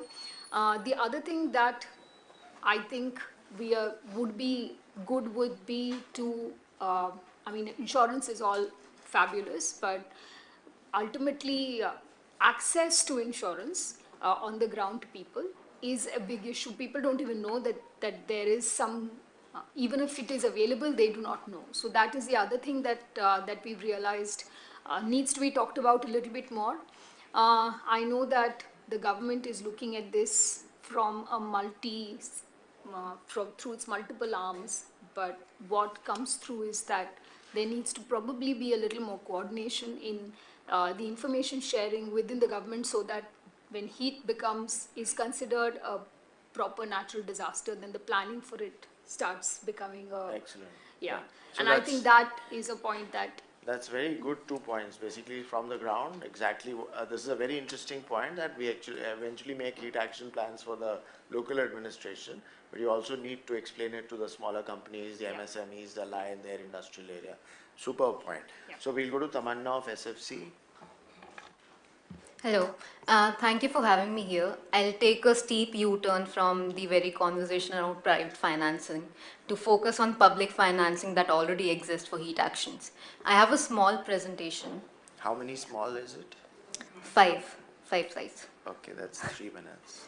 I think this is something that we've all talked about. There is no financing behind the heat action plans. There is no central pool of funding in India for heat. So what do we do in that scenario? But we can look to other public financial sources for that. Now, I'll be talking about a project that we did in 2023, which analyzed 72 schemes, including 67 centrally sponsored schemes and a few national missions. Now, what are centrally sponsored schemes? For those of you who are not familiar, they are basically conceptualized at the center to be implemented at the local ground with some share from the state governments. Now, these are schemes that can be that are being implemented across India, across all the, almost all levels of the government. We found that 18 of these 72 schemes that we analyzed had direct linkages with the heat actions listed in the heat action plans. Now, if you look at the extent of it, 7 of these 18 could unlock 2/3 of the actions listed in the heat action plans. Just to give you a sense of what these are, we have one of the biggest centrally sponsored schemes in India, NREGA, which is already financing many of the heat solutions. Now, if you look at it in a little bit more detail, these are mostly nature-based and infrastructural solutions. So you can get your NREGA workers to do your roadside plantation stuff, for your water body stuff. But there's also, even for the NREGA workers themselves, you can build shade and water provision infrastructures. Amrit also does take care of most of these. You have passive cooling structures being built in Amrit, and you also have maintaining water bodies being done through Amrit. Similarly, we have JJM taking care of a lot of water provision stuff, and PMAYU taking care of Pradhan Mantri Awas Yojana, taking care of water supply stuff, green technology stuff, and capacity building for a lot of architectural community. Now, in the last few months, we've been going around talking to implementers and asking them what are the sources of financing that they have found on the ground. Just to get into a little bit of details here, we found that our stuff around centrally sponsored schemes and other finances was true. This was being used by many of the implementers to fund a lot of heat actions. We also found that a lot of the departments relied on the departmental budgeting to do various stuff like cooling centers, drinking water supply, and awareness generation stuff. We also had private financing playing a major role in terms of building temporary shelter, in terms of awareness generation and tree plantation. Now, what is really needed to push forth the heat agenda to these implementers is building upon the institutional stuff that is mentioned in the heat action plans. You have heat action plans that do vulnerability assessment to figure out where the most vulnerable sectors and where the most vulnerable populations are. We need to take that vulnerability assessment to then target these solutions to them. A very nice example that we found during our field work was in Ludhiana, where the district commissioner used local heat maps to figure out where the most urban heat islands are, circulated that to all the departments who are responsible for tree plantation, and asked them to plant their trees there. So you need things which are present in some of these heat action plans to be there in all the other heat action plans, and then be used to fund most of these solutions that already exist in the schemes. This is a stupendous 5-slide presentation, and I think, sir, we should recommend these young people. I remember last year also when Aditya made this presentation in a slightly more cruder form, but this is much more refined now. And in our Heatwave book that we published, it's available on some tables yesterday, some of those slides are carried, because we remember that that was an excellent contribution. We should send them to LBS NAA to give a lecture to the probationers over there that this is how you can use all these programs. And they've done 18 out of 72. We should be doing the remaining, whatever, 72 minus 18 is. What do you say to that, sir? Absolutely, and I think we have tried to build upon these examples to develop a collaborative model of financing heat action plan. And Aditya, if you could talk about what we have proposed and what we are working on right now, that would be so helpful. Please. Yeah, I think when we started the session, we had a discussion about having something to fund the more long-term actions, right? And I think what we've seen here, the way to think about this is CSR and private finance steps in for the short-term health response stuff when it comes to water, ORS, etc. They're happy to do that. Some of the tree plantations, CSR is happy to step in.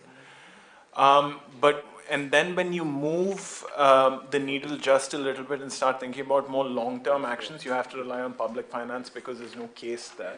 And we've discussed various other private financing sources such as insurance and so on. They just have a really hard time getting traction in a lot of these places. A key missing instrument right now is using the funds of the Finance Commission and trying to figure out how that can be directed towards heat disaster mitigation and preparedness, right? And the reason is we have a set of notified disasters in this country. The funds that are unlocked by the Finance Commission for disaster mitigation go to those 13 notified heat disasters. If you add heat to this, instantly overnight, you will unlock a huge pool of mitigation money that can be used for long-term structural change that guards us against future heat waves, takes the reliance off the CSR, off the private finance for short-term measures, and then we actually open up the space for a lot more public-private finance, blended finance, and so on and so forth, because city administrators are now empowered. One of the problems we find, especially when we go down to the local level, there are multiple people that we spoke to who talked about finance being something that they didn't really think was a problem at all, because their horizon of what heat action is limited to short-term actions, right? You have an instrument like heat wave disaster mitigation funding from the Finance Commission. Suddenly you're getting them to push their mental horizon out a little bit and think about long-term action, because to get that money from the Finance Commission, you'll actually need them to put up a project and a use case that suggests that this has long-term impact. Now, there is a problem here. The technical capacity needed at the local level to identify the threat and then to file a project, see it through the system and actually implement it is something that needs to be built. And that's something the NDMA is very well placed to do, along with other institutions, to also, alongside the finance, to build the technical capacity, because you can't just have finance without the technical capacity. I'll just pause there. Thank you. Yeah. So that's really good. Thank you for your intervention and all the hard work you guys are doing. We have 3 more speakers now. Then we'll see if we can take another round. So now a practitioner on the ground, a town planner, Mr. Sandeep Raut. What do you feel about all these discussions? Thank you, sir. I also have a short presentation. How short is it? I will be speaking on 1 or 2 slides. Very perfect, perfect. Yeah. So I think second last slide. Slide. As we are already discussing about the financing and kind of some of the solutions. So the earlier we have conducted certain studies in Delhi itself. That is the process of identification of urban areas, how we calculate the urban heat island plan, basically, how to identify that in urban areas. And these slides actually, I'm discussing only about the financing that the Ministry of Housing and Urban Affairs giving, especially to the projects, which is in terms of, you can say, the reinforcement of natural ecosystem in urban areas, implementation of spawn city planning, and conserving the water bodies, promoting blue-green infrastructure, and developing riverfront, promotion of urban forest, encouraging electric vehicle, and influencing the changes in the sustainable township policy. If we don't have a policy in order to develop this project, we are giving funds for that too, and transformation of building regulation and bylaws to mitigate the urban heat island effects and promote the sustainable development. This is the one thing we are doing in the ministry. And the second thing, we have a second scheme which I think she has already discussed. That is about the AMRIT scheme. Within this AMRIT scheme, we are at present at the process of tagging this urban heat island plan in relation with the AMRUT scheme. So that in AMRUT 2, we have taken all the cities, most of the cities we have undertaken for preparation of master plan with the help of GIS. And we are imparting the training also in the GIS also, but we want to tag this urban heat island plan, how to prepare it. So I think in the next couple of months, we will be floating that too in combination with the Amrut. So within the framework of the Amrut itself, the heating plan will also be prepared along with the master plan through in GIS. That's excellent, and you have summarized Thank the you. key point that you are basically making an entire heat action plan for the whole country Yeah. on GIS, and basically 75% of it. Yeah. 25% will have to be done at the local level. Yeah. So, any of the panelists have experience of what Amrit 2 is planning? No, okay. So, is there any other point you'd like to add here from comments on what has been said already? No, thank you. I just want to say the 3 points that urban heat island effect is not an isolation issue. We should make a collective challenge that required immediate actions about whatever the understanding and studies we have undertaken in different urban areas is a challenging kind of concept, and we required this as early as possible. And as India continues to urbanize, we must rethink our approach to the city planning, infrastructure development, and of course the environmental conservation. And third is through those sustainable practices are there, policies, interventions, and community participations, we can make our cities more livable, resilient, and environmental friendly. With these 3 points, I just close my point. Thank you. Thank you. So, yeah. Yes. Sandeep ji, so ADB is working with the GIS mapping for urban heat highlands, and will definitely love to get in touch and discuss how we can implement that in India and explore the. Thank you. So, we go to Kerala now online. We have Dr. Shekhar, who heads the SDMA there. Can we have him online? Oh, there he is. Hello, Dr. Shekhar. I hope you've been listening to all the stuff we have been saying. Can we have your expert views? Thank you, sir. Respected Krishna sir, Vasvi sir, all the delegates there. Thank you for inviting me. I also have another shoes in my domain, which is as the Chief Resilience Officer of Kerala, where we deal with climate change adaptation. And in the context of that, we are implementing certain projects which are PPP in model, as well as finance through CSR, which is sourced via the SDMF route. We also have, some time back, facilitated financing to the heat action plan from SDMF. That was the time when we prepared the SDMF, the heat action plan. However, one appeal that I have to all of you for consideration is, if we see heat in silos, this is not going to be handled. The reason is, for example, one of the mitigatory solutions that people try to reduce heat is by having a purlin roofing over flat roof build. Disadvantage of doing this is in a cyclonic storm of 100 or 120 km per hour, this purlin roof will just fly off. Heat brings in wind and also lightning. So the three, this little wicked creatures have to be dealt together. And if we don't approach it comprehensively, probably we might end up having a lot of greenery, but then this entire greenery in urban space will create windfall events, which will have its consequences on road traffic, on transmission, all of that. So therefore, when we speak of heat as a problem, we need to also parallelly address wind and lightning along with it. Without it, this would have its own negative implications in other situations that we face with. When it comes to funding, one of the captive funding that we have is essentially the SDR, NDR, MF. However, these days it has become more like a conduit for almost everything. So if there is some wicked problem in the country, suddenly it is pushed to the SDR, MF, NDR, MF. So therefore, climate change adaptation funding that is available in the country needs to be a bit more liberal.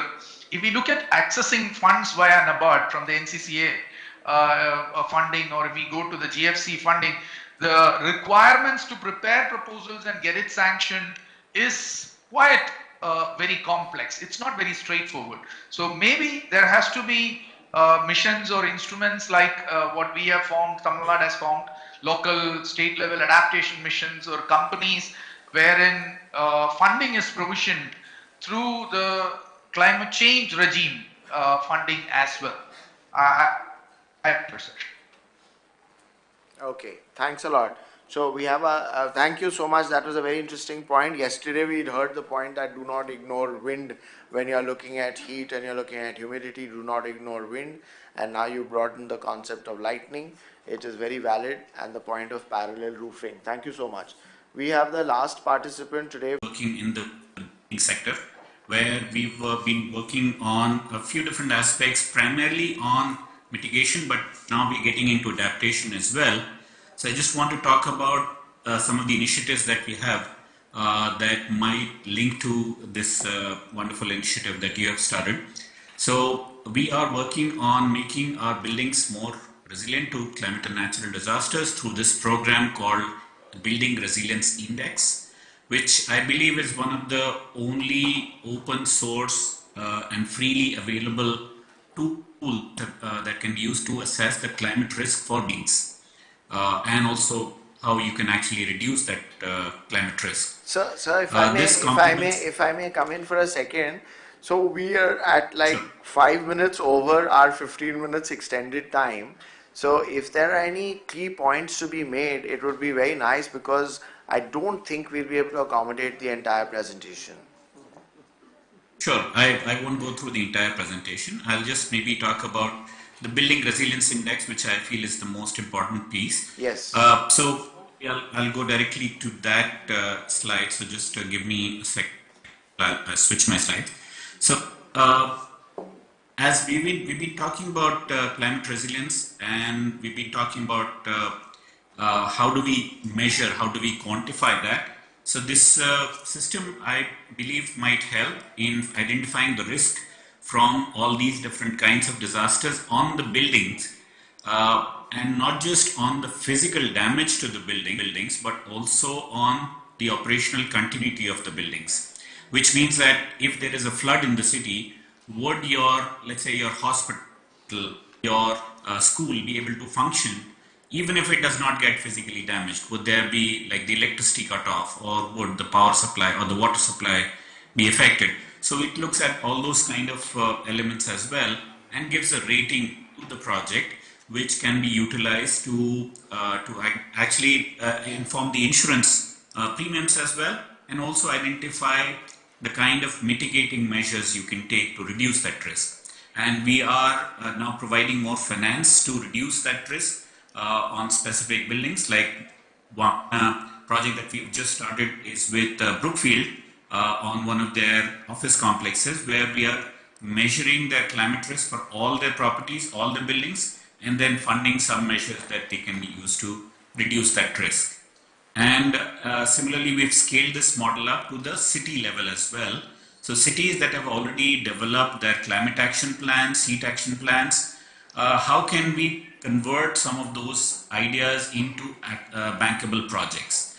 One example is the work that we're doing with Chennai Municipal Corporation, where we've taken all their ideas and did some extensive studies with them and figured out what is the amount of investment required.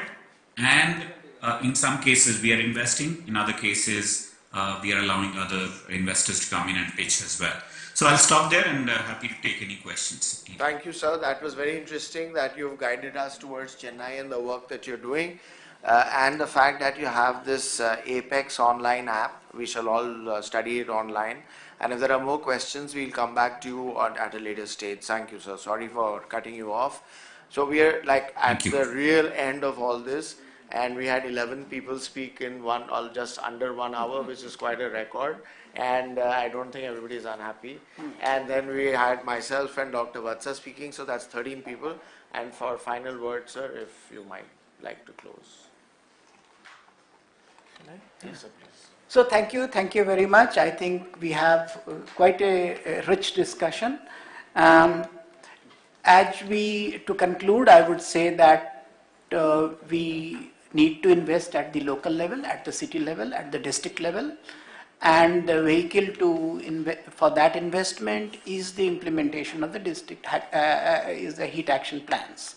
These heat action plans could be crude, could be very sophisticated. They have just started, they will grow in sophistication, but they will get their credibility only through the acts of implementation. So a certain level of commitment of resources for implementing various activities is a prerequisite.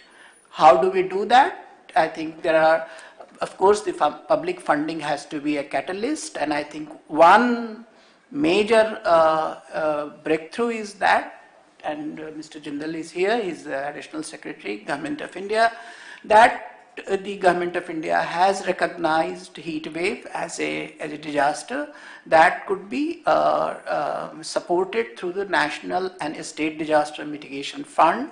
So that's a big breakthrough. We have to decide upon the modalities. I think that is a work in progress, so we will reach there. But public funding will be a catalyst, but it will not be sufficient because of certain factors, because it has a local flavor, it has to be supported locally. So I see a lot of pooling of funds. I see the municipal corporations, Panchayati Raj institutions, district governments, state governments, all of them pooling and funding them. Also, the funding should move from preparedness to mitigation, from short term to long term, and it should encompass all the sectors, social, productive, infrastructure, and it should focus on the most vulnerable, low income, unorganized sector, the people who bear the most disproportionate impacts. So these are the emerging contours of the funding for the heat wave. And I request all of you, I mean, you are doing very interesting work, but please focus on the core essentials, that unless we have more and more cooling shelters, unless we have more urban plantations, or unless we have more water bodies, we will not be able to, we will keep indexing while the world is suffering.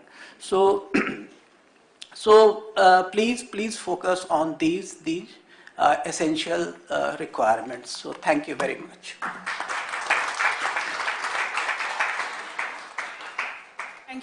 Thank you so much, sir. We are really grateful to all the panelists, and now we are welcomed with, we are honored that Shri Sanjeev Kumar Jindal, Additional Secretary, Disaster Management, Ministry of Home Affairs, he is with us. He has joined us. Shri Jindal has over 34 years of distinguished service in policy making, institution building, and disaster management. As head of the Disaster Management Division for over 8 years, he has led India's national responses to major disasters, including COVID-19, regional leadership in DRR through engagements with global platforms such as UNDRR, G20, SAARC, and BIMSTEC.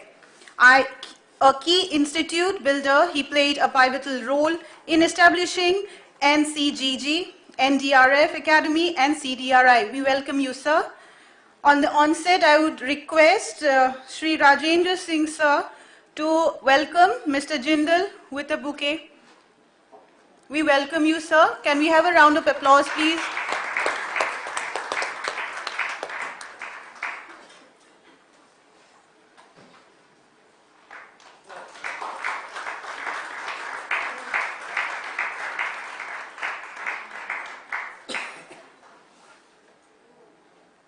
We are welcoming you with a kit as well for the Heatwave workshop.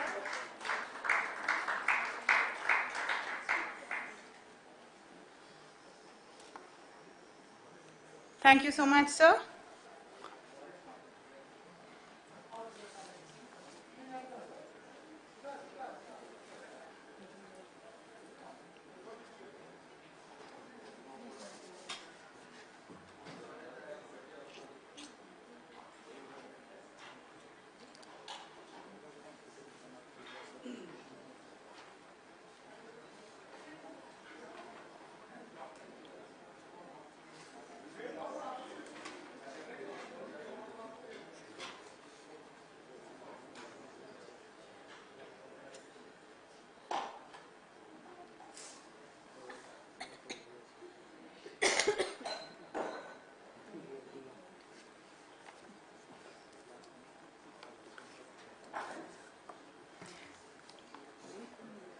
Okay, to start up with this wrap-up session, we all, among us we have Sri Rajendra Singh, member HOD.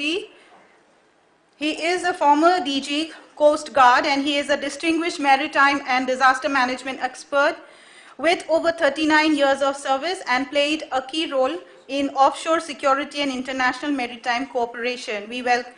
Now it's time to request Mrinalini Srivastav, Director of NDMA, to share the key takeaway. Good afternoon. With the permission of the chair. So we had a 2-day-long consultation where close to 30 participants from domestic and international knowledge partners, they participated. So you're aware that as climate change is intensifying, heat waves and extreme heat events are emerging as one of the most pressing urban challenge impacting health, infrastructure and livelihoods. So we had a workshop on advancing city-level heat action plans, multi-sectoral adaptation for creating resilient communities. So we built upon the last year's proceedings, and this year we had 6 technical sessions. During the first technical session, which was on strengthening early warning systems, we talked about how to improve the risk modeling, AI-based forecasting, and we also discussed that we need to have an expansion of observation networks so that not only the observation networks are increased, but the services are disseminated to the last mile to save lives. The second session was on enhancing the heat action plans in India. So we discussed about state and city level action plans. As of now, 250 heat action plans are available. So the discussions were more around how to improve monitoring and evaluation, how to improve the cross-sectoral coordination. There were aspects of urban greening, passive cooling, and heat-resistant infrastructure to be brought into core strategies. We also had a third session which was on global perspective. We learned best practices from international partners present here. We highlighted the need for clear governance, workplace safety policies and financing mechanisms. This was followed by a session on health, heat and health adaptation, where we talked about climate change disproportionately impacting women, children and vulnerable communities. So there's an important takeaway which has been sought, and especially I'll refer to UNICEF, because they said that if improved data accessibility would help all the partners to support this cause better. And we also discussed with the Ministry of Labour that a workshop more on micro level to cover the issues of both organized and unorganized sectors would help the government. And there was a takeaway that appointment of city heat officers, if it is possible, looking at the governance structures, would help in the accountability measures. And the next session was more around heat resilient infrastructure. This was the 5th session, sir. It focused especially on heat resistant housing and infrastructure, integrating cool roofing, insulation, and ventilation into urban planning. So there was an important knowledge product which CDRI called for, which was a compendium on building typology. And the last session which just concluded was on financing heat action plans.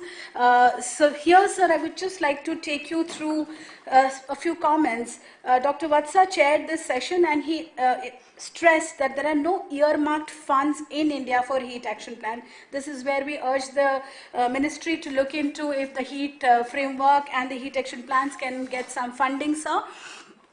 We also discussed other sustainable financing models, including public-private partnership and climate funds, sir. Overall, sir, this workshop underscored that building heat-resilient cities require a whole-of-society approach.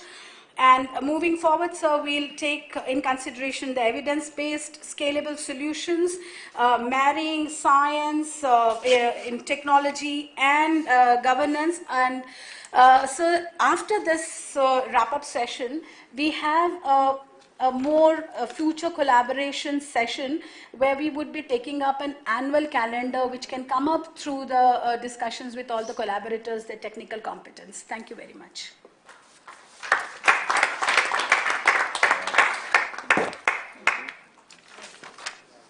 Thanks, ma'am. Now I request Sri Krishna Vatsa sir for the way forward.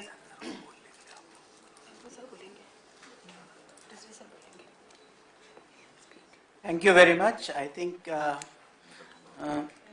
for the forthcoming season, we visualize a number of improvements in the way we go about monitoring the heat wave impacts and improving our interventions. We plan to issue the early warning for the heat wave at the district level. So it will be more granular, and accordingly we will be issuing the heat wave advisories. So heat wave advisories would very much be differentiated. It would very much be dependent upon the areas and the social composition and the occupational patterns. So we plan to have major improvements in these two areas. We would also like to work with the state governments in improving the monitoring of the health impacts of the heat waves.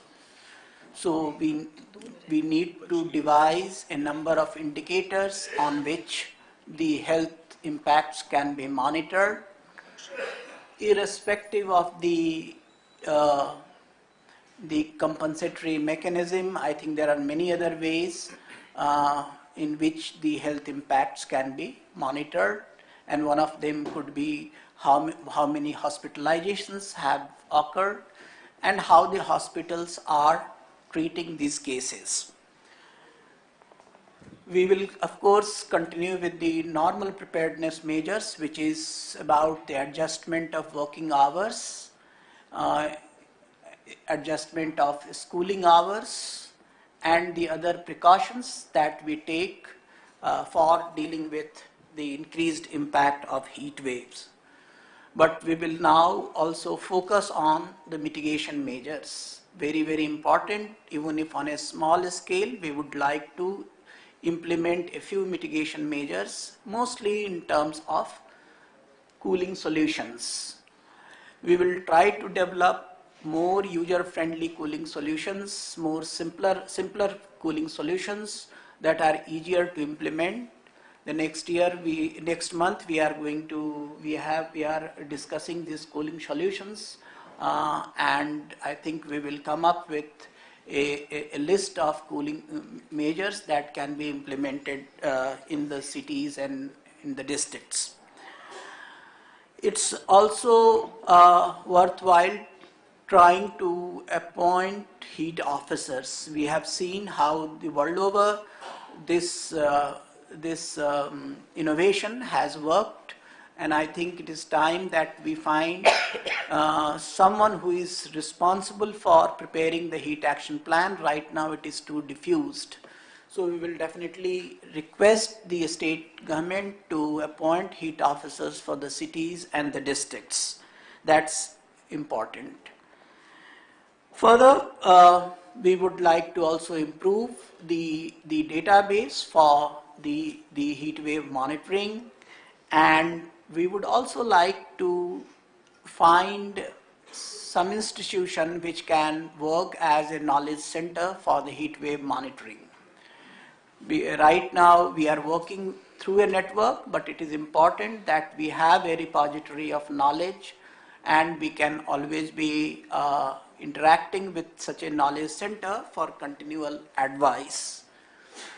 Heat action plan and all the related activities need to be undertaken on a year-round basis.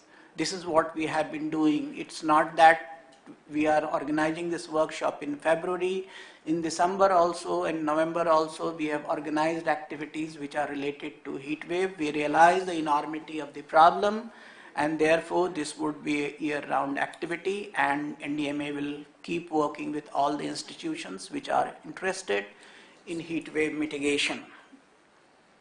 Finally, as we have got a breakthrough in terms of the notification of heat wave as a disaster, and that the mitigation funds could be utilized for heat wave, we will try to develop some demonstrable models of heat wave interventions which can form the basis for scaling up these interventions and making heat action plan a genuinely national experiment across the country. These are some of the future directions, and this is what we gather from the workshop that has happened today and yesterday. But if I have left out any point, please feel free to intervene and suggest. Thank you. Thank you so much, sir. Now may I request our Honorable Chair for his valuable address, Mr. Sanjeev Jindal, sir. Thank you. Good afternoon, everyone. Shri Rajinder Singh, member and HOD NDMA, Dr. Krishna Bassa, member NDMA, Mr. Shafi Hassan Rijvi, advisor NDMA, Mr. P.N. Rai, member Bihar State Disaster Management Authority, the galaxy of experts and practitioners around the table, ladies and gentlemen. I am honored to be here with you all today on this very important workshop on the heat wave management.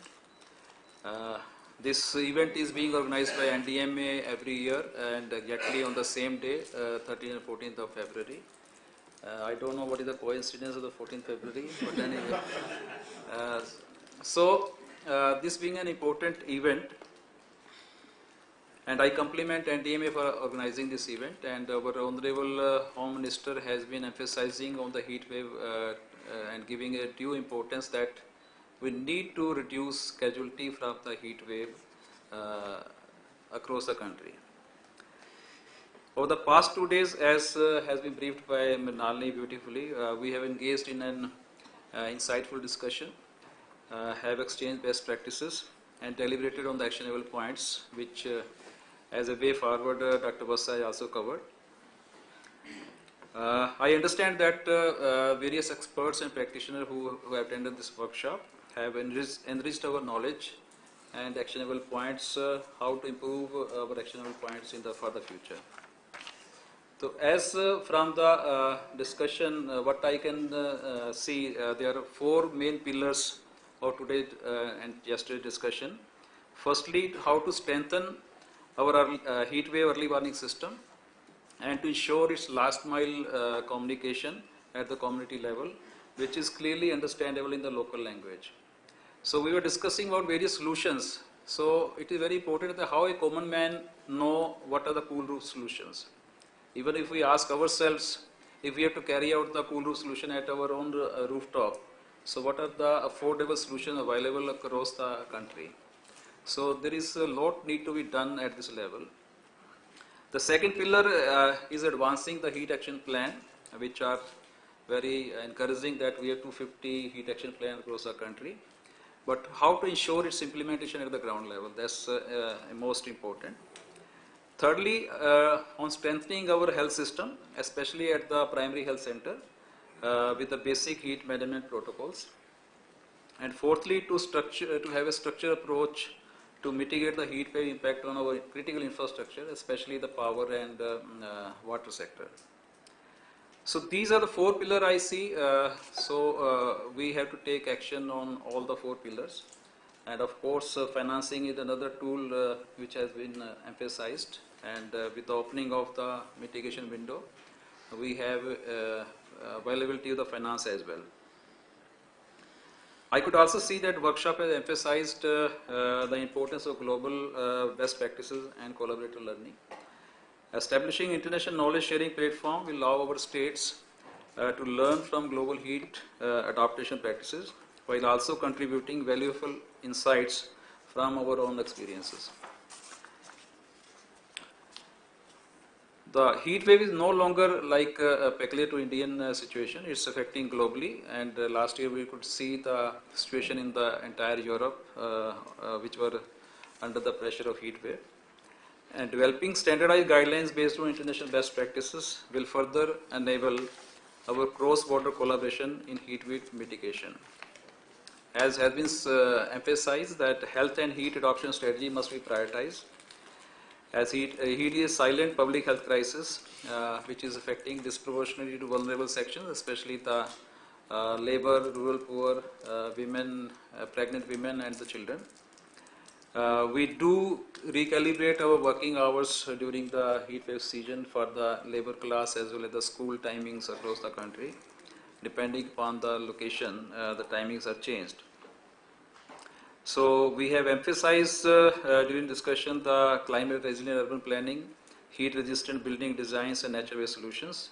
And as I mentioned that how we internalized at the ground level about these solutions. I must appreciate and we all take pride that with the consistent efforts by all the stakeholders at the national state levels, we have considerably reduced the mortalities from the heat wave in the country. If we see the figures in the 2015, it was in the range of 2000 and now it's under 50. Still 50 is quite high a number. These mortalities from the heat wave are totally preventable, as we all know.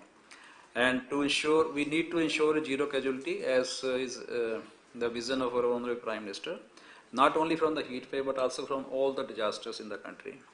Viparjaya cyclone in the recent past is a very shining example before us that we, with the severe cyclone, severe cyclone, we achieved a zero casualty during that cyclone and followed by the Rimal cyclone as well. I like to also emphasize here and inform the gathering that our discussion is not limited to this workshop, national level workshop, but at the highest level, Honorable Prime Minister every year review the heat wave management, and he gives us very important instruction which we follow and implement on the ground. So while this workshop is focused on the heat wave management, I would like to take this opportunity to emphasize all the practitioners from the states who are present here and who are joining us online to focus on the mitigation on all the disasters. As we take pride that we have improved our preparedness to a significant level, but we need to work on the mitigation as well. And now 15th Finance Commission has given us a window of opportunity through the mitigation fund.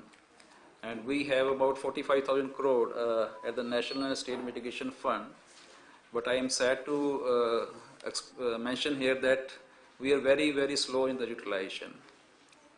We have released 17,000 crore to the states, but as on date, their utilization is only to the extent of 3,000 crore. So 14,000 crore states are sitting on those funds. We need to make mitigation as a practice and start using the funds, and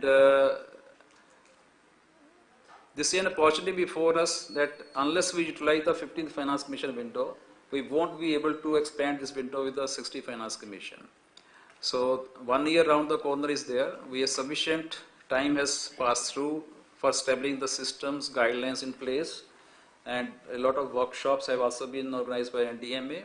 Discussions have taken place. This is time to now make mitigation projects and implement on ground.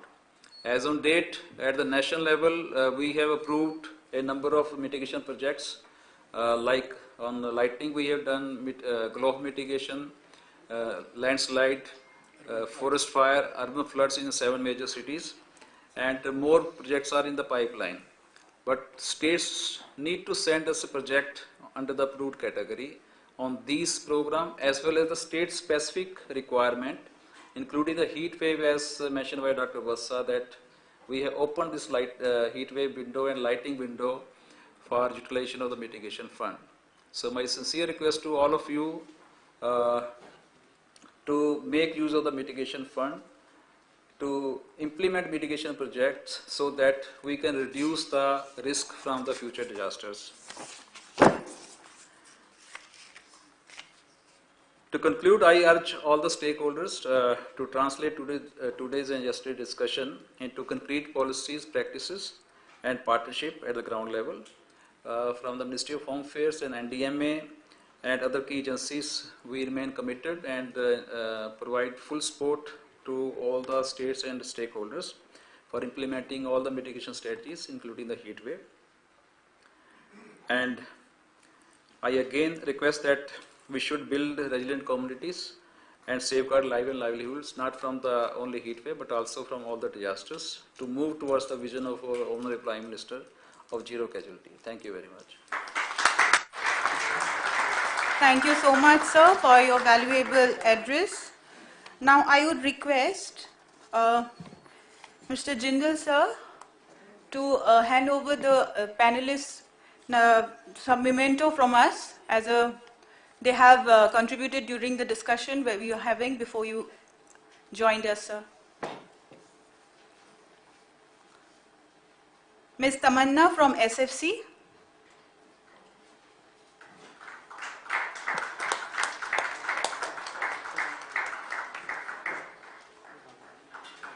Dr. Sahil Hebar from Seva.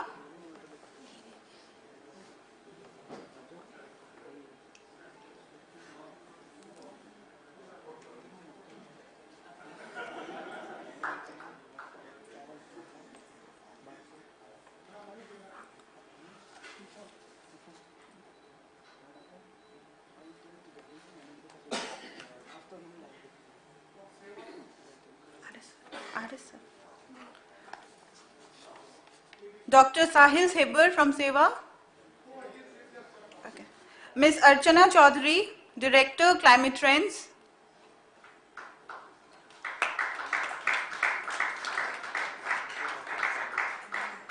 Avdesh Gupta from ATB.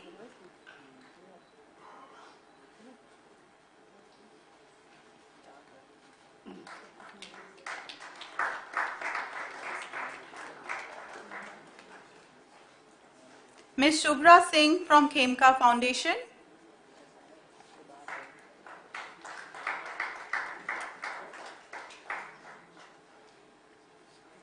Mr. Sandeep Rawat.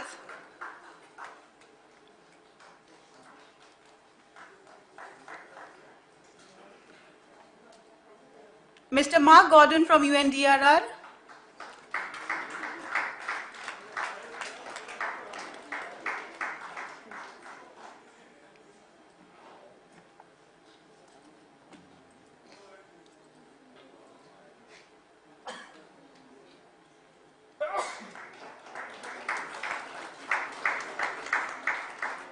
Mr. Oliver from GIZ.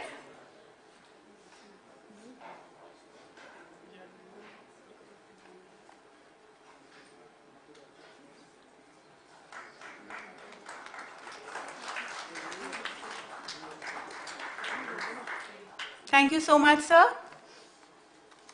Thank you.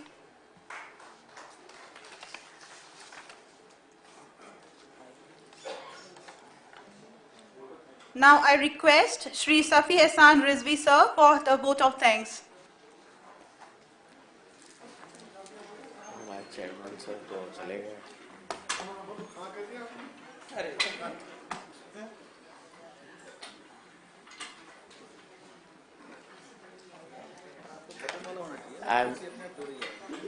I'm so glad that our HOD and member Vatsa got their chairs back. A very crucial time, I would say. But thank you so much for all of you to have come here for these 2 days and spent time with us and to have discussed the subject of heat. Thankfully, no heat was generated and we kept our contribution to this kind of emission very low. But the kind of knowledge that was exchanged, I personally feel was very good. A lot of identification of points persons on certain ideas, and that is something which will go to feed our next year's work on heat, and especially with the oncoming season starting in just about another few weeks, we will be tested.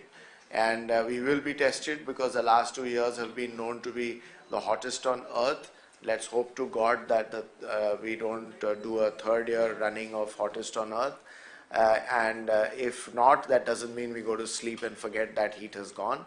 The kind of issues that all of us must be reading in the newspapers about heat and about the impact on climate and the possible reduction in financing, that must be taken into account. So the numbers that Mr. Jindal mentioned, while we at the lowest level, that the hyperlocal level talk in thousands and lakhs. The GOI speaks in thousands of crores, which is 14,000 crores he mentions, which nearly $1.75 billion.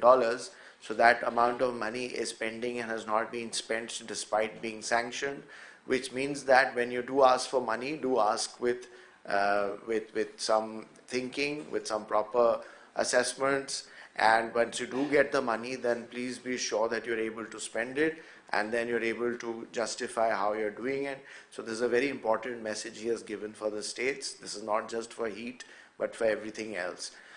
We got very good advice from our members, General Hasnain, Krishna Vatsa sir, and from Mr. Rajinder Singh, who leads us from the front.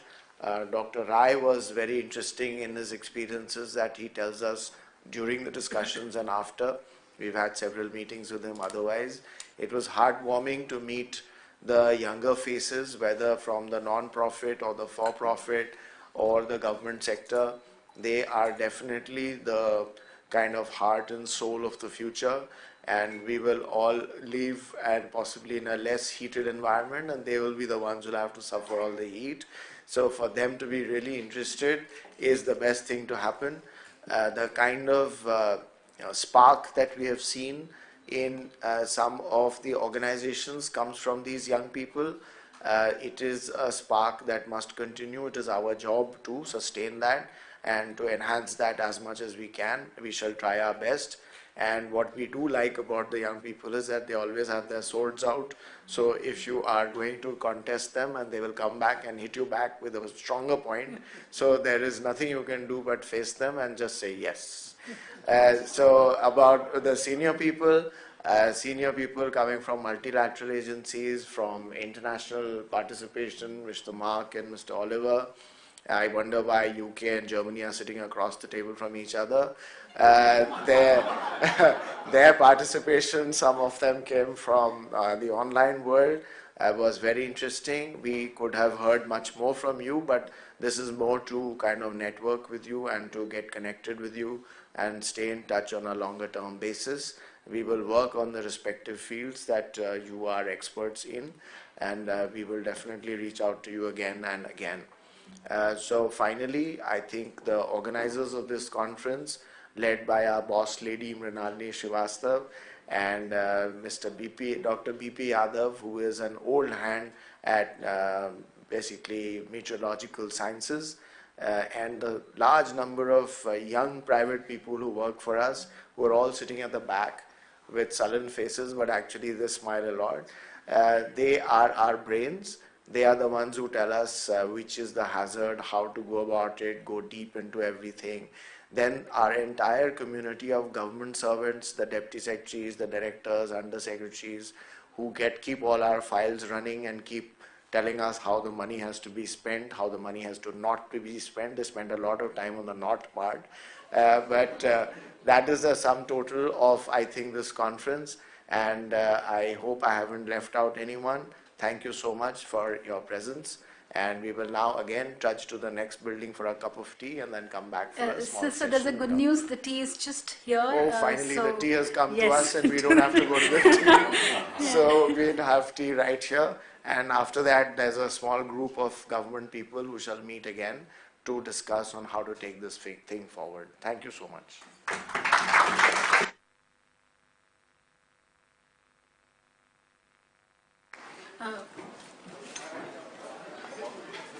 I'll request for the special session if UNDRR, UC Berkeley, CDRI, UNEP, NCDC, IRADE, NRDC, CEW, SFC, and seats can stay back. Thank you.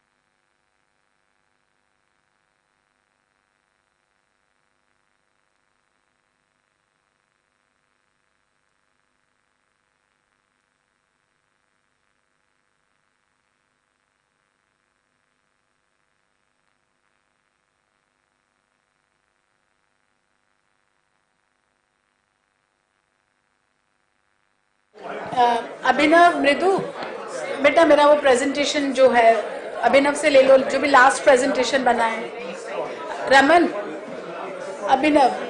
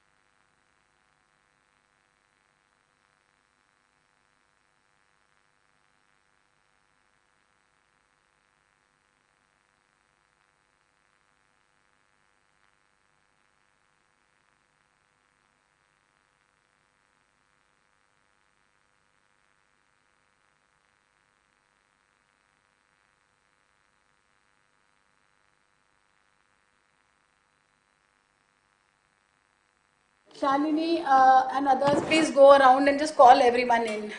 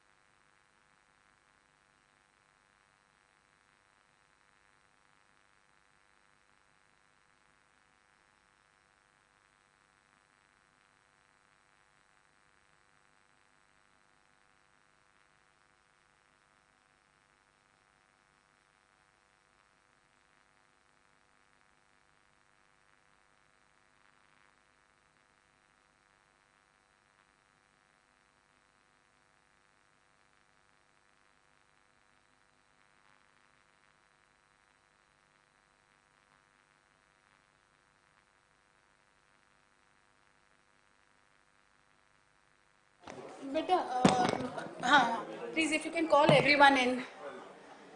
Those who have already entered the room, if they can all settle in, please. Those who are now coming in, I'll request you all to be in the first this row in the around the table, please. उनको नहीं बुलाना है ना, बस अब शुरू कर दो बस. SFC and others, please, if you can just quickly settle in. I have to call everyone for the meeting now. अब वो UNDP UNICEF लगा दिया? लगवा दीजिए. We have all of them. CEW, where are they? Open. ये बंद कर दीजिए यहाँ से. बाय बेटा, बंद कर दो. अरे अपने चीफ गेस्ट को तो बुला लो. Raman, presentation.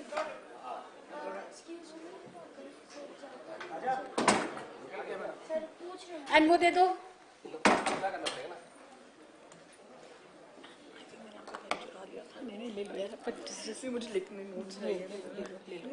It's okay. Somebody will give me a pen.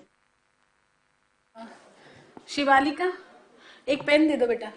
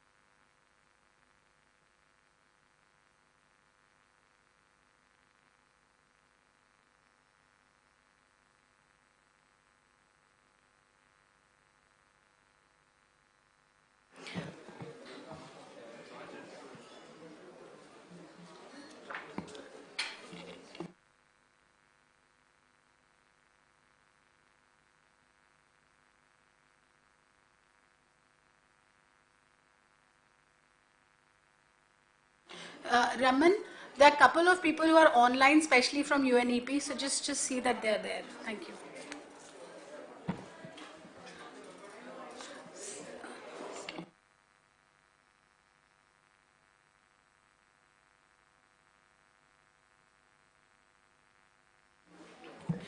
Thank you once again.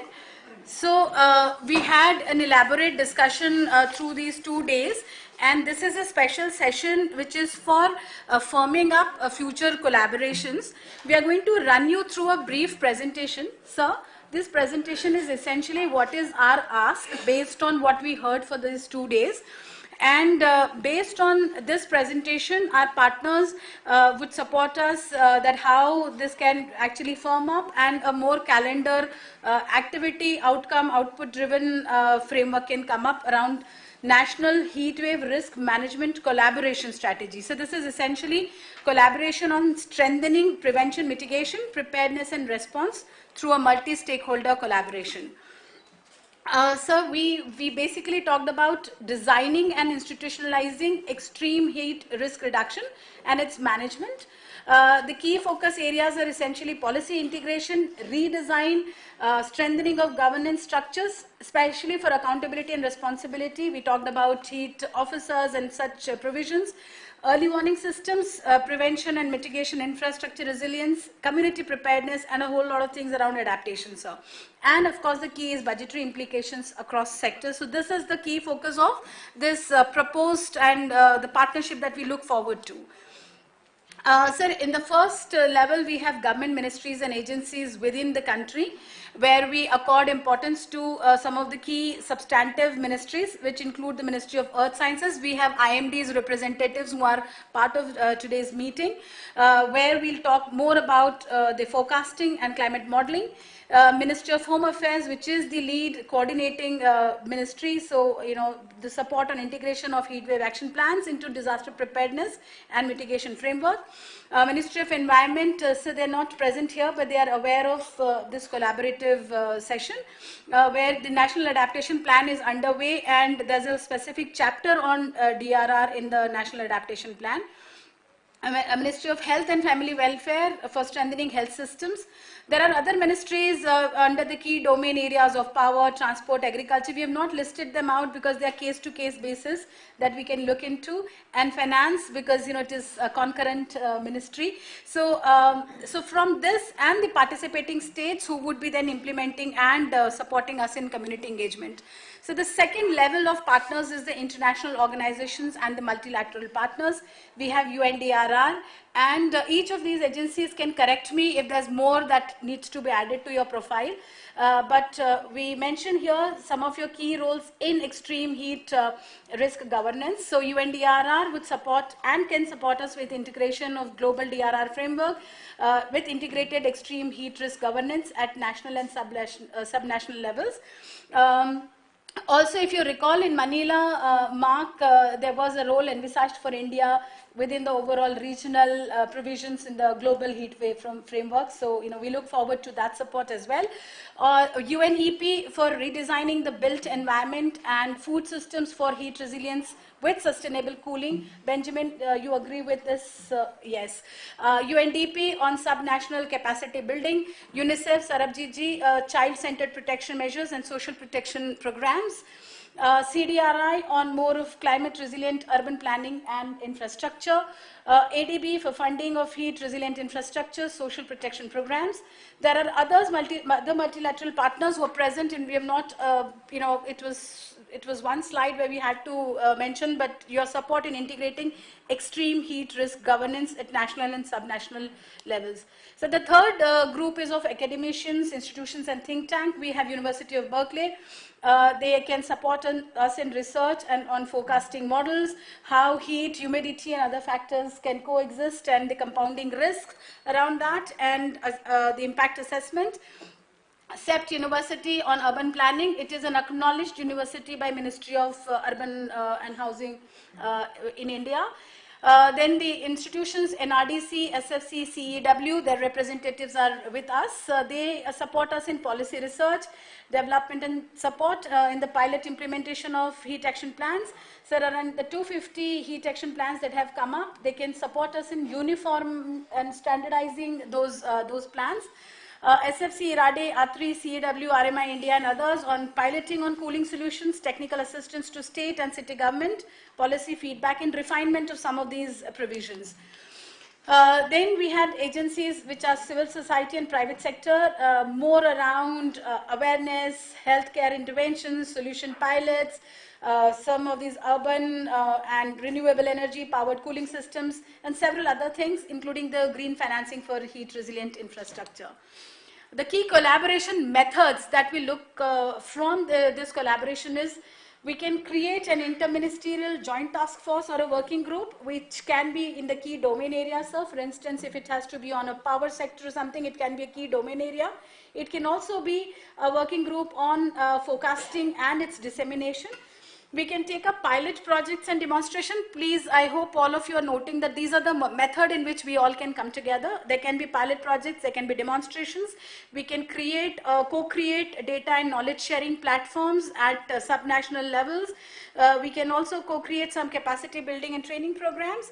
And then of course the financing and investment models where different agencies can come and adopt some of these cities for their heat action plan. So in conclusion, what we look from today's this final discussion is how can we collaborate between scientific, academic, policy and financial partners, and we expect a comprehensive collaboration strategy, and then next we, with the permission of MHA later, we'll formalize partnerships based on what our rule provisions allow us, and we co-create a joint calendar plan. Thank you very much. Why is the World Bank missing? So, as I mentioned, that was some of those names while I was typing during the day. So, if anybody is missed and you feel you're critical and important, you're very welcome. This is not at all on purpose and on intention. Thank you very much.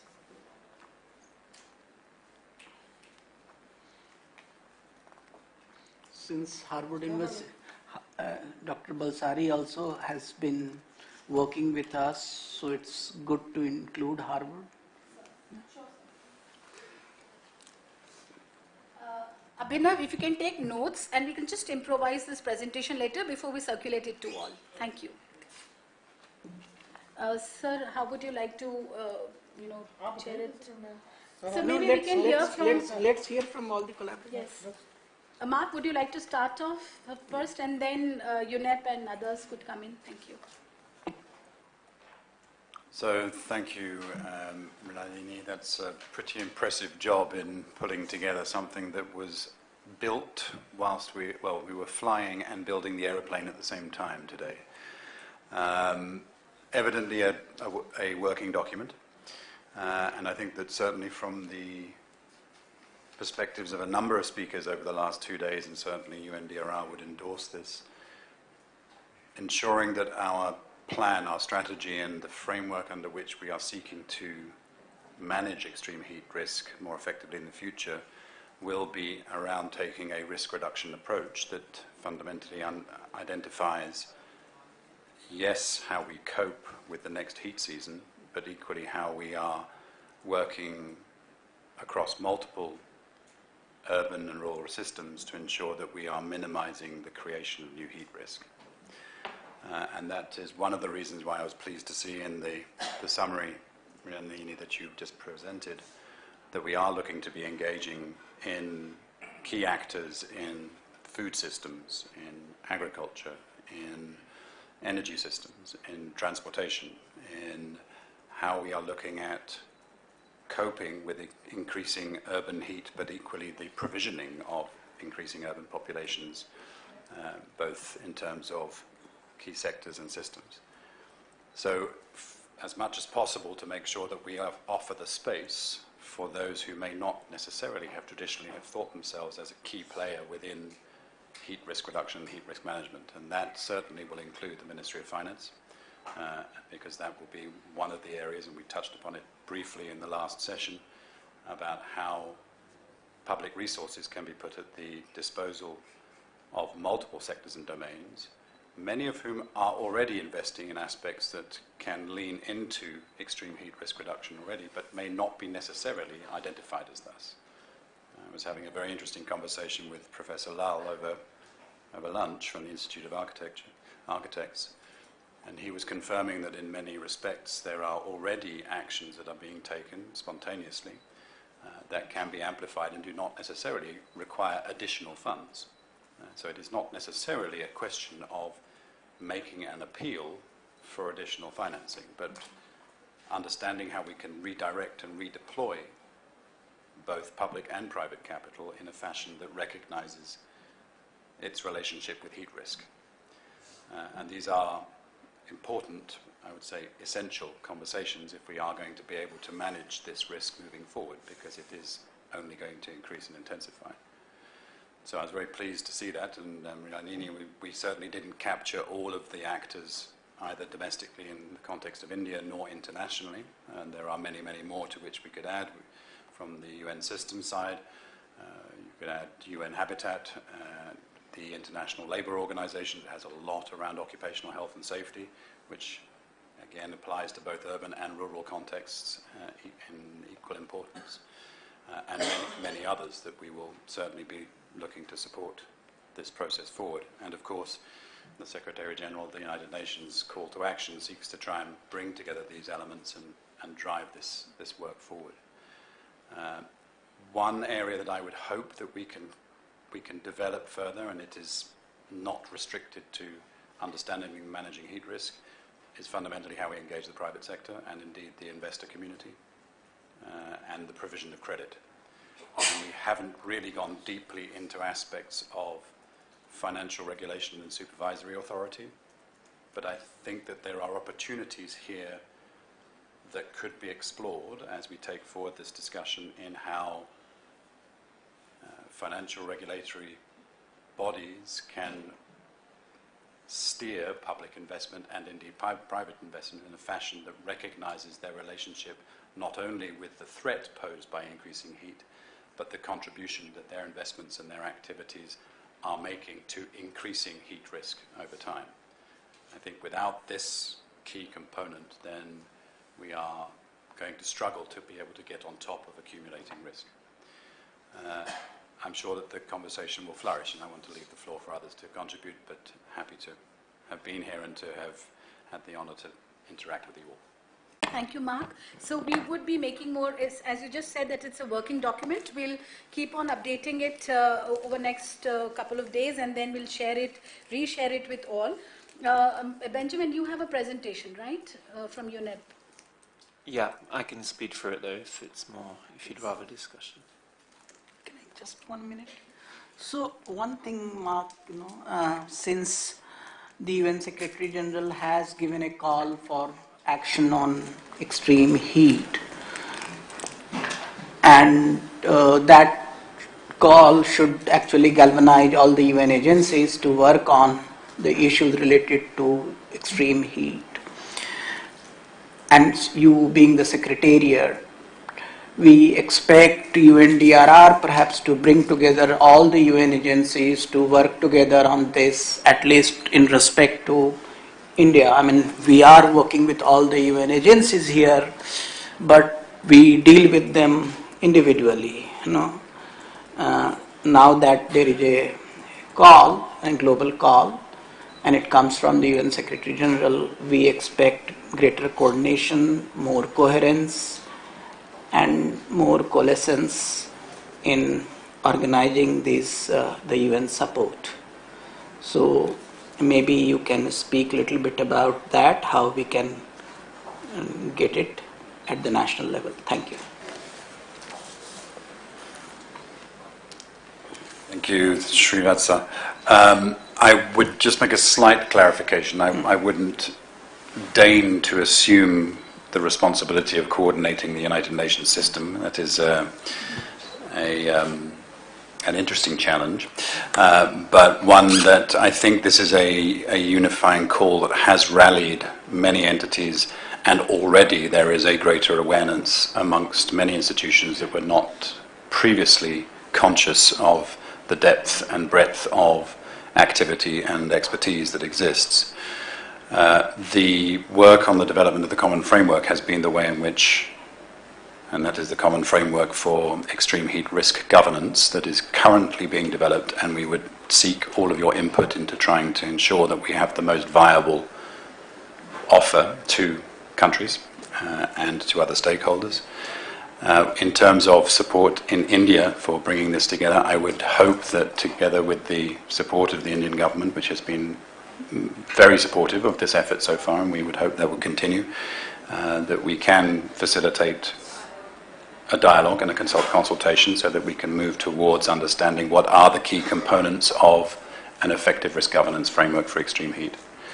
And certainly Ben here, who knows the Indian context infinitely better than I, will be an important voice in that, as will others, and including the World Meteorological Organization, the World Health Organization, with whom we've been cooperating very, very closely. And you will have seen in the slide deck I included reference to the Global Heat Health Information Network, which is a very solid and well-established body coming from the heat health perspective, but they themselves have also recognized the need for expanding the conversation into multiple sectors and disciplines to be able to tackle this issue.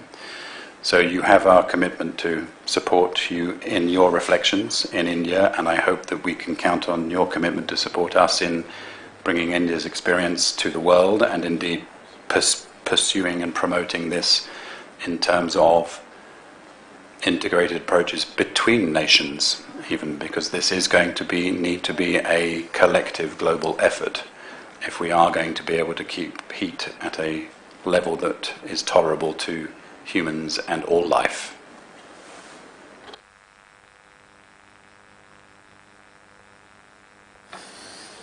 Will there be a PPT or just I can speak if not? Okay. Hello, Moto. While that's loading, maybe I'll quickly say as well from UNEP's perspective, I completely agree with what Mark said. I think the UN system is also starting to collaborate much better on this, and we have the UN resident coordinator here in India, and I can take the message back to my boss, and maybe that can go there, that how can the UN system coordinate its support to India? We are all doing quite a lot of things, but maybe it's siloed. The support UNEP is currently bringing is quite extensive, and what we're also trying to do is take India's example globally as well, and I can show that in the presentation maybe. UNEP comes from more the redesign aspect, so how do we actually take cities, food systems to be more resilient from a longer term climate adaptation angle. We're not a disaster agency, we're not the health agency, we're not a meteorological agency, so that longer term redesign, we're very happy to support a platform and to support Government of India to establish that. We, on air quality, did have something called an Air Quality Action Forum, which was established with the Ministry of Environment, and it brought around 100 different stakeholders on the topic of air quality together, with working groups as was laid out.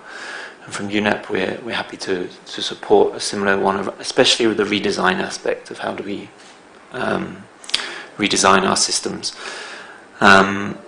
What we have currently is a program which is supporting 5 states, 20 cities, and around 4 or 5 different ministries, and trying to bring together those activities. We've been working particularly with Ministry of Environment and the India Cooling Action Plan, which does specify that cities need to do heat action plans, so there's some linkage. But we'd like to, as we work more and more with NDMA on this urban heat work, see how to bring together some of these ministries' work and the departmental work at the states. And I'd say one ministry that was missing was Ministry of Housing and Urban Affairs. And we know that that's where the vast majority of heat resilience actually needs to come through, because they're designing the cities and the housing for the poorest. What I would like also is besides this platform with many stakeholders, civil society, academia, is a request that can there be some kind of enhanced ministry coordination that we can maybe support, because our support to Ministry of Housing and Urban Affairs on thermal comfort in social housing is not being maybe linked across to the extreme heat disaster aspect. Same for our work with Ministry of Agriculture on cold chain deployment for food system resilience. It's not linked with the heat work. So besides a platform, some kind of that task force that was mentioned, I think we would really welcome, and we'd be happy to support if appropriate from the UN side. I did have some slides which laid out our work, but if there's not time, I can also skip it. If you can do it quickly, because we're spending this time for this only. Yeah, so you can, please. Thanks. Sure. Do I have a minis online? But can I Maybe just if you go to the next slide, or if it can go full screen as well. Raman, can you make it full screen? Who is managing it? If Mimi is managing Mimi, you would have to probably help us. So just if you can go one slide before, I just wanted to flag, so UNEP globally, with support of many different UN agencies and civil society, many of them Indian civil society, have established something called the Cool Coalition, which is already, this platform that's mentioned here is sort of doing this at the global level. We have working groups on extreme heat, working groups on nature for cooling, and has helped raise the profile. And I would say in the UN SG's call for action, the science that was there around how do we adapt to heat with sustainable cooling. So UNEP contributed those aspects into that UN Secretary General's call for action. If you can go next slide, please. And what we've done is established a lot of the science around how to deliver heat adaptation sustainably, as well as how to finance it, how to adapt our cities, and how to adapt our food systems. And this is all being developed globally, and now we're tailoring it to India. Next slide, please. And this unpacks one of those publications which now we're testing and scaling through our work in 20 cities in India. So the reducing heat at the urban scale, then delivering passive cooling in buildings, and then efficient cooling. Next slide. Next slide. And this is the 3 areas where we currently have a program with Government of India. So one funded with the Swiss Development Agency on sustainable urban cooling and extreme heat adaptation in cities. The second is on sustainable cold chain with Ministry of Agriculture, and the third is on district cooling with Ministry of Power and Ministry of Environment. Next slide, please. And this is a bit more detail on the funding with Government of Switzerland. So, like I said, we're working across ministries. We have 5 states supported and 20 cities. We're working to build a pipeline of over $100 million in heat resilience and sustainable cooling, and directly supporting 20 real estate developers as well. Next slide, please. And this is how we see the collaboration. I'm having to squint. So we have developed with CEPT University a national methodology for urban heat assessments, and we'd like to work with NDMA to integrate these into the heat action plans, because that granular work of where the hotspots are and how they're changing with the changing climate. So we can support at least 5 cities with other partners that are working on the more disaster aspect to bring this urban heat assessment into 5 different cities, and hopefully more. Demonstration and scaling. So here I've laid out everywhere that we are currently able to support on demonstration. So working with cities, state governments, and also the real estate developer community. We are doing a lot on capacity building and skilling. We've established a Centre for Cool Cities within NIUA, and are also working with the state governments on large capacity building programs on sustainable cooling and extreme heat adaptation. If you go next slide, please. We are supporting, but want to support more the coordination across the central ministries, particularly, as I mentioned, Ministry of Housing and Urban Affairs, because here you have the Model Building Code, you have the planning guidelines, you have the Affordable Housing Programme, you have city support programs like Amrut. So we've been working with them also through NIUA, and I think a bringing together of what they can do to support built environment with the heat action plans is critical. We are mobilizing support for India, so we have a new Nature for Cooling challenge, which is supported by the GEF, where India will be one of 3 countries receiving support. This will provide financial support for cities to have nature-based solutions to adapt to heat. We're also working with bilateral donors like Switzerland and Denmark, and are one of the accredited entities for the Green Climate Fund. And if India was interested on a heat adaptation climate fund proposal, UNEP can support that. And finally, like I mentioned on the platform and convening, UNEP would be willing to support that effort led by the Government of India. Thank you. Thank you. I think you have given us a sufficient platter of collaboration. We'll get back to you as to where we can integrate you. I'll quickly come to CDRI and followed by GIZ. Yeah, thank you.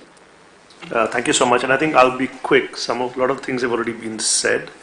For CDRI, as it is our title, it's the Coalition for Disaster Resilient Infrastructure. So infrastructure linkage to heat is something we would want to focus on. We're already doing a few things. Because we are a coalition, we've set up communities of practice. And we've already come out with one guidance note, for example, on the whole rail metro system and how do you make sure that the heat impact on your ridership.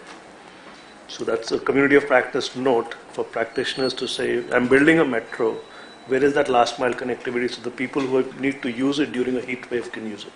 So we are trying to put together, these are very quick things to put together through communities of practice.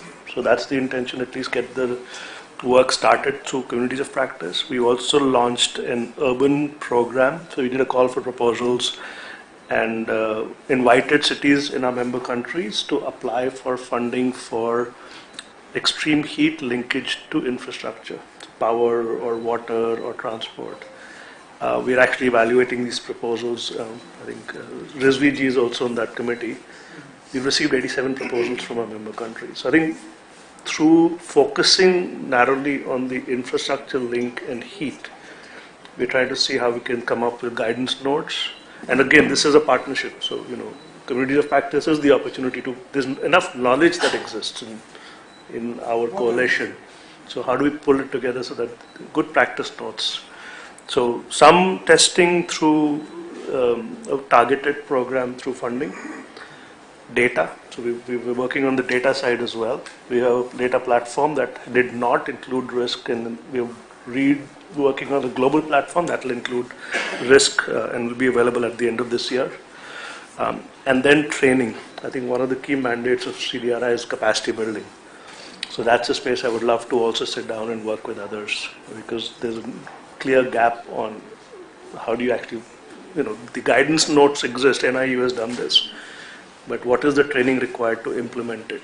And I think some of that work we would be very happy to work on. Knowledge products like building typology you mentioned. So the knowledge products right now through communities of practice, there may be longer term studies that we're starting to think about, but at least communities of practice is a very quick way to capture current knowledge in a short brief note. And we already have one available that I'm happy to circulate as well. Yeah.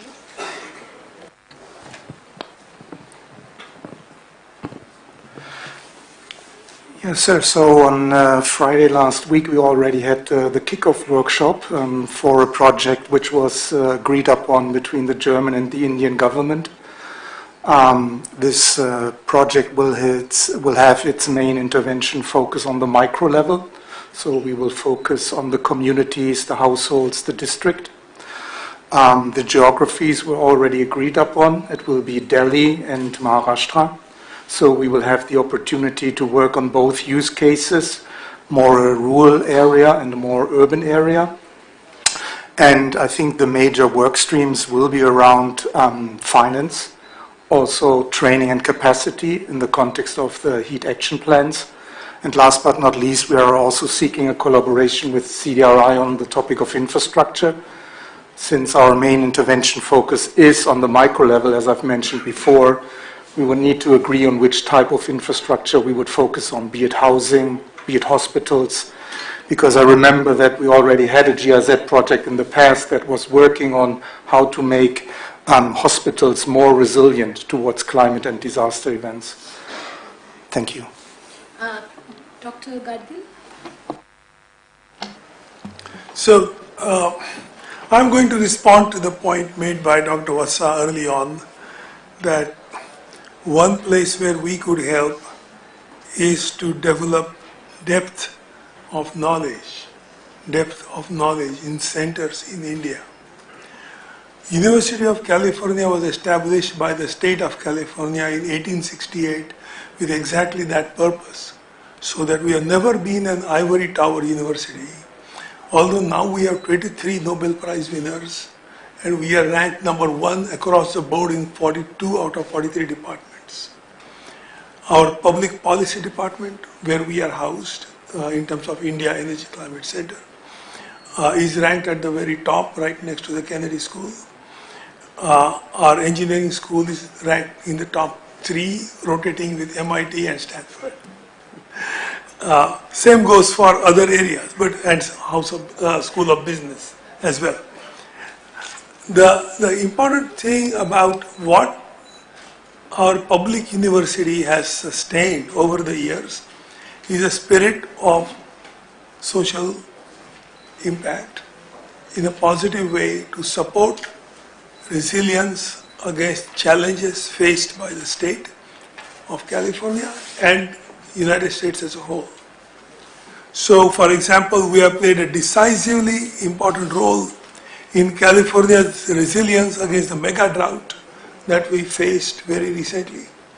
We have played a decisive role in California's resilience against oil embargoes back in the 1970s, and much more recently our climate resilience and energy efficiency performance of the state. So what we do at the university is obviously not as close to governance problems as have been discussed here, and for which NDMA is clearly engaged with other government agencies. But we solve the problems immediately next to it on the side of the development of depth of knowledge and new technologies to screen them for deployment, because the problems that we face in heat waves in India or around the world cannot possibly be solved using only the old stuff. So we need to understand what are the new models that have worked, that work, keep abreast of the literature and do our own research, and figure out ways to transfer that knowledge to, in our case, we do this to the state of California and the federal government, but also be happy to do this with NDMA. Thank you, sir. We'll support you coordinate with some of our universities here. We'll find some mechanism to do that. But there is one catch. The knowledge cannot be transferred simply over email or sending you reports. We found again and again in dealing with Western European countries during the oil crisis that the best way to transfer knowledge is to at least have people that have spent enough time in one side spending time at the other side, because then they know what's the culture, who will pick up the phone, who responds to a voicemail, who needs an email, who needs the nudge for a home call, right? So effectively what we would like to offer is we'll host people at Berkeley that you choose to come over for maybe 1 year and get to understand how this works, not just within UC Berkeley, but across California and across the United States. Sir, that way you would have we'll get back to you on mechanism. Actually, we have 15 minutes and we want ears of the additional secretary. So I would like each one of you have to at least have 2-3 minutes before sir and the HOD leaves. Then we can, dwell more on this. So if I may just request SFC and NRDC jointly to whatever you want to present on collaboration. Yeah, thank you. I'll keep this very brief. Firstly, I just want to thank NDMA for the spirit of what we've done for the last 2 days. I think it's immensely laudable that you bring civil society to the table. And I think the best evidence of that working is how the conversations over the last 3 years have deepened every single year. And to my personal, personally, I think the last 2 days were quite useful. In terms of what we're thinking as an organization at the moment, as SFC, we have looked at heat action plans. We've now looked at the implementation. The next step for us is actually to concentrate efforts on one example of heat action really working. So to pick one state, one city, and actually sort of concentrate efforts, collaborate with our partners and foundations to create a working example of top-notch heat resilience. And the reason I think that makes sense is because the Indian system works really well through diffusion. Ideas, examples, it moves really quickly. So I think if everybody here can get around and make one sort of working example, pitch in whatever they can, technical capacity, on-the-ground capacity, over the next 4 or 5 years, is probably going to spread. So I think that's probably the best bang for buck in terms of collaboration. So thanks, Aditya. I'll totally echo you on what you said, and I'll in thanking NDMA for having this rich dialogue. And same thing, we were in fact after the closing remarks by Jindal sir and Vatsa sir in the previous session, Aditya and Bishwas were dwelling on this only, that the mitigation fund which is available, we have been talking about it, but we need a working example of that. So we need to, whichever cities and states that we are working upon, at least with the 7 states that have notified it as a disaster, if we can get one good example of a city or district level heat action plan, heat wave mitigation and management plan being proposed and approved and implemented on the ground and evaluated, then that could be a big win, and hopefully we'll have more fund in the next finance commission for the heat. Thank you. So IMD and then UNICEF, because IMD also, madam, please. Thank you. We are the partner organizations of NDMA, and we are really impressed with the way you conducted this particular meeting. In the early warning for all initiative of WMO of United Nations, we are one of the partners there also. There is a difference between a forecast and a warning. That is true.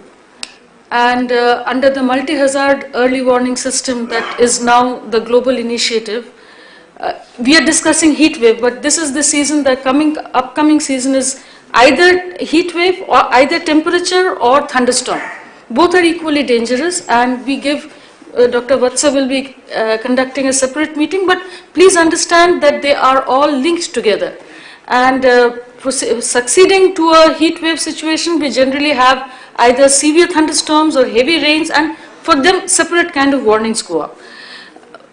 My point here is, and I think from the first day we are saying, when we are moving from forecast to warning, when we are talking of impact-based warning, our knowledge is limited.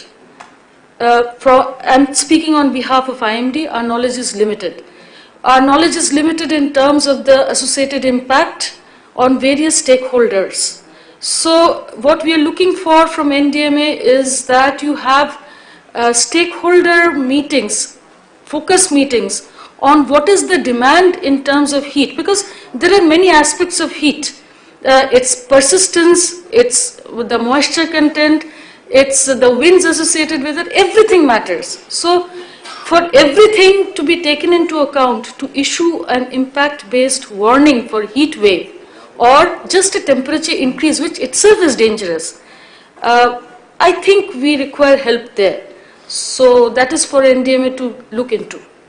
Thank you. Thank you. UNICEF?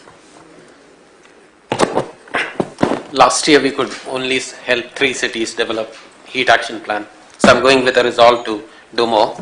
And do more broad-based work. I think I got a lot of inputs, technical inputs from the conference. So thanks for that. Work with Ministry of Health, NCDC, is already 3 years old on climate change and human health, where heat is a major issue. So promise to continue that for another 2 or 3 years. We have started, in fact that's about 3 years old work with NIDM on social behavior change. So we have set up a small unit there. Now putting heat into that agenda, I think that's the promise. Thank you. Very quickly, CEW, and then sir, before you leave, there's a small, some conveying of regards from the Secretary General's representative in UNDRR, Kamal Kishore ji, for you. So he'll just convey that. But can we have CEW because it's more substantive? Thank you. Sure. Thank you. Thank you for this opportunity. I think, we will go back to the point that nearly 40% of Indians will be living in cities by 2030, and we really have to account for that. And to do that, if we look at the current allocation of number of cities, there are 4,500 small, medium and large size cities in India. But the number of HAPs is not even 1 or 2%. So our goal or the task that we feel that we can take up is to make as many heat action plans in close collaboration with cities as possible. And I feel that we are also able to bring some technological innovation, open access tools, open access data sets along with us.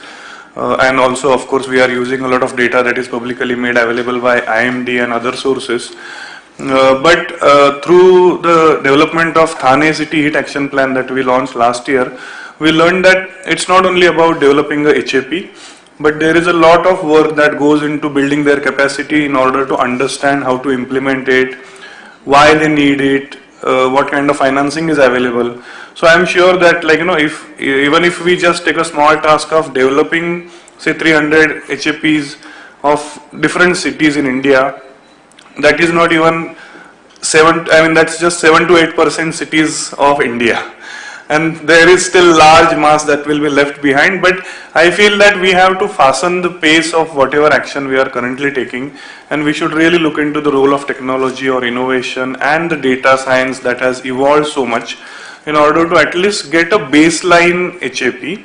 And then again, referring to Dr. Vatsa's persistent efforts on, we should make HAP very simple and understandable by the cities. So let's not get into too much complications of developing a HAP, but a simple baseline assessment is what currently a city needs. And then I think on that point of Aditya and Abhiyant on, then we should bring solutions on top of it, and we should bring the cities to act on it. So I think we would be happy to take a task on developing HAPs as much as possible. Thank you. Mark, you can go ahead, please. Thank you. Thank you for indulging me, or should I rather say Special Representative of the UN Secretary General for Disaster Risk Reduction, Kamal Kishore, who extends his regards and compliments to you, Additional Secretary, and to the entire honourable members before us, who encourages you all to continue in sharing India's experiences and the evolution of its work with others externally. It has done so in showing leadership through the G20. He has just mentioned that with a full set of European Union commissioners likely to visit India at the end of March, this presents another opportunity for us to raise the agenda around extreme heat risk into that, because this is clearly something of interest to Europe and to India. Thank you. May I request Jindal sir for one last concluding remark, sir, based on this discussion? Thank you for all the organization for sharing their thoughts on the proposed strategy framework, and from the Government of India, Ministry of Home Affairs, I extend the full support. And as just mentioned by the CW, I again reinforce this point that whatever the action plan is made, it should be very simple and clearly understandable by the people on the ground.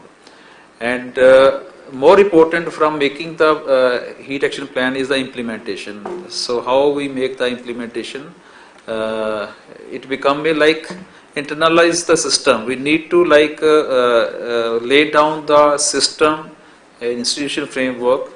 So whatever the mitigation plan we are making in any sector, it's implemented on ground, so that the discussion, whatever the discussion we are holding at the national, state levels, so many discussions are taking place, how it materializes on the ground, that's more important. And if it materializes on the ground, only then we achieve our purpose. Thank you. So with this we conclude. However, this is a keen type group. Please just put the Excel sheet. Sir, आप निकल सकते. We have to just fill one Excel sheet with some of our collaborators. Put the Excel sheet and maybe. Thank you. Thank you.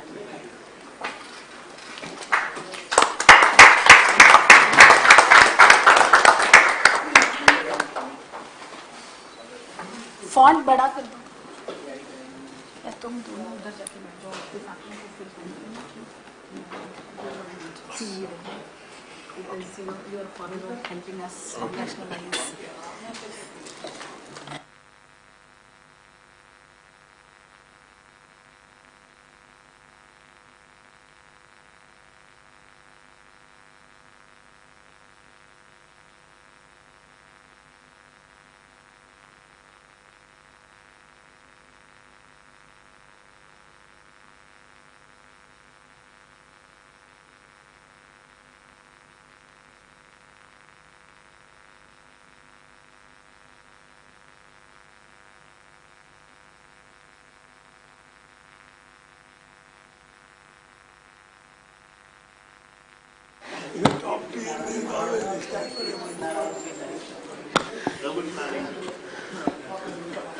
अभिनव, आपके पास एक core team ले लो, where I'll request sir, this is for sir only.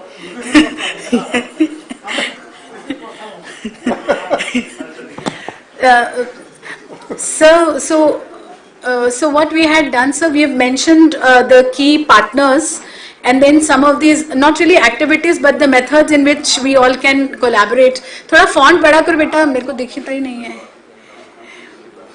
You can remove the government wala one. You just come directly to the this D. You can in fact remove that column. We can put it later. Yeah, and if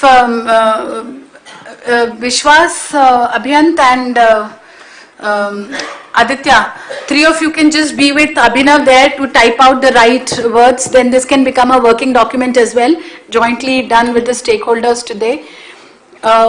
Abhinav, can you read what are the... So, sir, the first point was when you had mentioned during GIZ meeting that policy uniformity, especially in the heat action plans, that's something that we look forward to. We have 250 plans, but there's a lack of standardization. So, we wanted to understand which one of your partners can actually... So, we'll make a heat, extreme heat risk reduction cell, which already, sir, you have approved for... Yes, sir. It's already there, but now we can populate it with some of our partners, and I'm so glad to mention that Benjamin, you yourself would be moving back here in India from March, so we are having some of our experts around. So if you could just mention that who all can come for this particular activity of supporting us in standardization of the existing heat action plan within the heat wave framework that is developed by the stakeholders sitting here. I would like to take notes quickly, so, you know, if you can just say yes, no, in what capacity, then I'll just note it.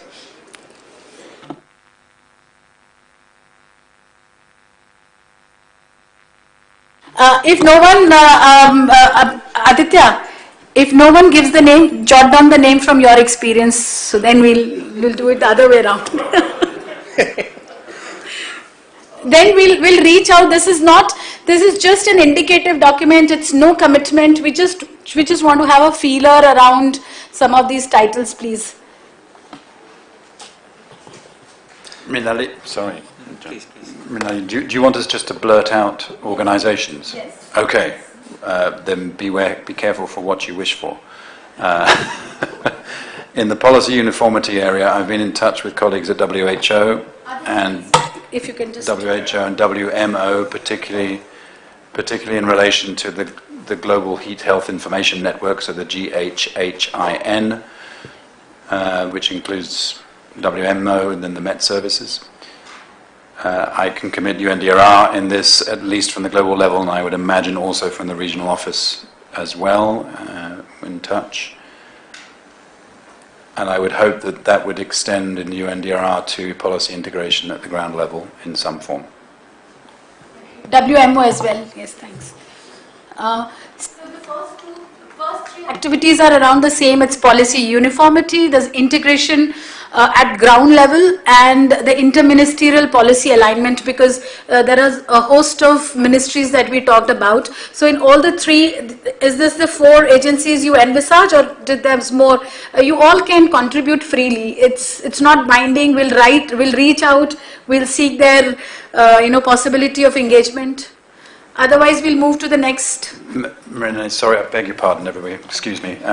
Given that I was anointed in respect of the SG's call to action, I won't volunteer them here, but I think we should seek out their input. Is the International Labour Organization, UN Habitat, and Ben, of course, will speak to UNEP.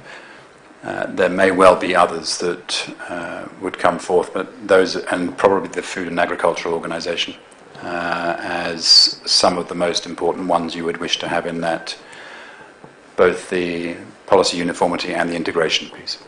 And now I promise to be quiet. Right, thank you. Agricultural organizations, UNICEF as well, no? UNEP. UNEP you can add as well. On the interministerial policy, we'll be there. Yes. On the interministerial policy alignment, CDRI is also, yes. CDRI and UNICEF and put in bracket interministerial. Yeah. We will then move towards on the plan and framework. Apart from just the policy component, how many of us can actually adopt a city, and if we can even come up with the name of the city that we want to adopt for that example, for diffused, whatever was that technical language somebody used. Yeah. Yes. Which city, or if we already have some idea that which can be the top 3 cities that we can then evaluate further.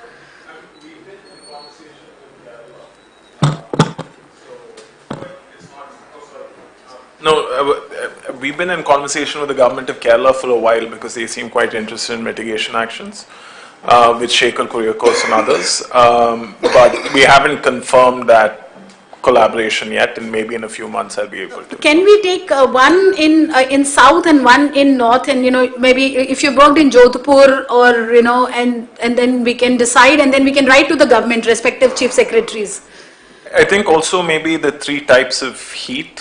So if we had a plain, coastal, and hilly, yeah, that actually might be a better sort of example base. So can we get the names? It's the state you have mentioned. Would you like to give some name? Maybe we can put 3 of our names, as in organization's name, and 3 cities we can list down. Yeah. And we can work jointly over there. I mean, yeah. Nalini, actually we're Surat is where, sorry, if I may. Sorry about that. Surat is already sort of a shareable example of what can be done. The point here was, sir, I think what the point Vatsa sir and Jindal sir made in their last remark, which is valid. So this mitigation fund has not been utilized for heat wave, right?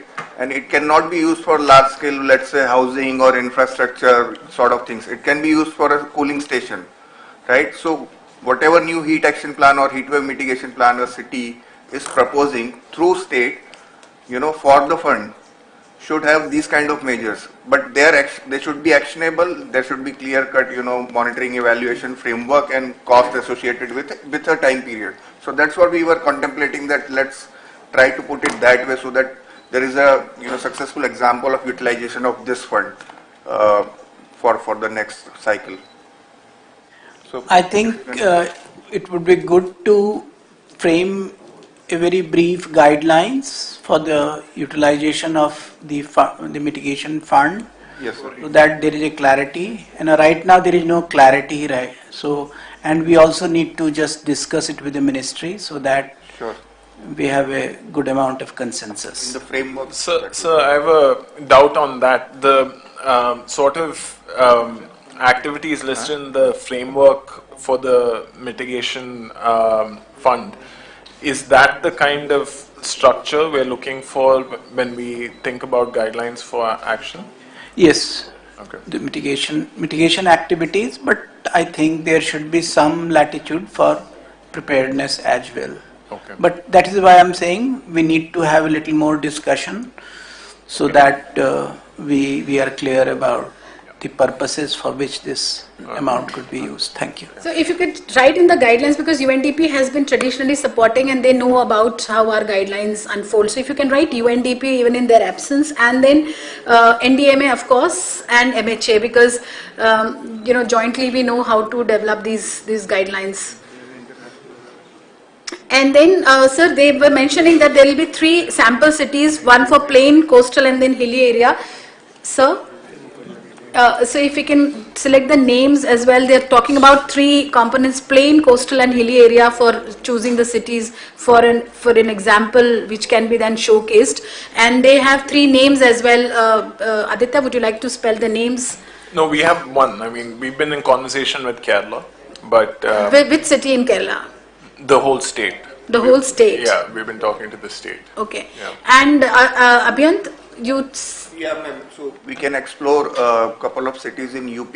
I mean, pick a city from UP and also from Rajasthan.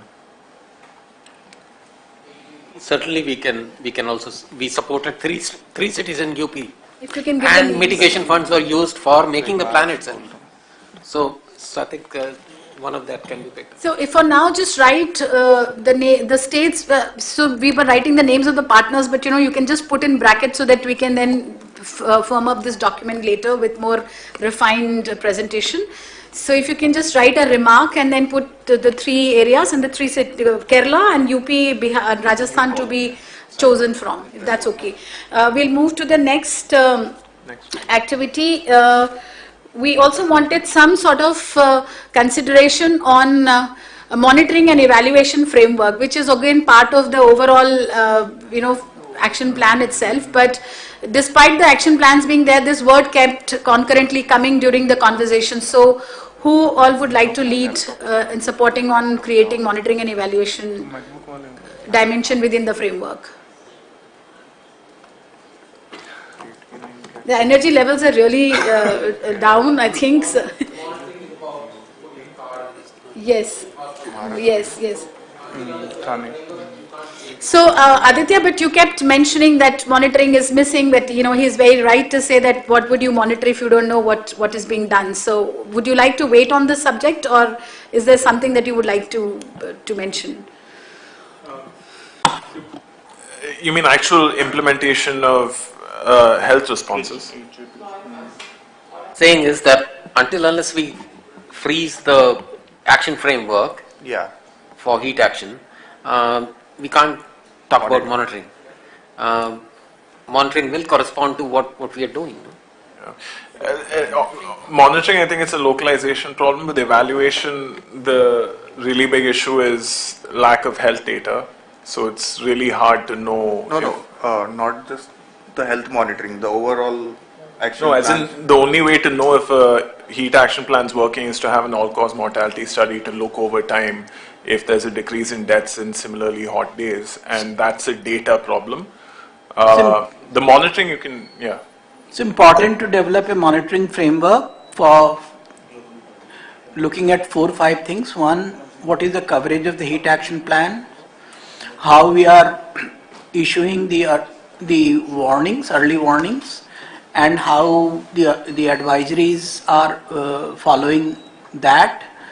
And then the third is how the heat action plans being implemented. What is the kind of impact? What is the kind of what kind of deaths and other morbidities we are experiencing? So health impacts. So there are a number of indicators that we need to monitor, and it is important now. It has acquired a scale where there should be a national level monitoring. We'll be happy to support that as well. So if you can write UNICEF, NDMA, Aditya, if you can just write UNICEF, NDMA, in monitoring and evaluation framework, if there's any other agency, I would write UNEP. Benjamin, is that okay for monitoring and evaluation? You can co-participate when the document is framed? Yeah, sure, yeah. We'll double check back, but yeah. Any other agency? 3 of you, just put your name freely anywhere. Ma'am, can I say something, please? Who's there? Mini, yes, Shastri, please. ma'am, from UNIP. Yeah. I just wanted to check with, and of course Benjamin is there, but we've been thinking about piloting UHI, in cities with NRDC, Blue. So can we look at piloting UHI in these 3 states or cities? Benjamin, but I leave it to you.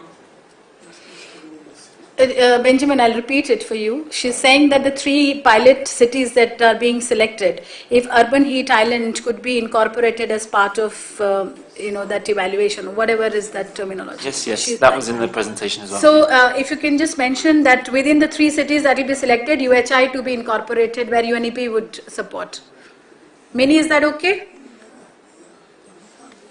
Yeah, then we move to early warning. Yes, ma'am. Yes. Early warning and extreme heat risk reduction. So this is where we thought of an interministerial working group, because it is a lot of coordination and also dissemination to the last mile. And we are in touch with ITU, and there's a project of cell-based technology which is underway. So here, if there's any suggestion, it will be more around how to achieve this, so again, sir, it will be more of funding because extra observatories and then, how to bring that data, and so this can work through a working group style or something, so we can... Can we just say it again? Sir, on the early warning and extreme heat risk reduction warning, this is IMD and NDMA working together with on the dissemination also, sir. Yes, IMD and NDMA both will work together with the SDMAs. So these are the prime actors, and they could be supported by others. Can I just come in? So I have to check back internally, but UNEP has a multi-hazard early warning systems program, including a systematic observations financing facility, which we're a co-partner of. I don't think India is one of the countries, but we work on a few countries where we've managed to. Yeah. So if you could add UNEP also there, and we can get back to Benjamin on the health part. I think we need to include the Ministry of Health and NCDC and maybe WHO. For the dissemination on health alert associated with this, if you can write Ministry of Health and WHO as well. And you have interest in EHI 350, does it go there or where? Yeah, I think it can go within, so we have written health separately, but let me just still put University of Berkeley here. If you can put UC Berkeley as well. In the academic column. In early warning extreme heat. Yeah, here. Academic column. Yeah. Correct, thank you.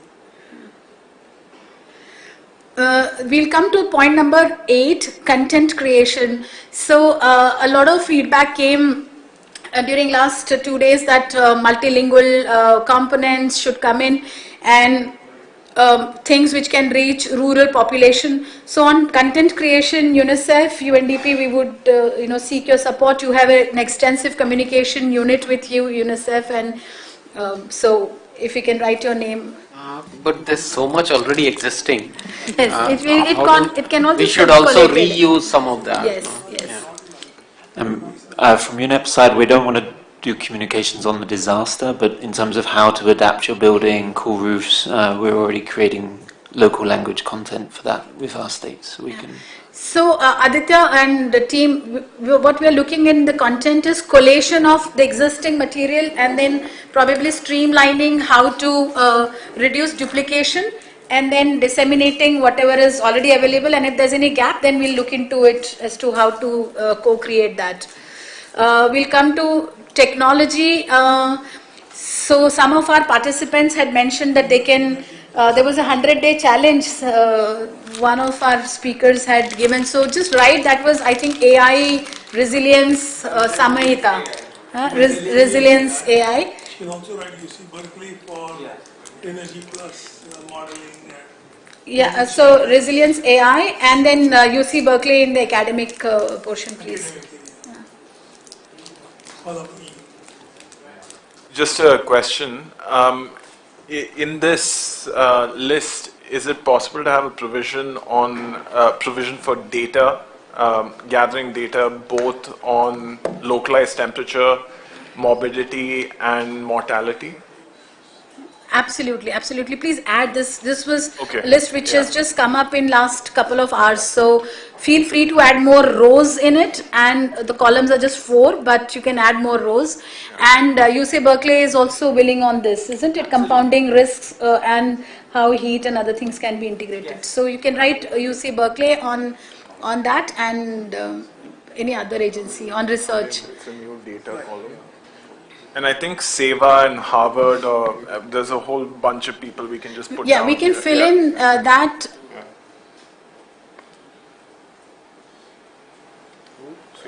Seva, Harvard, Berkeley. Yeah, data repository, data collection. Now we'll just quickly wind up the portion with this 14, 15, 16, 17, which is the structural measures, non-structural, nature-based solutions, and all of it. UNEP, if you would like to, Benjamin, in the structural, non-structural, and nature-based and other solutions. This is where your India cooling design could come up, and if there's any other agency which would like to suggest the mitigation provisions. So yeah, structural, non-structural and nature-based solutions we're working already and can contribute. I feel that structural, non-structural, nature-based, they could be clubbed together, brought to make put mitigation. Abhiyant, if you can just club this all together and put mitigation, and then we can just write. अब वो तीनों को merge कर दीजिए and just put the word mitigation, and of course retain those three details as well. Yeah, you can retain but put the broader heading of mitigation.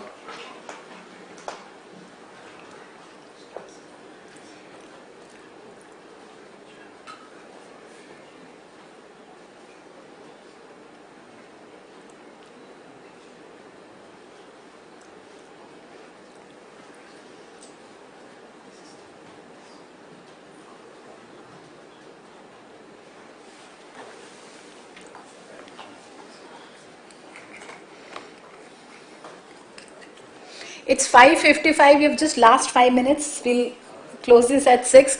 On the funding, so we are going to take the use case of these 3 cities. How do we propose to fund these 3 cities? If you can just, we are not looking at an extensive funding, but if these 3 pilot cities, how would we like to fund it? Who all can talk to their respective organizations? We are not seeking a commitment, but organizations which are willing to go ahead, talk, and then come back to us on generating funding around this. We can put Khemka Foundation even in their absence, because their leadership's presence suffice, and we can talk to them. So apart from them, if Abhiyan, do you recall you said that you can fund one of those heat action plans? Yes, no. So, we can fund the preparation and some pilot actions, which we already do, ma'am. But ultimately it's the city, and cities don't have dearth of fund. They need technical and that support. That's what we are saying. And they should be taught to tap the existing funds like the government may be available.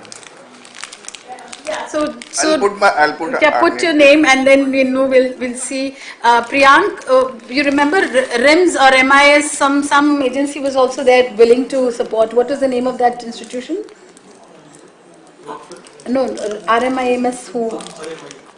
So RMI India, they had come to my office, and I have that minute with me. So that also should be.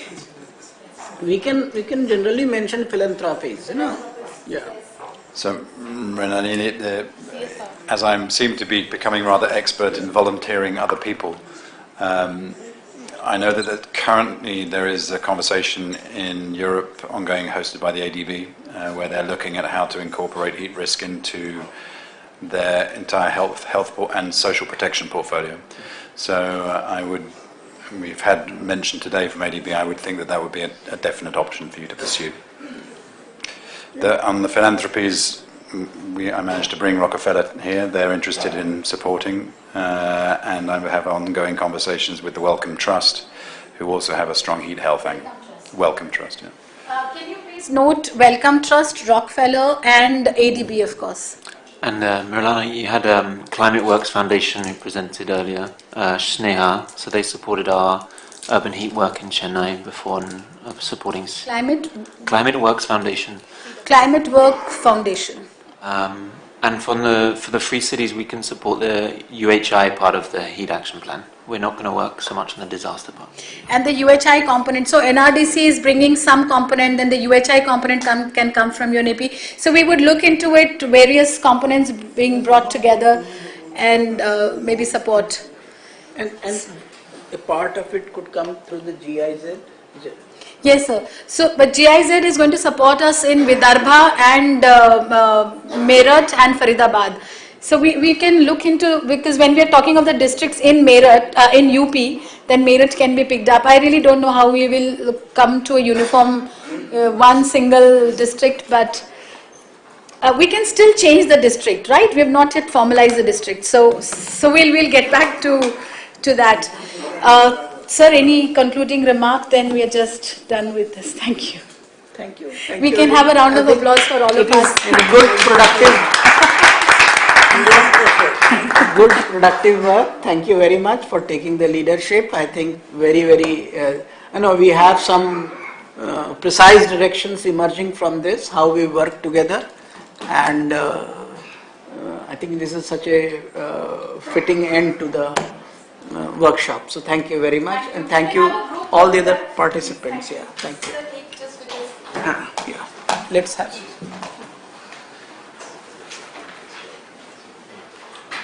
All of you can just join here with this backdrop.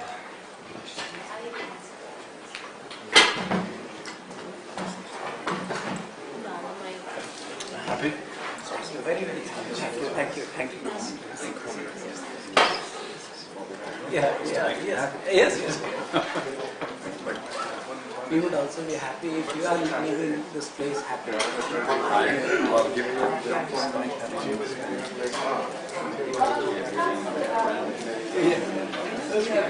Satya. Guys.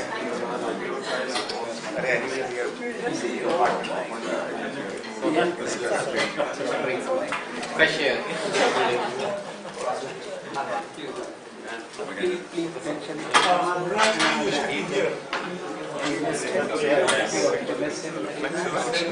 chair. We are trying to carry the spirit of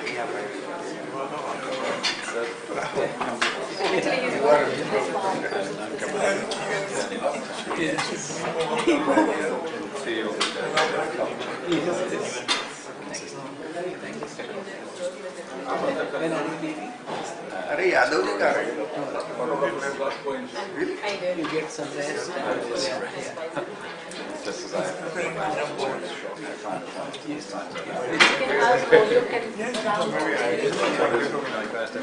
Yeah. How does it plan? Again, have to. We do 2 rows, maybe. Ladies in the front. You can come here. All the ladies.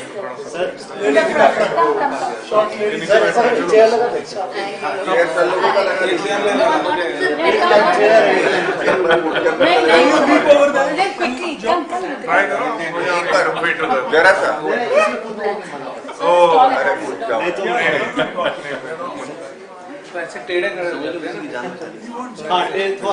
अरे कल वो गिरा था तो गया ही था ना Take a running jump.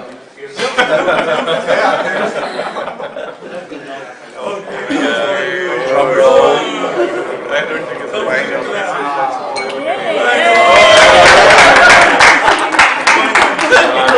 Finally. अब मत करो यार आइए सर आइए Please come in. Come in. There we go. Perfect. Thank you. अब सर नहीं दिख रहे बाकी फोटोशॉप कर लेंगे आप कम हाइट होने का ये फायदा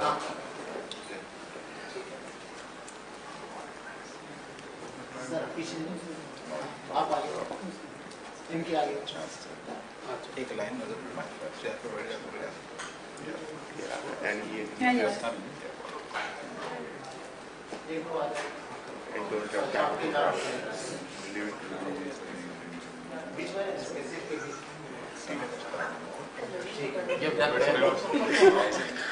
बाल सही है हमारे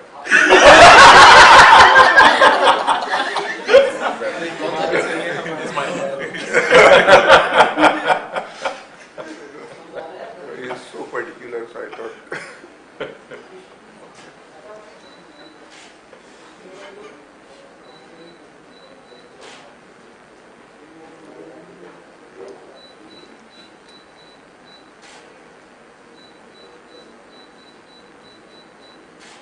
Thank you.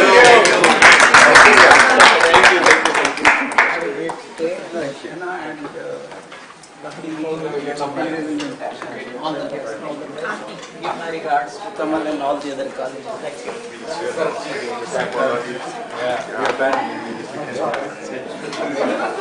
you. Yes.